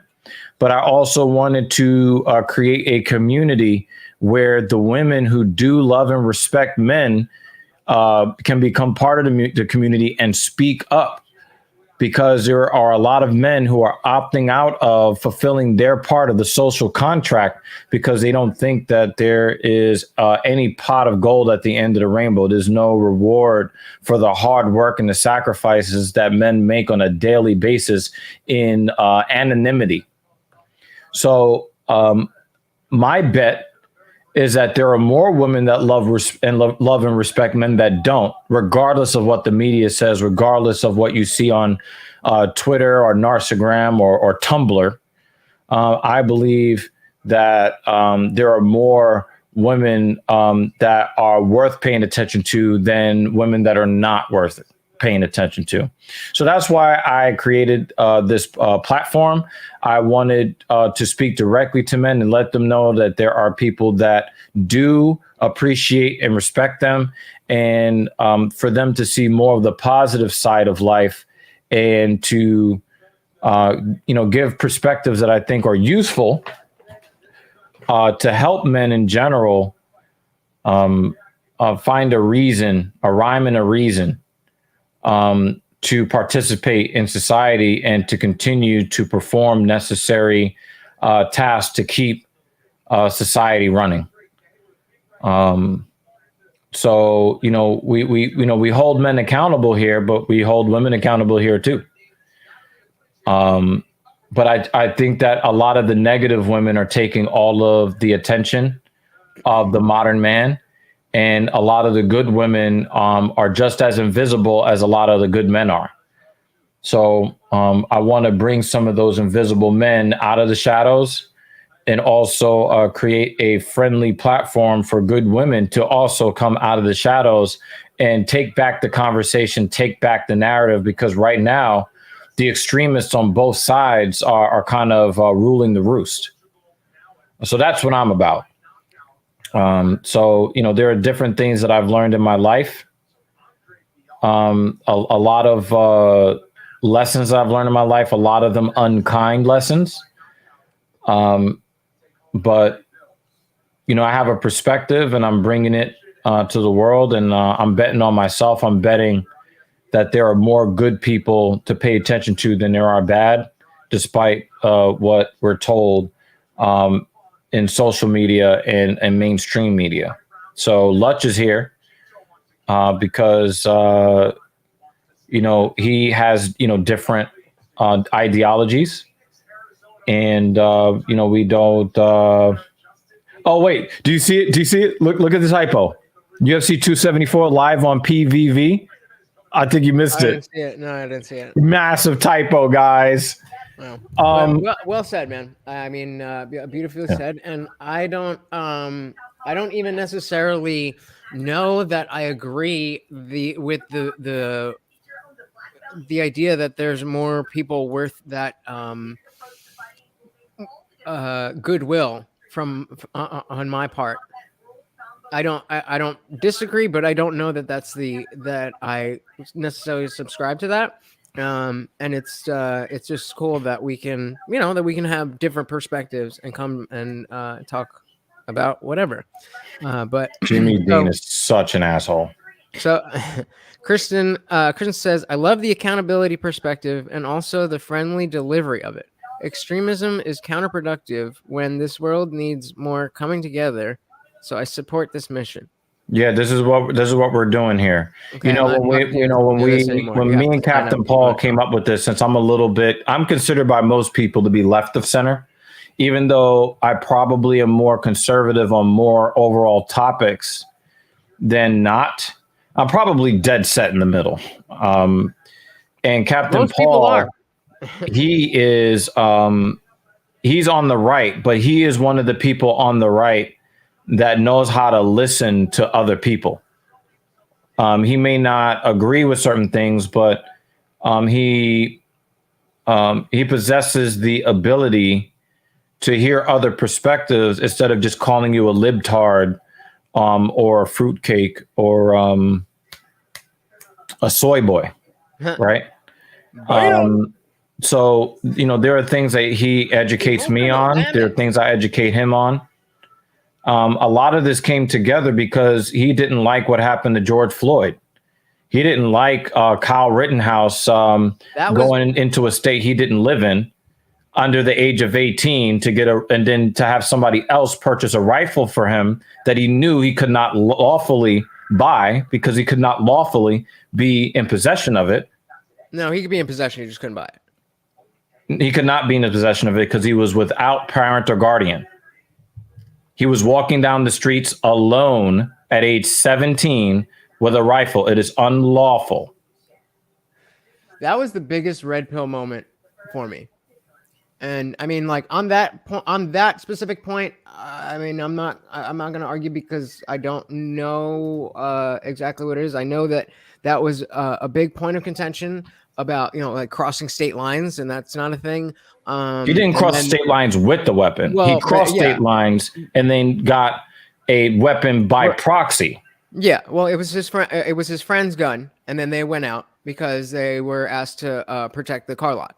So right, you need a supervising adult. Well, a supervising adult would be a guardian. So wouldn't that? So he was walking the streets alone. Then? Because if Dominic is 18, his friend who owned the was gun, not with him. He was by himself, patrolling the streets by himself. Yeah, but I mean, so then what are we talking about with guidance? Like they were out together, they weren't at the same spot. They were a couple of blocks apart. But Dominic was in the same spot. You need a supervising adult. You cannot supervise somebody from 2 blocks away. I mean, again, I don't know, but the fact is they were together until they were the riots were dispersed, and that's how he ended up by himself. Yeah. Oh, it's a guardian is illegal size. That's true. But again, even under your interpretation, I cannot supervise anybody from 2 blocks away. Yeah, that I from what I understood, and I mean, I watched the entire trial, and I watched a lot of breakdowns, like Rakita Law, people, a bunch of lawyers that would watch the trial and give their shit, because that was one of the biggest red pill moments for me. And he was 17 at the time. Yeah, he was 17. You're supposed to be 18 without a supervisor. What I understand was that for a long barrel, you in the state of Wisconsin, you only had to be 17, and but the length of the barrel was legal for anybody to have. No, I know that was legal to have a weapon. No, I'm not saying that's not what I'm saying. I'm saying as opposed to a handgun. My understanding is that you have to be 18 to have a handgun, but in Wisconsin, the kind of whatever kind of gun he had was legal for him to carry, just not to purchase. But either way, the point is that when you could see minutes after it happened, like enough tape that you could see, oh, clearly this is a case of self-defense, and whether or not he should be out there and whether or not you agree with what's going on, like taking that specific instance was the clearest case of self-defense that you can draw up in your mind. If you can't make a clearer case of it. And the way people, especially like people who during and after the trial still thought that he shot black people. That was insane. That's just dumb. I didn't see that. But I'm not surprised to hear that. But let me ask you a question. Because people say, oh, he was 17. Can you imagine a 17-year-old living in a gang-infested neighborhood that had that same weapon, a black kid in a gang-infested neighborhood in that same state of Wisconsin, right? Had the same rifle at age 17 and then shot some gang members. Do you think that they would have moved heaven and hell to make sure that there was either no charges allowed to go to the jury and not guilty verdicts, my cynical mind tells me I'm not that sure if what you the question is. substitute that white kid with a black kid, the outcome is different from a legal perspective. I just don't believe that they would fight tooth and nail to make sure that he would get off on those charges. I think the media coverage would absolutely be non-existent if it was That is true too. That is true too. I think because it was such a clear case of self-defense. I don't think it was clear at all. I think it was clear as day. I looked at the evidence. Wait. Did you listen to Gage Grosskreuz's testimony? He said in his testimony, it was not, and I'm not quoting, but he said it was not until he was pointing his own handgun at Kyle that Kyle shot. And it's obviously clear that from the child enthusiast guy, the first Rosenbaum, the first guy, he was chasing after him and he grabbed for the gun. Then it was a dude with a skateboard. Same thing. He was coming after him, and but the guy with the gun, the guy with the handgun, was the third guy he shot. Right, and so he did not. And so the question, and that's exactly what's relevant, because the question from his lawyers were, because Gage Grosskreutz was the third one. When did he just shoot you because you were there? And they, again, I don't remember the exact line of questioning, but that's exactly what they were saying. But he had already shot two people by the time he got to him. But the point was that Kyle was on the ground and Grosskreutz was coming at him. And it wasn't until the gun came out and was pointed at him that Kyle shot. That was the pinnacle of that exchange. I do not remember the question. Right, but for me, like, that would be relevant if the guy with the handgun was the first one he shot. He was the third person he shot. So for me, he was already shooting people who didn't have guns. Okay, but that's why he didn't shoot until there was a gun. And I think that the guy pulled his handgun because he's seen somebody shooting people. What happened? That's not what happened, though. He was walking with Kyle. This is why, the testimony is so important. He was filming Kyle, and he was walking with Kyle. And after he shot Rosenbaum, he was like, "What happened? What happened?" And Kyle, this is another big part. Kyle said, "I'm going to the police. I just shot someone." Grosskreutz testified that he thought that Kyle said, "I'm with the police. I shot someone." So keep that in mind. Grosskreutz is thinking, Kyle, this guy who just shot somebody is working with the police. So they're walking together. He's getting this on video, whatever. And then Grosskreutz turns and walks away from Kyle, who continues to walk towards the police. Walks away, and then people are yelling like, that's the guy, whatever. And that's when the skateboard dude, jump kick man, and Grosskreutz go back after him. So no matter what you think happens, Grosskreutz has by his own testimony, believed that Rittenhouse was a police officer, and he pulled a gun on him. He pulled a gun on who he thought was a police officer.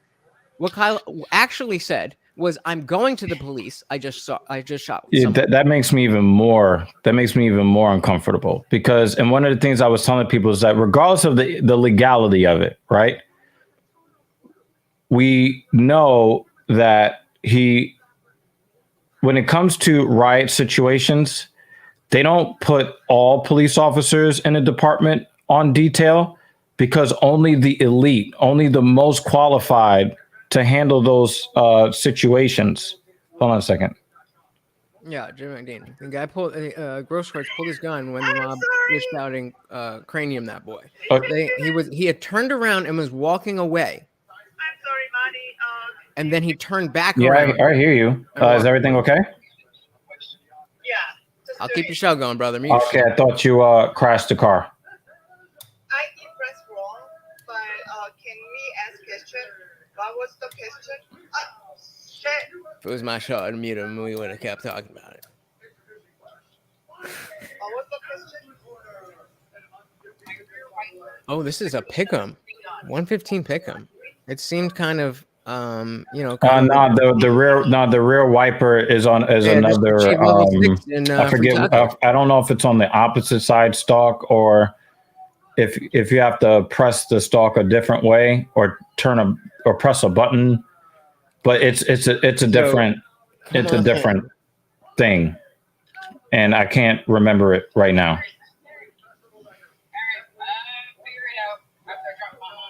Yeah.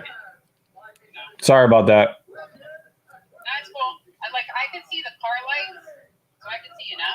Yeah. That'll be really interesting if this this kid looks like he's this, what does it say, free spirit? Yeah. This Yeah. spirit? I It like looks turning the back wiper on. someone's here holding my audio I off. feel like I have not driven that car Mute in himself like 3 years. so that we can continue. But we would assume the Dagestani Yeah. Khabib lookalike, who's undefeated, is going to just take him Yeah. down Just and manhandle I him. just This it's is just not coming to me right now. mini Khabib versus mini Paulo Costa. All right, ladies. Oh yeah, I know it's raining hard because I can hear it. All right, we're just getting down 3rd Avenue now. All righty. All All right. Bye. Yo, Hey, mute the call. I can keep the Lutch, show going. Lutch, would you like to give a go at pronouncing this guy's last name? Horala. No, that's not the one. Asshole. Omar good. All right, so it's Omar Omar Gaziev. Omar God's. Yeah, I think you're right. Omar Gaziev. Yeah. So my thing is that we know that they don't put all police officers on riot detail because of the sensitive nature of riots. You normally put your elite on there. So when you have somebody out there trying to act in the capacity of a police officer that has no training whatsoever, I have a huge problem with that. Regardless of what you think about the legality of that, I'm just not for the vigilantism in that situation, because he's just simply not qualified to be acting in that capacity. Now, if he was there as a counter protester, I would support that regardless of age. If he was there as a protester, I would support that regardless of age, because everybody has that First Amendment right. If you by counter protester, you mean he was specifically out there to protect his community? No, counter protesting as in I don't agree with this message, and then I'm going to express my own message. But as a vigilante or acting in a law enforcement capacity, he's not qualified to do that. Right, but the idea was that this was the 3rd night of riots, and the police weren't doing their job, and so people were asking. Then that's on them. I agree. I agree that especially if anybody's going to do it, it shouldn't be a 17-year-old kid. Yeah, but that's my main issue. If you want to argue the legality of it, I'm not an expert. But the point of is that no matter what led up to it, like, you can disagree with every single thing that all people involved did. Once the exchange begins, we have to look at who initiated and was there a reason for who did what. And the fact is that Rosenbaum initiated, Gross initiated, Jump Kick Man initiated, and Kyle responded. And so you don't have to you don't have to like him. You don't have to agree with why he was there. You don't have to that's what self-defense means. If somebody is putting your life in imminent danger, you have the right to defend it. Well, I don't think that we don't give that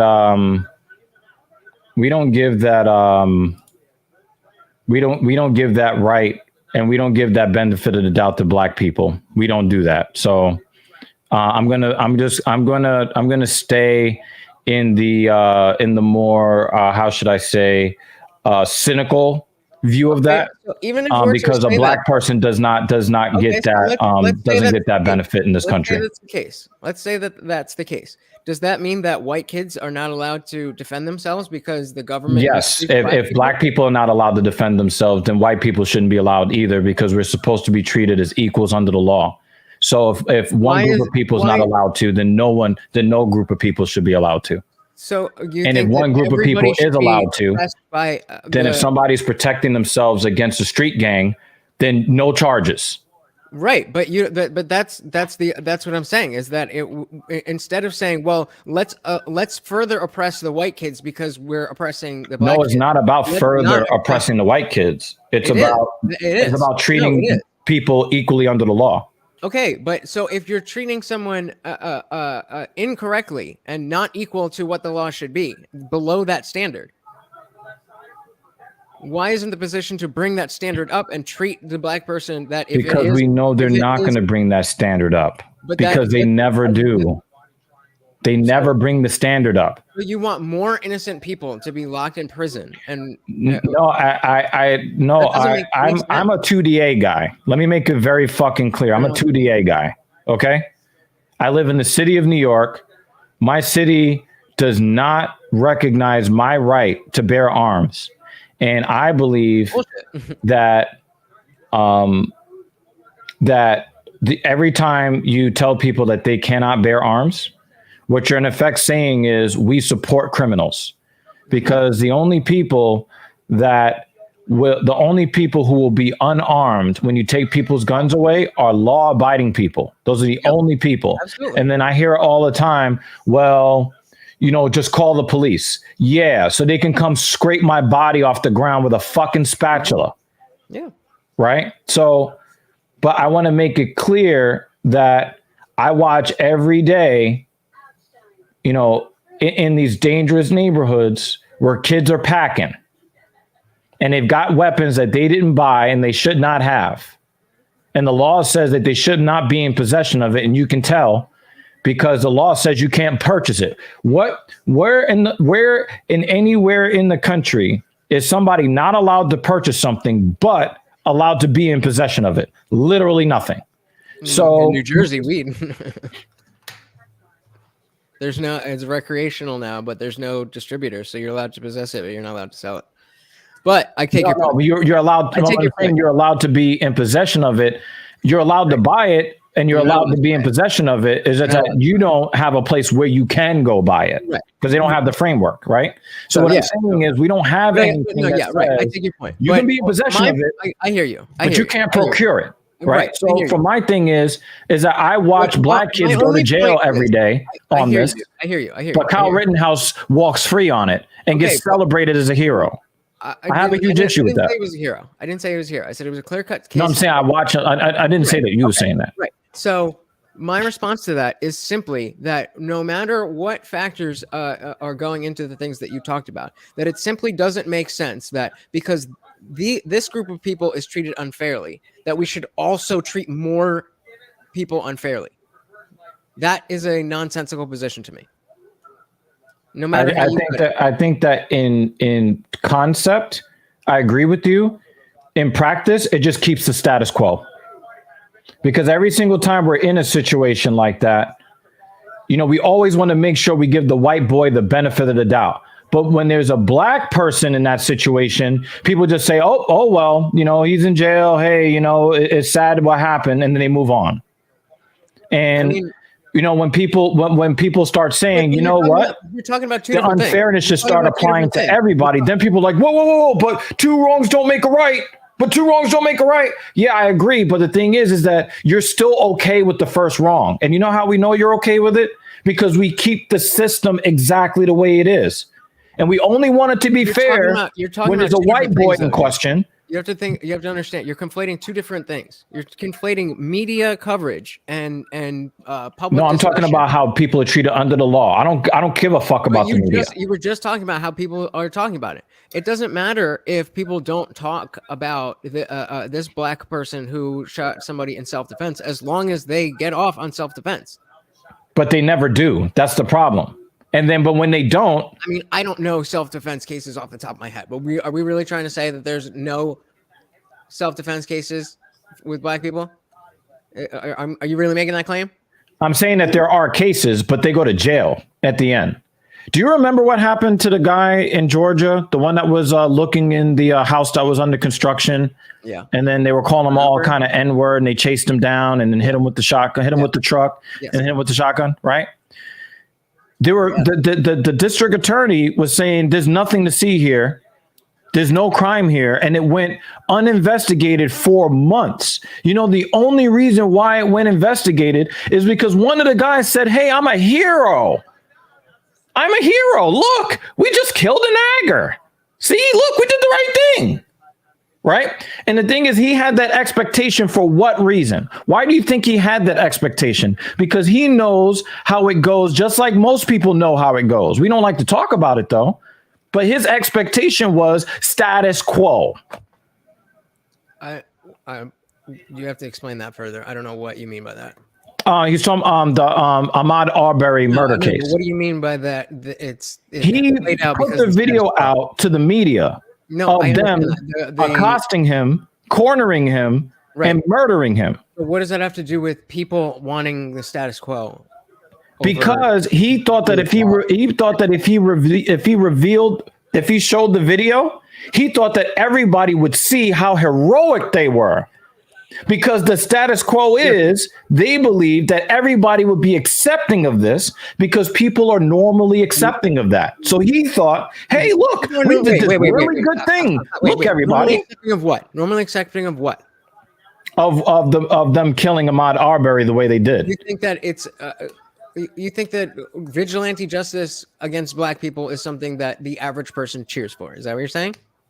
That's what he thought. And yes, the average person does cheer for that. He thought, but my point is that he's a moron, and that's why, he just fucked around and found out. You think that most people feel that way?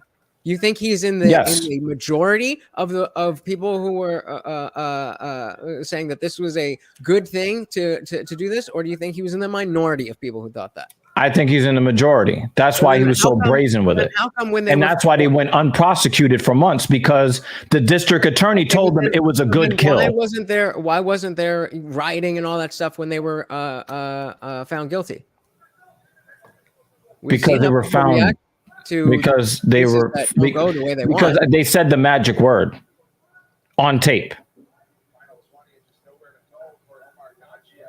The one that starts with N, the 6 letters. They said the magic word on tape. Okay. And I think that that's what did them in. Because if they never use the N word, they walk on those charges. That's a rather twisted worldview. If that's how you think people. Well, I'm not saying people don't look at the world that way. That's not what I'm saying. I know people do. I'm not white.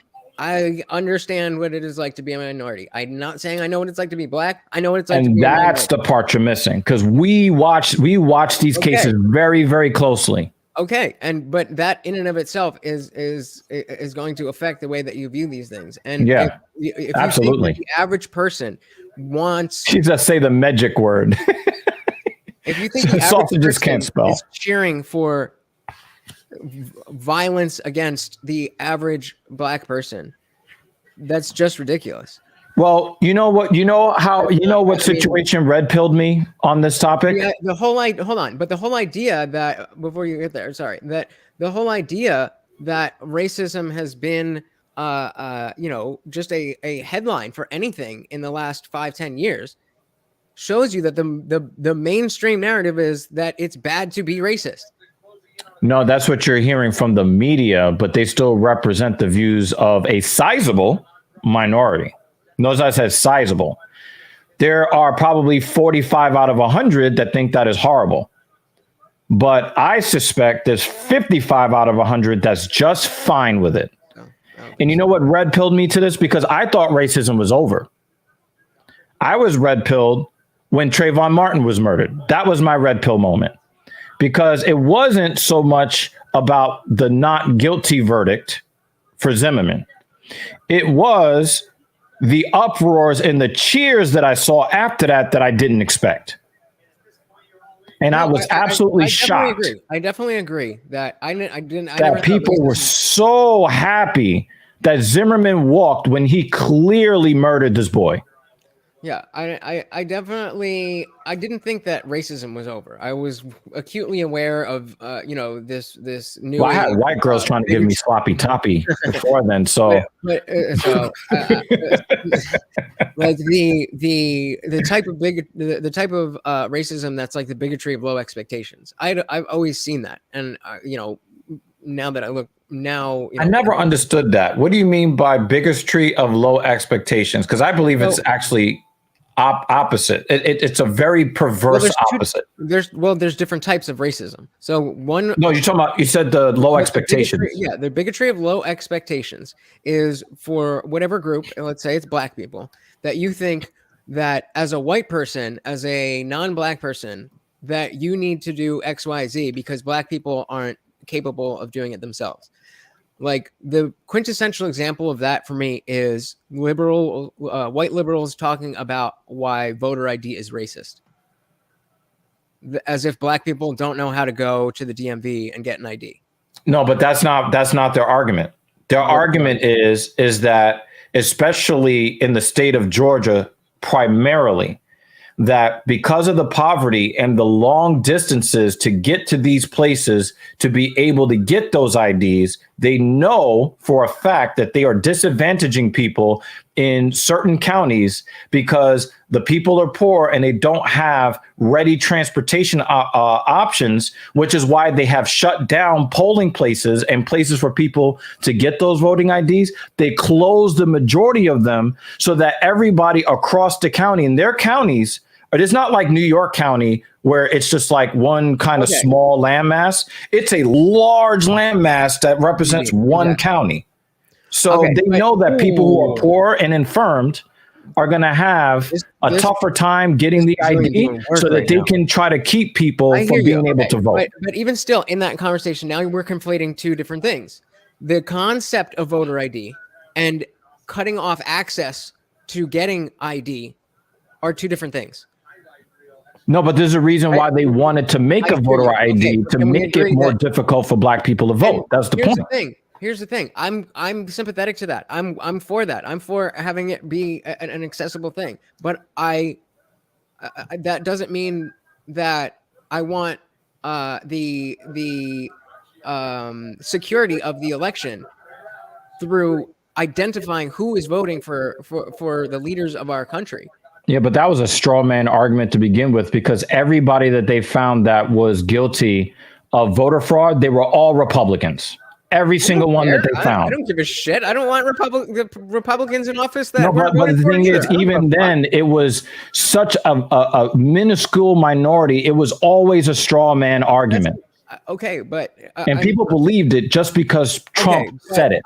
That's not with no evidence. Voter ID has been an issue for a long time, and the biggest issue with the last election was the mail-in voting.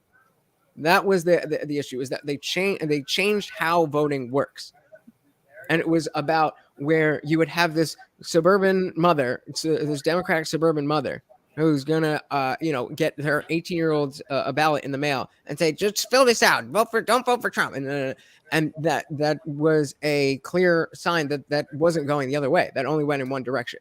And the fact that wait, what do you mean it only went in one direction? What do you mean by that? You didn't see that from the Republican side. But actually, one of the fraud was one of the guys that voted for his dead wife with the mail-in ballot. Sure, I'm not saying that. I'm not saying it never happened. I'm just saying the numbers that are making a difference. And I want to make it clear that I don't care. I'm not cheering for. I wouldn't cheer for a Republican to be. I'm not a Republican. I wouldn't cheer for a Republican who wasn't legitimately voted into office to be in office. I want the people who are voted into office to be in office. They changed voting laws in Georgia and Pennsylvania against their own states' constitutions. Yeah. I mean, there's no it's like it goes back to that whole thing. Stop making me defend Trump. Like, if you're trying to say that the election didn't work differently this time around, it did because of the necessity, because everybody was relegated to their homes. Okay, fair. But people argue that it was. Was that an illegal knee?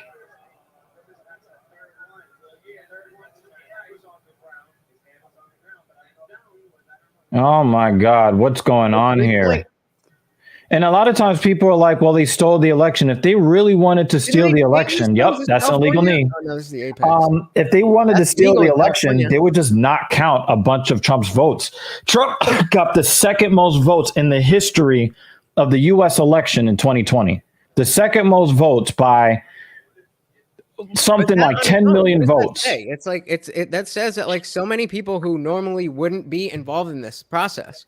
Yeah, and I don't think that it's I think we should get more people involved in the process. Most people don't vote.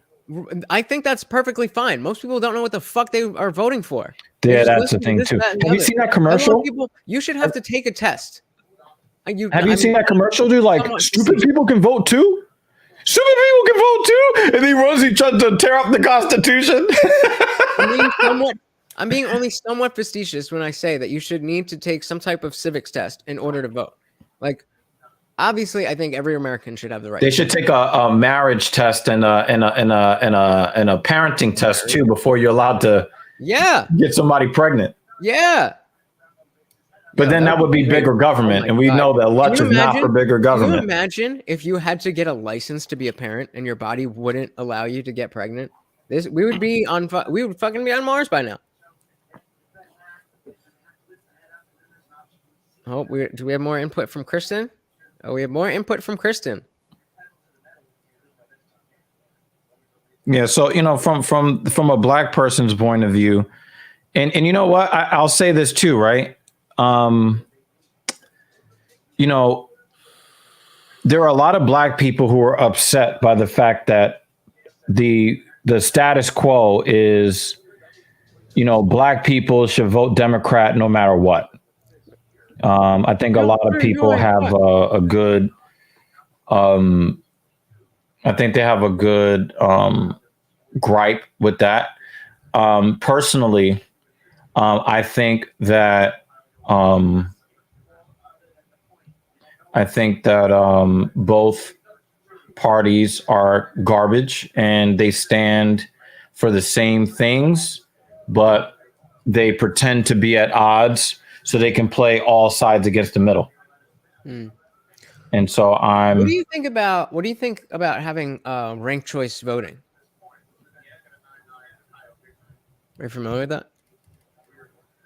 I'm not sure that that's really going to make a difference. I think it's an illusion of improvement in the system, but I don't think it would actually create a better system. Why not? It might make people feel better about being the first loser, but I don't really think that would make it. I mean, if you can tell me what the methodology would be, that would make it better. Wait.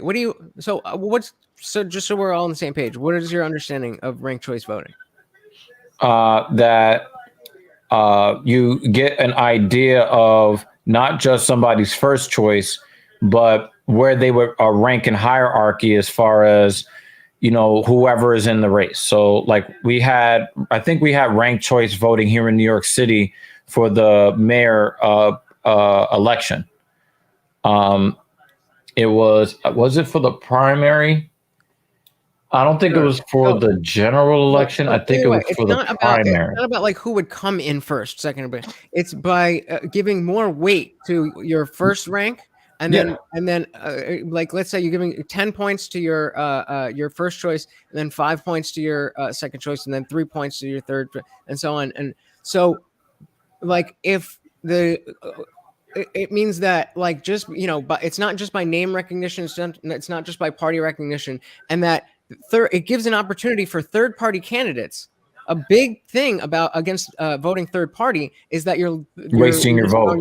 Right. So if everybody put like 50-50 down the road, put Hillary or Trump in 2016, and then third person was Gary Johnson, then it would make it a much more viable thing to vote for, even if Gary Johnson isn't the person we necessarily want in office. The idea of somebody who is outside the dichotomy of the Republican versus Democrat stronghold, that's the biggest thing. And I think there's a lot of, again, I bring up Dave Smith all the time. I think him and the Mises Caucus, they're doing a lot for the Libertarian Party and making it less of like a fringe thing, and like actually making it more about practical ideas instead of just utopian ideas of no taxes and no EPA and no government and no anything. We're all just all EPA and all taxes and blah, blah, blah. Yeah. Well, yeah, and that would be the other side too. And, right. But even so, so by being able to rank your choice, you still can put your you can still give your opinion on if number one and number. Sorry, I got to interrupt you. They're going to go to the scorecards here. We had an illegal knee in the third round. So because it happened in the third round, they're going to go to the scorecards and see how it was scored up until the illegal knee. Interesting. I don't think I've ever seen this go play out like that. I've known that they. This is the second time tonight that it's playing out this way. I didn't know the other one went like that. Yeah. But I do have to say that Barnett lost by technical unanimous decision. Oh, that's right, because I that was right. And we'll see what happens here. But I do have to say, with this was the what was it on is it ESPN? ESPN Plus? On ESPN the fantasy thing. 83% of people pick this dude. And because he's got that big fucking Dagestani beard thing going. Yep. And let's see what they say. He's got the glasses like Paul Acosta.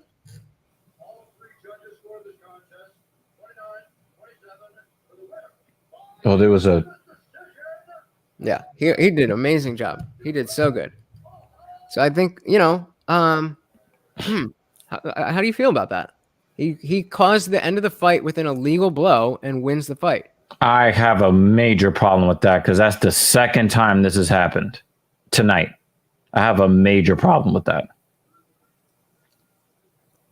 Like if you're winning a fight and you're getting tired, just hit him with an illegal knee in the third and you're good. If you know you won the first 2 rounds, just hit him with an illegal knee in the third and you're good. Bruce says, how much fucking bullshit do we have to go through to finally make a fucking decision? It's co-main event. Ridiculous how long this is taking and unprofessional. This is what happens again. An illegal strike. I don't think that you should be able to call it an early night by winning the first 2 rounds and say, "Oh, I'm just going to illegal knee them in the second round and end the fight early." Yeah, I don't like that he can win the fight off an illegal strike. This, if anything, I would be okay. Like, let's say it's. If the guy who was losing does the illegal strike, you can go to stroke cards.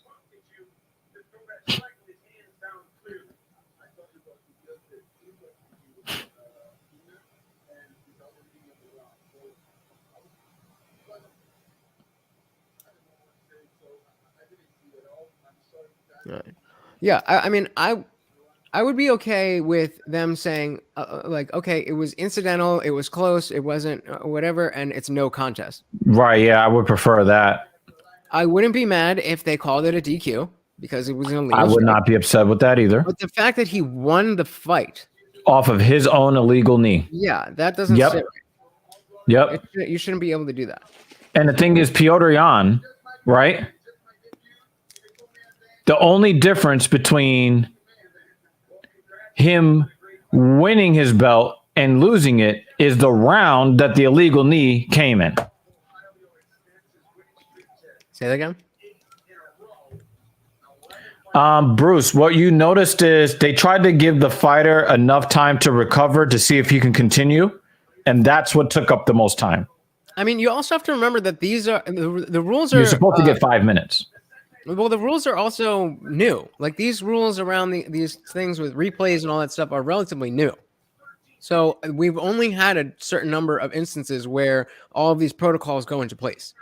So, I mean, I'd rather them do it right than screw somebody by doing it the wrong way, which is right. And I think that him talking about the bickering on the broadcast is because it's unclear. And I don't think that, remember, on the broadcast, a lot of them are former fighters, and they put themselves in that situation and say, what I want to lose a fight because the other guy did an illegal knee on me. Like, that's the game-winning blow is an illegal knee. I'm not good with it. I'm not good with it. But those are the rules right now, and there ain't shit we can do about it. And to be honest with you, we didn't give a fuck about that fight. How the fuck that's a co-main event? Who the fuck knows? I thought it was a good fight. I thought it was a very good fight. I thought it was a good fight, but the co-main event should be reserved for sub pay-per-view fighters that we actually care about, not nobody we've never heard of before as a co-main. Okay, but when you have guys like Luque and Bilal who are great, but they don't do their own marketing, then you're not going to. I think Luque is great. I don't think Bilal Muhammad is great, but I think Luque is But great. either way, this fight isn't like crazy to make. It's a fair, like, you're not like, oh my god, how could they possibly make this? One of these persons going to get absolutely demolished. What do you think of this? Why don't they just make that shit legal then? I mean, because they're trying to be on ESPN and they're trying to get in people's homes with kids. Yeah, when you have guys like Luque and Bilal who are good, but like they're skilled, but they're not guys who are necessarily exciting, and they don't do their own kind of marketing. They're not on Twitter doing their thing. They're not on YouTube doing their thing. Bilal does try. Then you don't want to Luque burn doesn't. those. You don't want to burn those good fights on a card that people aren't watching because it's headlined by an important fight in the division, but not a fight that's going to draw many casual. No, how many casuals are watching this fight? This card, not very many. I think even hardcore people probably stepped out on this. Put big names on a card that you know that a lot of people aren't really going to be watching. I mean, every card can't be, last week. I mean, Yeah, and the weekend. What was it? 2 weeks before that? Yeah. Like that was the last pay-per-view was an amazing fucking card. We can't say it wasn't. It wasn't better than that UFC London though. That UFC in London was so there you go. So between the two of them, those were amazing. So when we have cards like this, it's like, all right, let's see. Okay, it's not going to be the most exciting night of our lives, but like this is the sport we care about and love. Let's fucking so we're gonna do it. This is the chance for those breakout stars to have, for us to get on those breakout stars before they're, the next big thing. I think female BDSM lovers would like the biting, to be honest with you.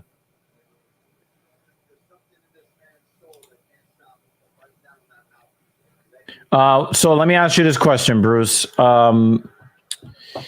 What was the young man's name? Sorry, I'm drawing a blank. Do you agree or disagree? On kicks and knees on the ground should be fine. Should be legal. I'm going to answer that when I get an answer to this question right here. What was this guy's name? Chris Barnett. Okay, Chris Barnett took an illegal elbow to the back of the head. Bruce, do you believe that elbows to the back of the head should be legal?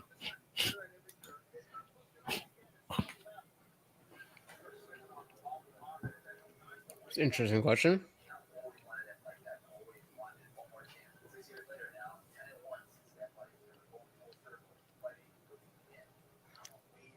It's interesting. I mean, because when you're talking about a strike that would be legal in another position, and one you're saying this part of the body is not legal anywhere, anytime. Right. Especially when you're talking about the head, right? Head strikes. Right. Like head strikes are okay, but you have to hit the head on this side of the head, but not on that side of the head. Bruce says maybe not back of the head, but that knee wasn't to the back of the head anyway. No, I just wanted to know just purely, do you think that strikes to the back of the head should be legal, just period? So, and if you say yes, then I would say yes to the soccer kicks. So, but I say no, because again, it comes with it's like we're saying, okay, this part of the body is specifically more sensitive. So we're not allowing these shots anywhere at any time to this specific part of the body. That makes sense to me. What doesn't make sense to me is you can hit this part of the body at this in this position, this angle, not in this position, right? Or in that angle, or not that angle. Right. That's what doesn't make sense to me. Right. Okay. Yeah. So I think that you actually made Bruce's question more fair. And I'm not 100% for the soccer kicks thing. Like I'm because it looks a little too brutal. Yeah, and that's I came in, as Connor era fans, that's what we knew. We weren't there in the Jimmy Dean is such an asshole. They have to be to the back of the head, and so that's why we're saying, like, a No, soccer yeah, that game. wasn't my point, Bruce. Yeah, my point was never about it being to the back of the head. I just wanted to know if you thought that any kind of shot to the back of the head was okay. And if you would okay that, then I would okay all the shots. But I wonder, Jimmy Dean kind of sort of does make a point. What if we did make all attacks legal? You mean like including like eye gouging and shit? Nut shots, oil checks. I mean, what are you really asking? Is the UFC ever going to do that? No. Like, what would you think? What kind of product would we get if we opened up to basically no holds barred? I mean, probably not all that much different, but it would probably be just a little bit more grimy in the same way that BKFC is. It's not all that much different, but it's still just a little more gritty and underground. And this is a little bit more clean and professional. Mm-hmm.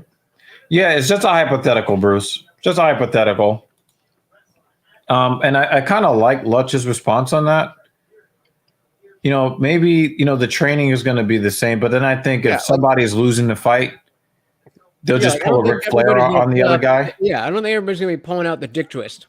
Like, I don't see that happening. But, there would be weird moments and odd moves and odd attempts at doing this, that, or the other, like pulling the guy's pants down and, just sillier organization. Yeah. But this is also the same argument that we made earlier where we believe that more fighters who are being dominated in fights should be willing to let their coach throw it in the towel or, back up from their opponent and tap the ground. Because we actually saw that some years ago. One fighter just backed all the way up and then tapped the ground to tap out. We've seen that before. For a lot of these guys, like we saw the young man that looks like a boy. What the fuck was his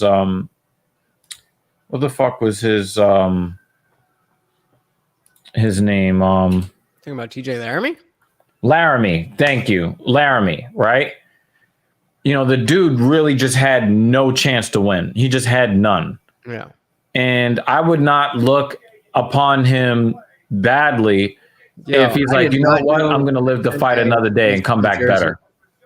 I just found where I gotta vote for Luque. He's from Jersey. You said something about Luque? Yeah, he's from Jersey. I didn't know that. I got to root for him. I don't think he's from Jersey. I think he's probably living in Jersey. Fighting out of New Jersey. Oh yeah, but he's not from Jersey. He's from Brazil. Oh yeah. But I think he's fighting there.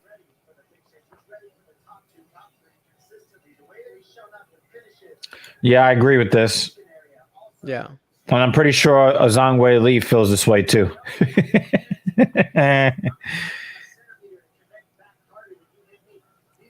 I mean, I don't know. So I don't know. How can the fight be rigged if you're watching the guy be banged around like a human piñata and then you throw in the towel? Yeah, I don't see that, the connection. Unless there's some sort of weird over-under thing, but there's always going to be. Also, remember, I think we destroyed that argument last time. We were saying that MMA is just too unpredictable. Yeah, because Anna Ruth was trying to make that same about the whole thing with open scoring, right? Yeah. And it's like the thing is, you could take a dive convincingly even right now if you wanted to, but the thing is that it's show and win, right? You get show money and you get win money. So I don't think that's viable, Jimmy. I just don't think it's viable.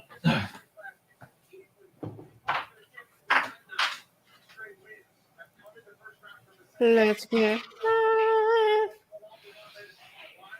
3.5 inch reach difference.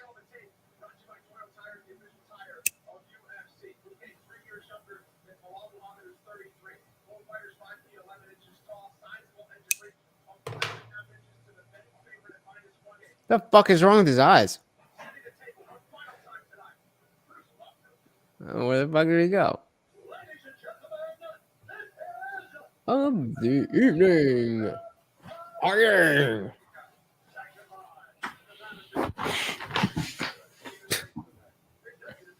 Oh my God, Jimmy Dean. Oh my God.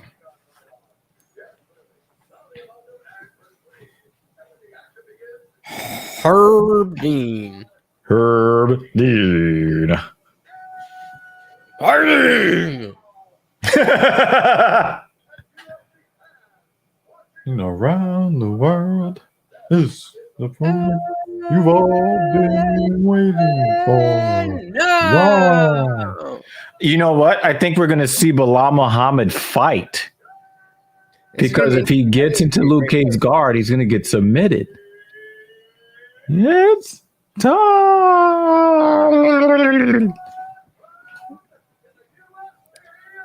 I'm smoking some tobacco. Half cheetah piss and half ice cream gelato or something like that. I don't know. I don't get too hung up on strains. Like, is it gonna do what it needs to do? It's not bad. But this is the same guy that gave me the butter. Now that I think about it, I was telling him like, yo, the last time I got flour from you, it wasn't like top notch, and I paid more than someone else who I paid less, and I got great flour. And he's like, all right, give me another chance. And that's his last chance. Still gonna get the extracts from him though. That wax, that batter. How can you tell that bud is no good or not as good? I mean, just the feeling. You get a different feeling. You get a different intensity of that feeling.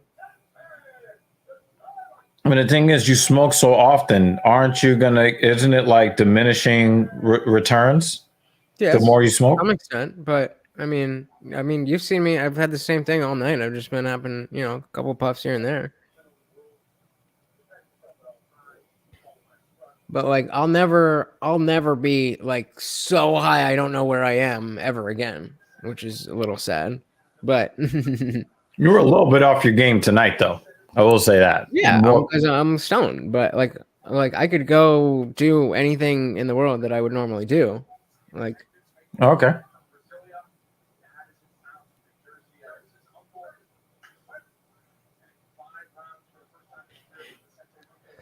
Let's see how much Muhammad wants to try to lay on Luque tonight. Luque's kicks. Yeah. Very quick, too.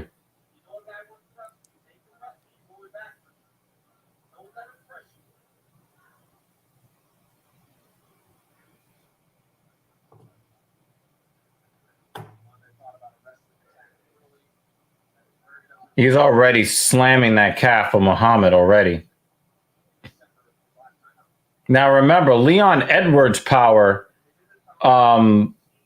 gave Muhammad problem before he poked him in the eye. June always likes to show up either at the very, very, very, very beginning of the show or the very, very, very, very end of the show. Main event did start. Cheetah piss and ice cream gelato. Or actually, it might be the Skywalker OG and the ice cream gelato. I don't know. I was saying I don't really pay attention to strain names that much.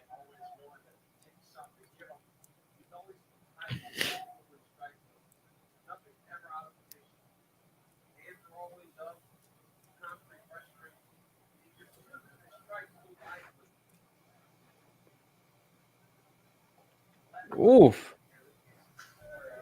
Yeah, that was defended.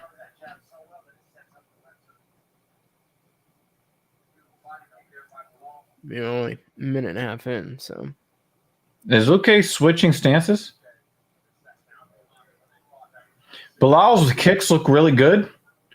His strikes look a little awkward with his hands. They're just a little slow. The fight just started, June.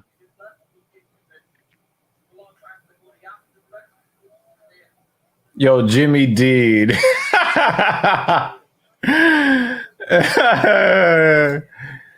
He's never short of sausage jokes. Oh, he does not like that calf kick. Muhammad does not like that calf kick. He does not. Because he is switching stances already, and every single time Oof. Muhammad goes into orthodox stance, Or Luque pounds that outside calf. every time he does, he throws the kick. Yeah, every single time. And you can tell that Muhammad is now starting to square up. But now he just And you could tell that calf is hurting him. This is what I wanted to see. What is Luque gonna do here?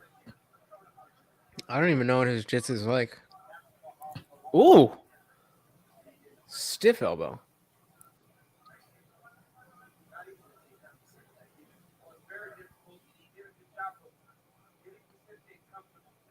Okay.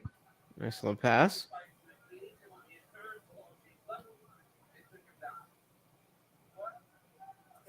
Yeah, but Kiosa's got skills on the ground. Back to guard. He's getting that. He's getting those. I thought he was gonna get his feet on his hips. I mean, I'm not mad with the ground and pound, but it is a little stallishness.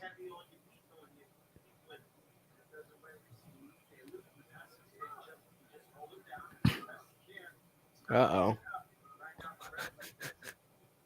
This might be the fight we're in for. I think Luque is going to be ready for it next time, and I think that he's going to be able to get up. I think you can scrape him off here. One hook in. Just standing up. Scrape him off, scrape him off, scrape him off. Yep. Turn your hips. Turn your hips into him. Go. Yep. And he's off. There we go. Yep. What are you going to do when you can't hold and you can't lay on him, Bilal? What are you going to do? Yeah.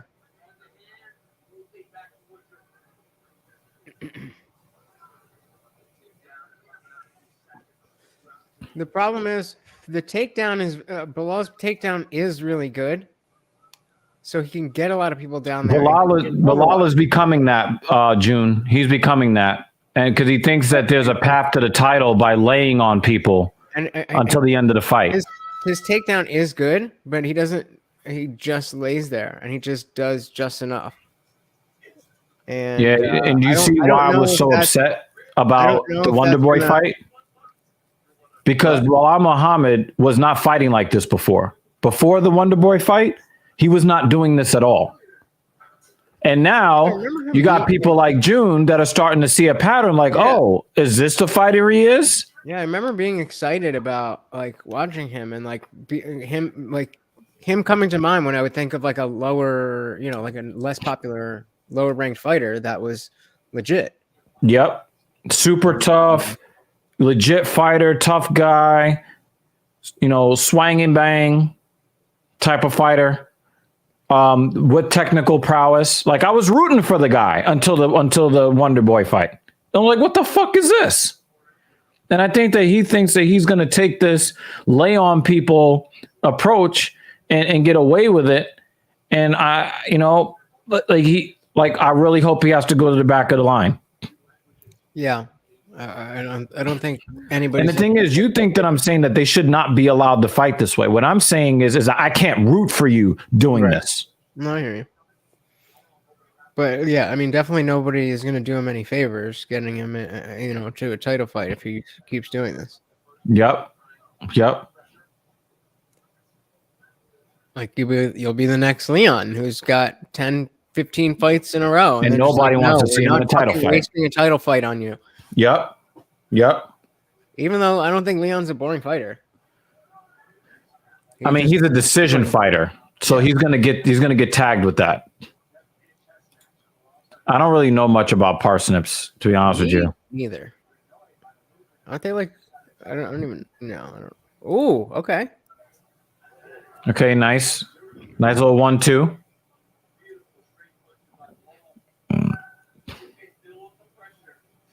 Ooh, I think one of the reasons why I was so upset with Bilal Muhammad is because I know that he's a better fighter than what he showed. Like, I have higher expectations from the likes of him. Like the other guy, Brunson. I think that he thrives off of people not liking him, right? So he finds out things that people don't like, and then he does them, right? Bilal Muhammad has always been a legit fighter, and which is why I think that he gained a lot of fans. Even when Leon poked him in the eye, a lot of people felt bad for him. But after that fucking Wonder Boy fight, I was just like, that was just shameful.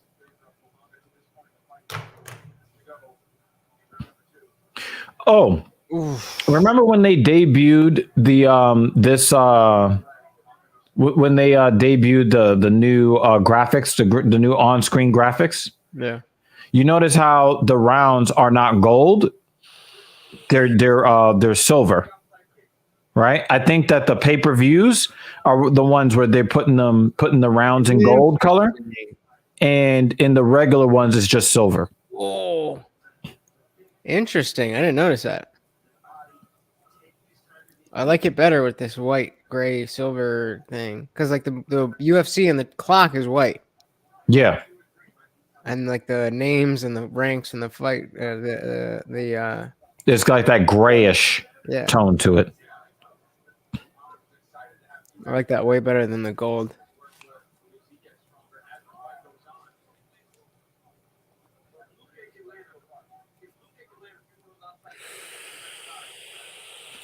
That's a good question. I'm not mad at that. I like this idea. At this point, I don't think it makes sense to do that. But if they had done that originally, I think that would have been smart. Because it would be a legit thing in its own right, but it would also be separate from a belt. Yeah. Yeah. And like, if they did that and used the timing of it properly instead of just to like bully fighters who are, not fighting or whatever, then, I think it would be, I think it would be something that's like, I won, word up. I got an interim championship, but it's not gold. It's not a world championship. There's somebody out there who is currently active to some extent, who has achieved something higher than I have, or at least what I have before I did. I do like shooter, by the way, Jimmy Dean. Like that gunmetal. Yeah, I really like that look.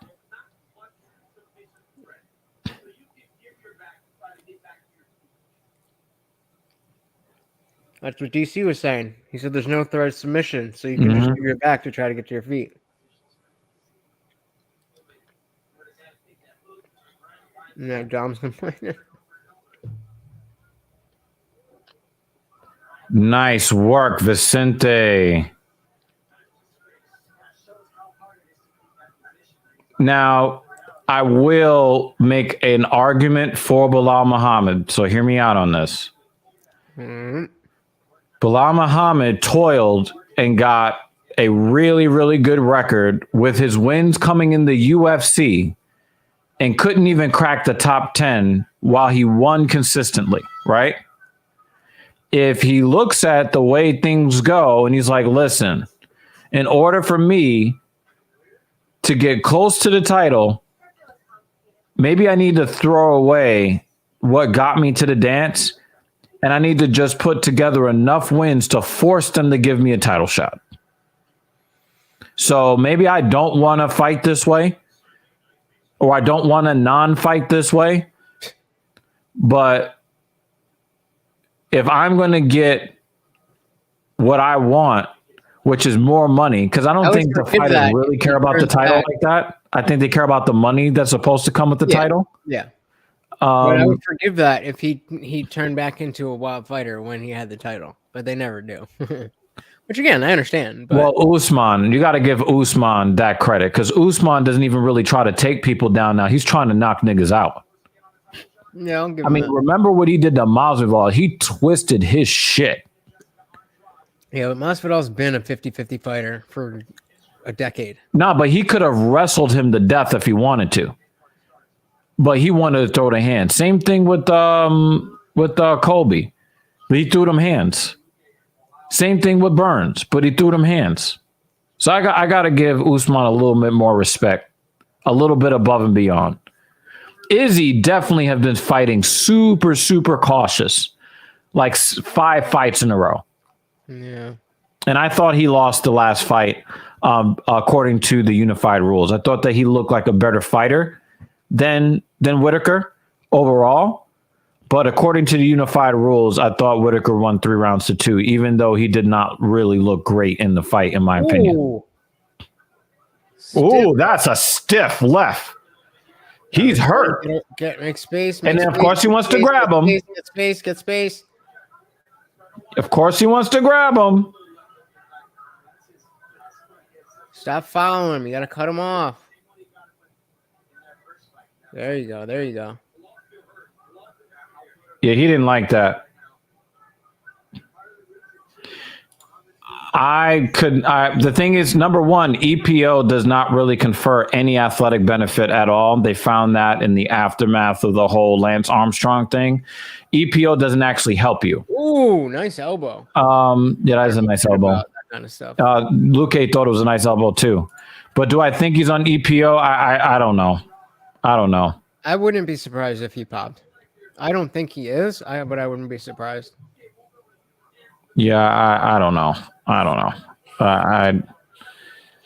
know. Especially because his style changed so much.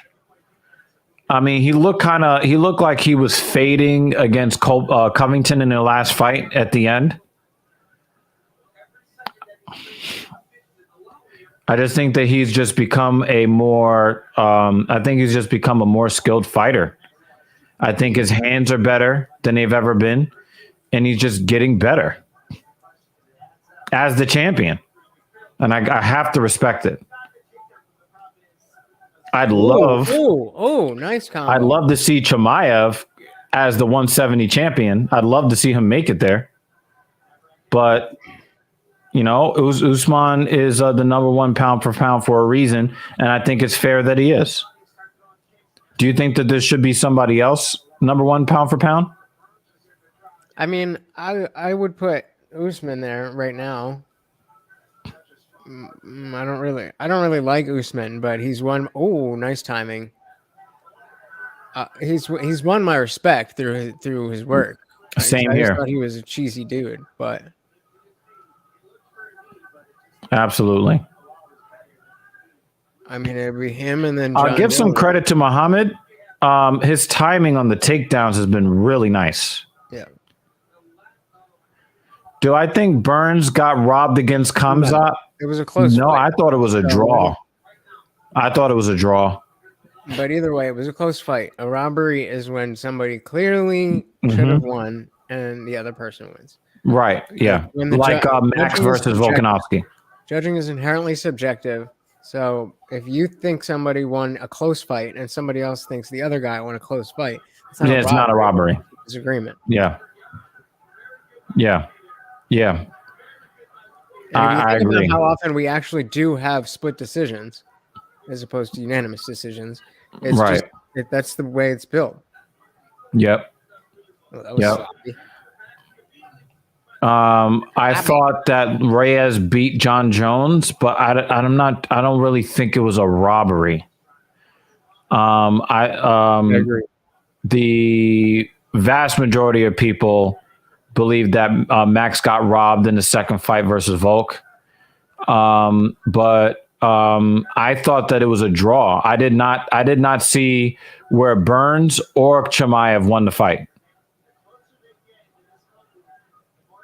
And one of the things that I have a problem with in that fight is that I remember Chimaev getting knocked down more than once, and officially they had 0 knockdowns scored for Burns, and I don't like that.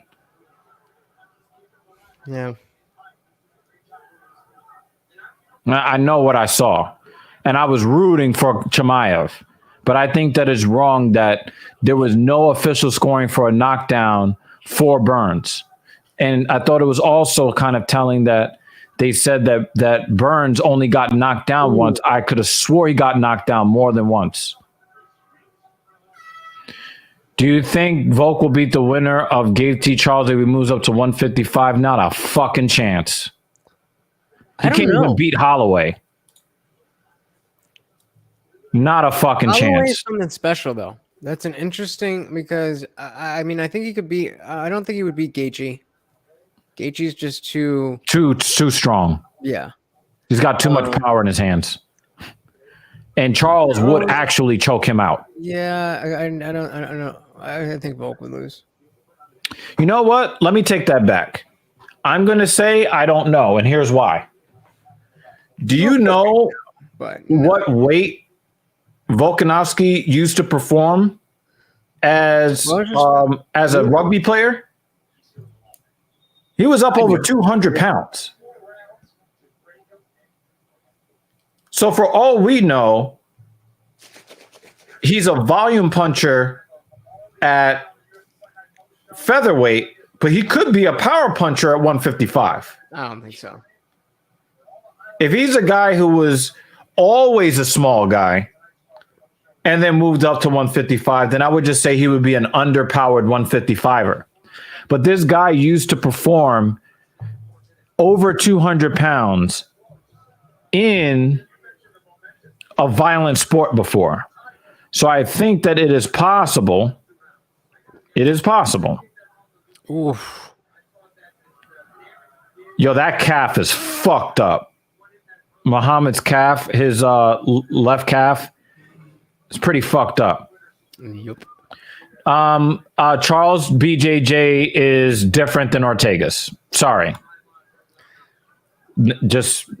Sorry. I think, yeah. I mean, Charles puts it together better. Like He's Ortega can snap it on when he can find those opportunities, but Charles it has a better flow and can use it more freely. I think. And Charles got better hands than Ortega.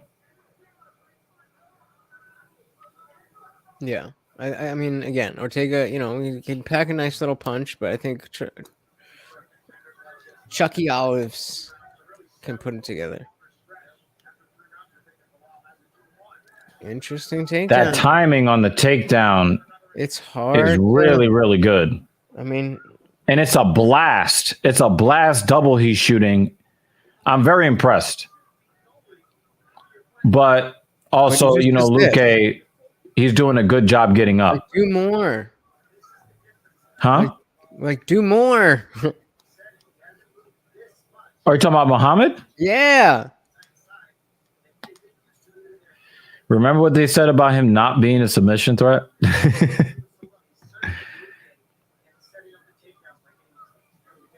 His GMP is paint by numbers. I don't know if people are going to buy him in a title fight. I don't think they're going to buy that pay-per-view for that. They're going to have to put another title fight on that card, or Nate Diaz or his brother or Conor McGregor in order to sell that pay-per-view. You're not going to be able to sell a pay-per-view with Bilal Muhammad at this point. And maybe I'm going to come down off my hardline stance against him. But exactly. You're just in a side control. You had his arm trapped. Posture up and throw down some elbows. And he gives up his back. Oh, nice scramble. Nice scramble. Nice scramble. Yeah, kill that calf. Ooh. It just feels like Muhammad is just trying to do just enough. Yeah. And I really hope that Dana's paying attention. This is not a guy that people want to see in it. 2 fights ago, people wanted to see Bilal Muhammad. Now, And the thing is, Bilal Muhammad was being outclassed by Leon Edwards when they fought before Leon poked him in the eye.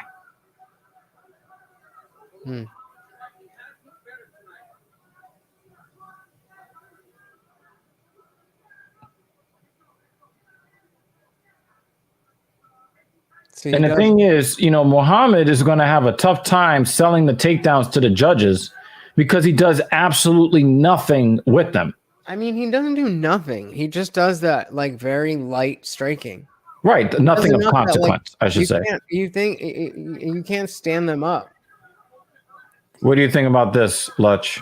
Cejudo and Volk. I mean, I think Volk would win that. But I wouldn't be surprised. I mean, I didn't think, way back when he was a flyweight, I was like, no way, not happening. It's just gonna be another DJ fight, and he beat him, and then he moved up. Did you think he won the fight? I don't remember. As much as I always root for DJ, I really did think that Cejudo won the fight.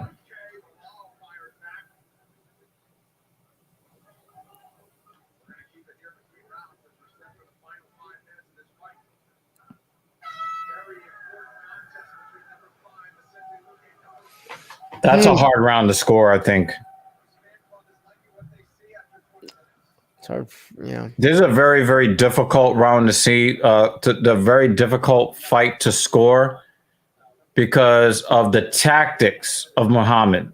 Now, I believe that Luque looks like he's the better fighter, but the tactics that Muhammad is using is muddying up the scoring. It's very, very difficult. It could. It could. I think it could be 2-2. It could be. It could be 4-zip for Muhammad. It could be 4-zip for Luque. That's the problem with 10-9 scoring. Yeah, the scoring I think is very, very difficult. Not because Muhammad looks like he is the better fighter or an equal fighter, but because he's trying to win the fight on points. There's really nothing that he's done in this fight that suggests that he's looking for a finish.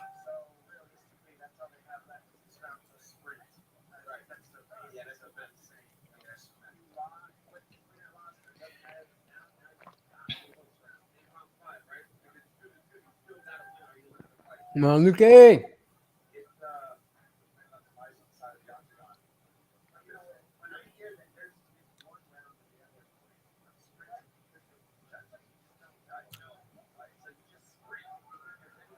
All right. Let's do it. So Luque has controlled the pace of this fight, but Muhammad has controlled the grappling. This is a good question. And I think that Lutch might have been thinking about John Jones when I asked him the pound for pound question. But the thing is, he doesn't fight. I mean, it all signs point to the fact that he would be coming back. But I have a friend who predicted that he would never come back, like before he even gave up the belt.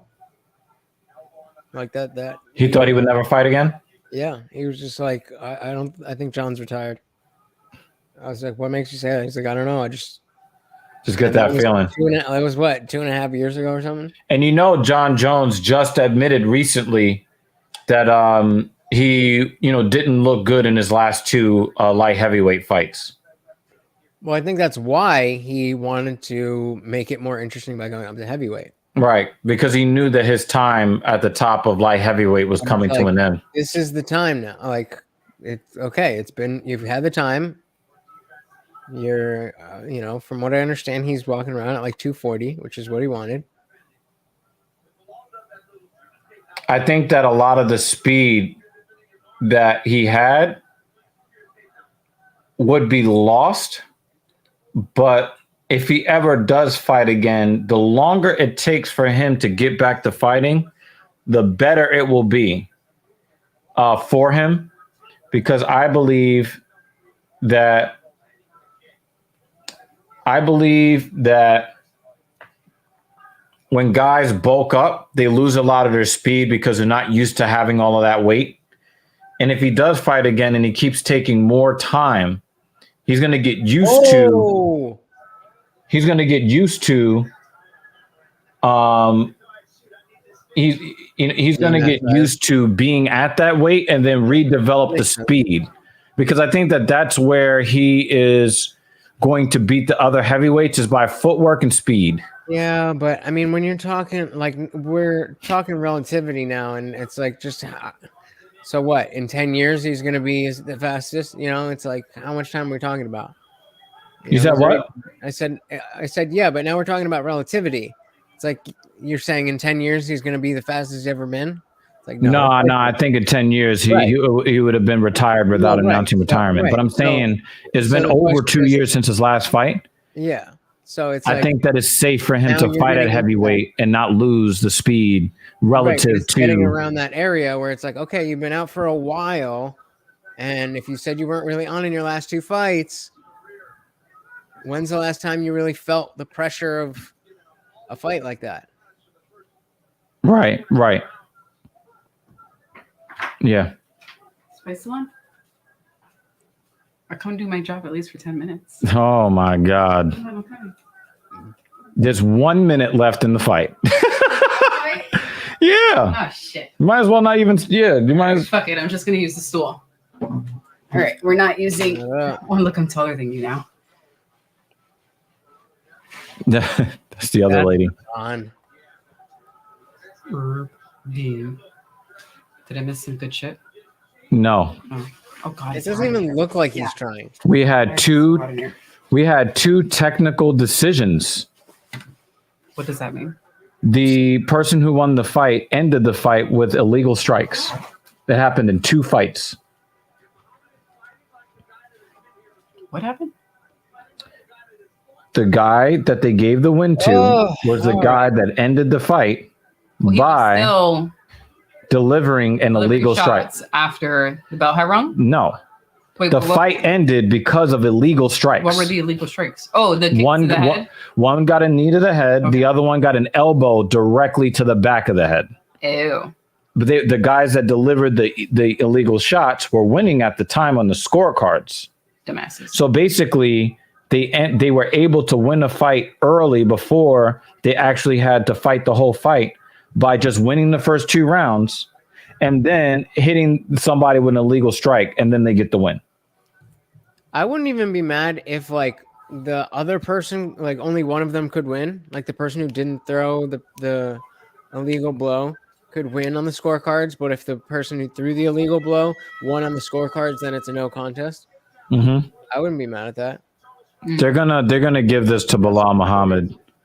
That was fucking boring. Now, I don't hate the way I don't hate what he did tonight. But at the same time, you cannot sell him in a title fight to me. You can't sell that to me. Yep. And like not everybody has to be a big mouth. And like not everybody has to be talking shit and this and that. But like a lot of people are just like, you know, in general more personable. And then some people really do have the fighting style that sells itself. Right. And that's not it. That's not it. No. And I think that we would be fools to think that he would get his matchup against Usman and then magically go back to being Bully B. Now, here's the thing. Those blast doubles that he got on Vicente all day, is he going to get that on Usman? No.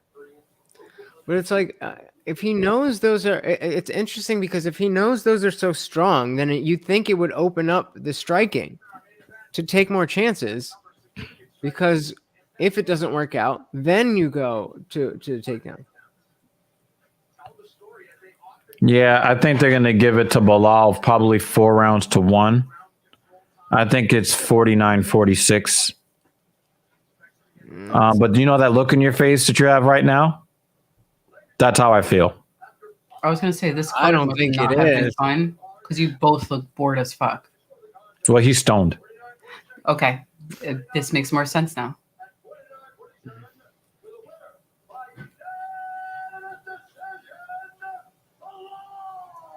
I was right. You don't look impressed at all. That's your excited face? No. No, I told you I was going for fucking Luque. Yeah, me too. Me too. But remember that we were talking about whether or not, whoever won this fight, if they won it convincingly, that they should leapfrog Hamzat? Hell That ain't no. happening. Hell no. That's adorable. If this guy comes out on Twitter tomorrow and tries some shit, it's like, oh, well, let's see what he says right now.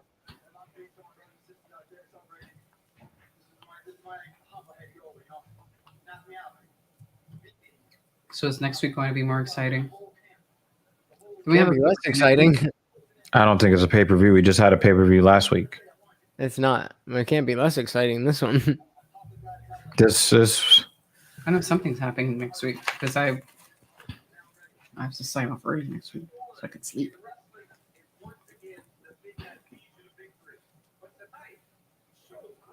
I mean, I really feel like I showed that I'm really dedicated to this. If I would have missed today, I don't really think that it would have hurt the channel too much. It's Jessica and George. I was in bed and I was like, I was in bed all day because I was supposed to do that shit. Yeah. And then I canceled and I was just like, word up, day off. He lost $1,000 because a dog got mud butt. Oh, That's some bullshit, ain't it? But I was ready to go at like 5 o'clock. I was telling Kev, I was like, yo, let me know. And then 6 o'clock came around. I was like, maybe it's just a night to go to bed early. Yeah. I love Bilal Muhammad's blast double tonight. I didn't really love anything else.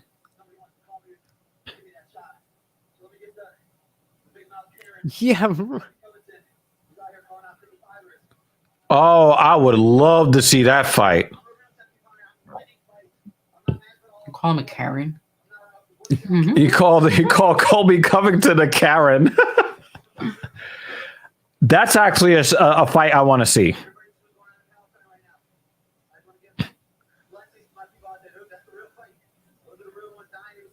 All right.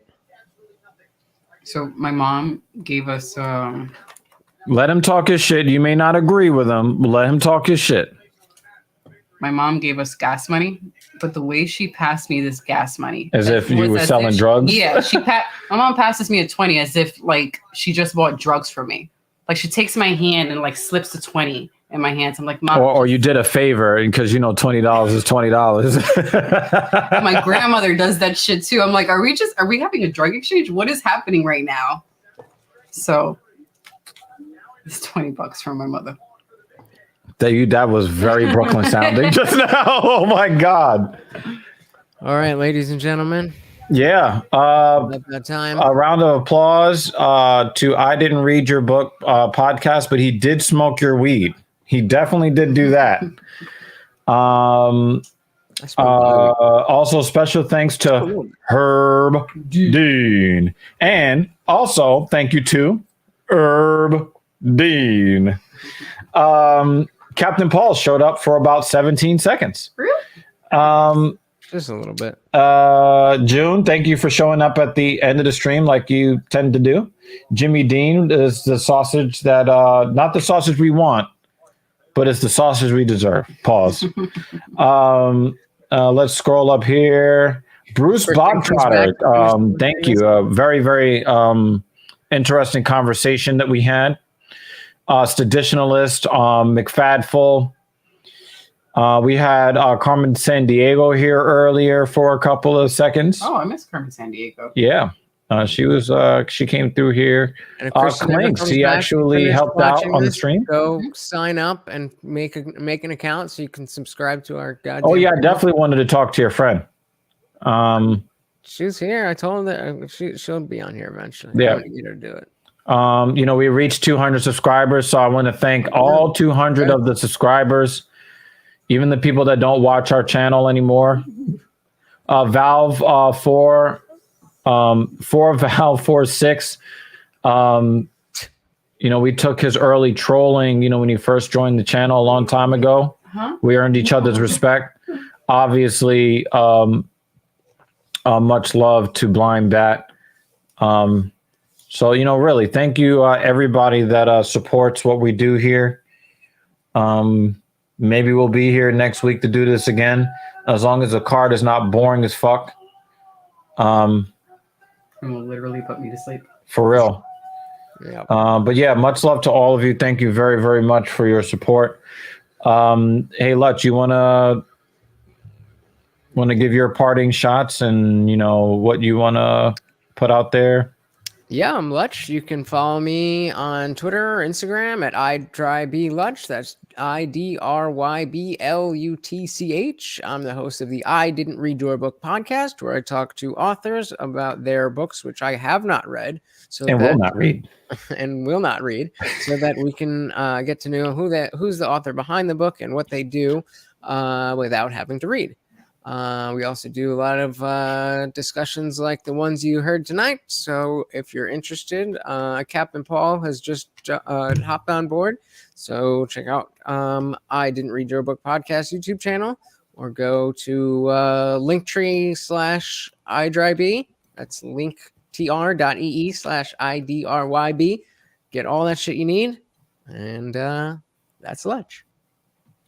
All right. And that is tonight's show. Hopefully we'll be back for next week. We'll have some live TSP, and we have a lot of videos coming your way. And until the next time, Peace out. we up out of here. Later.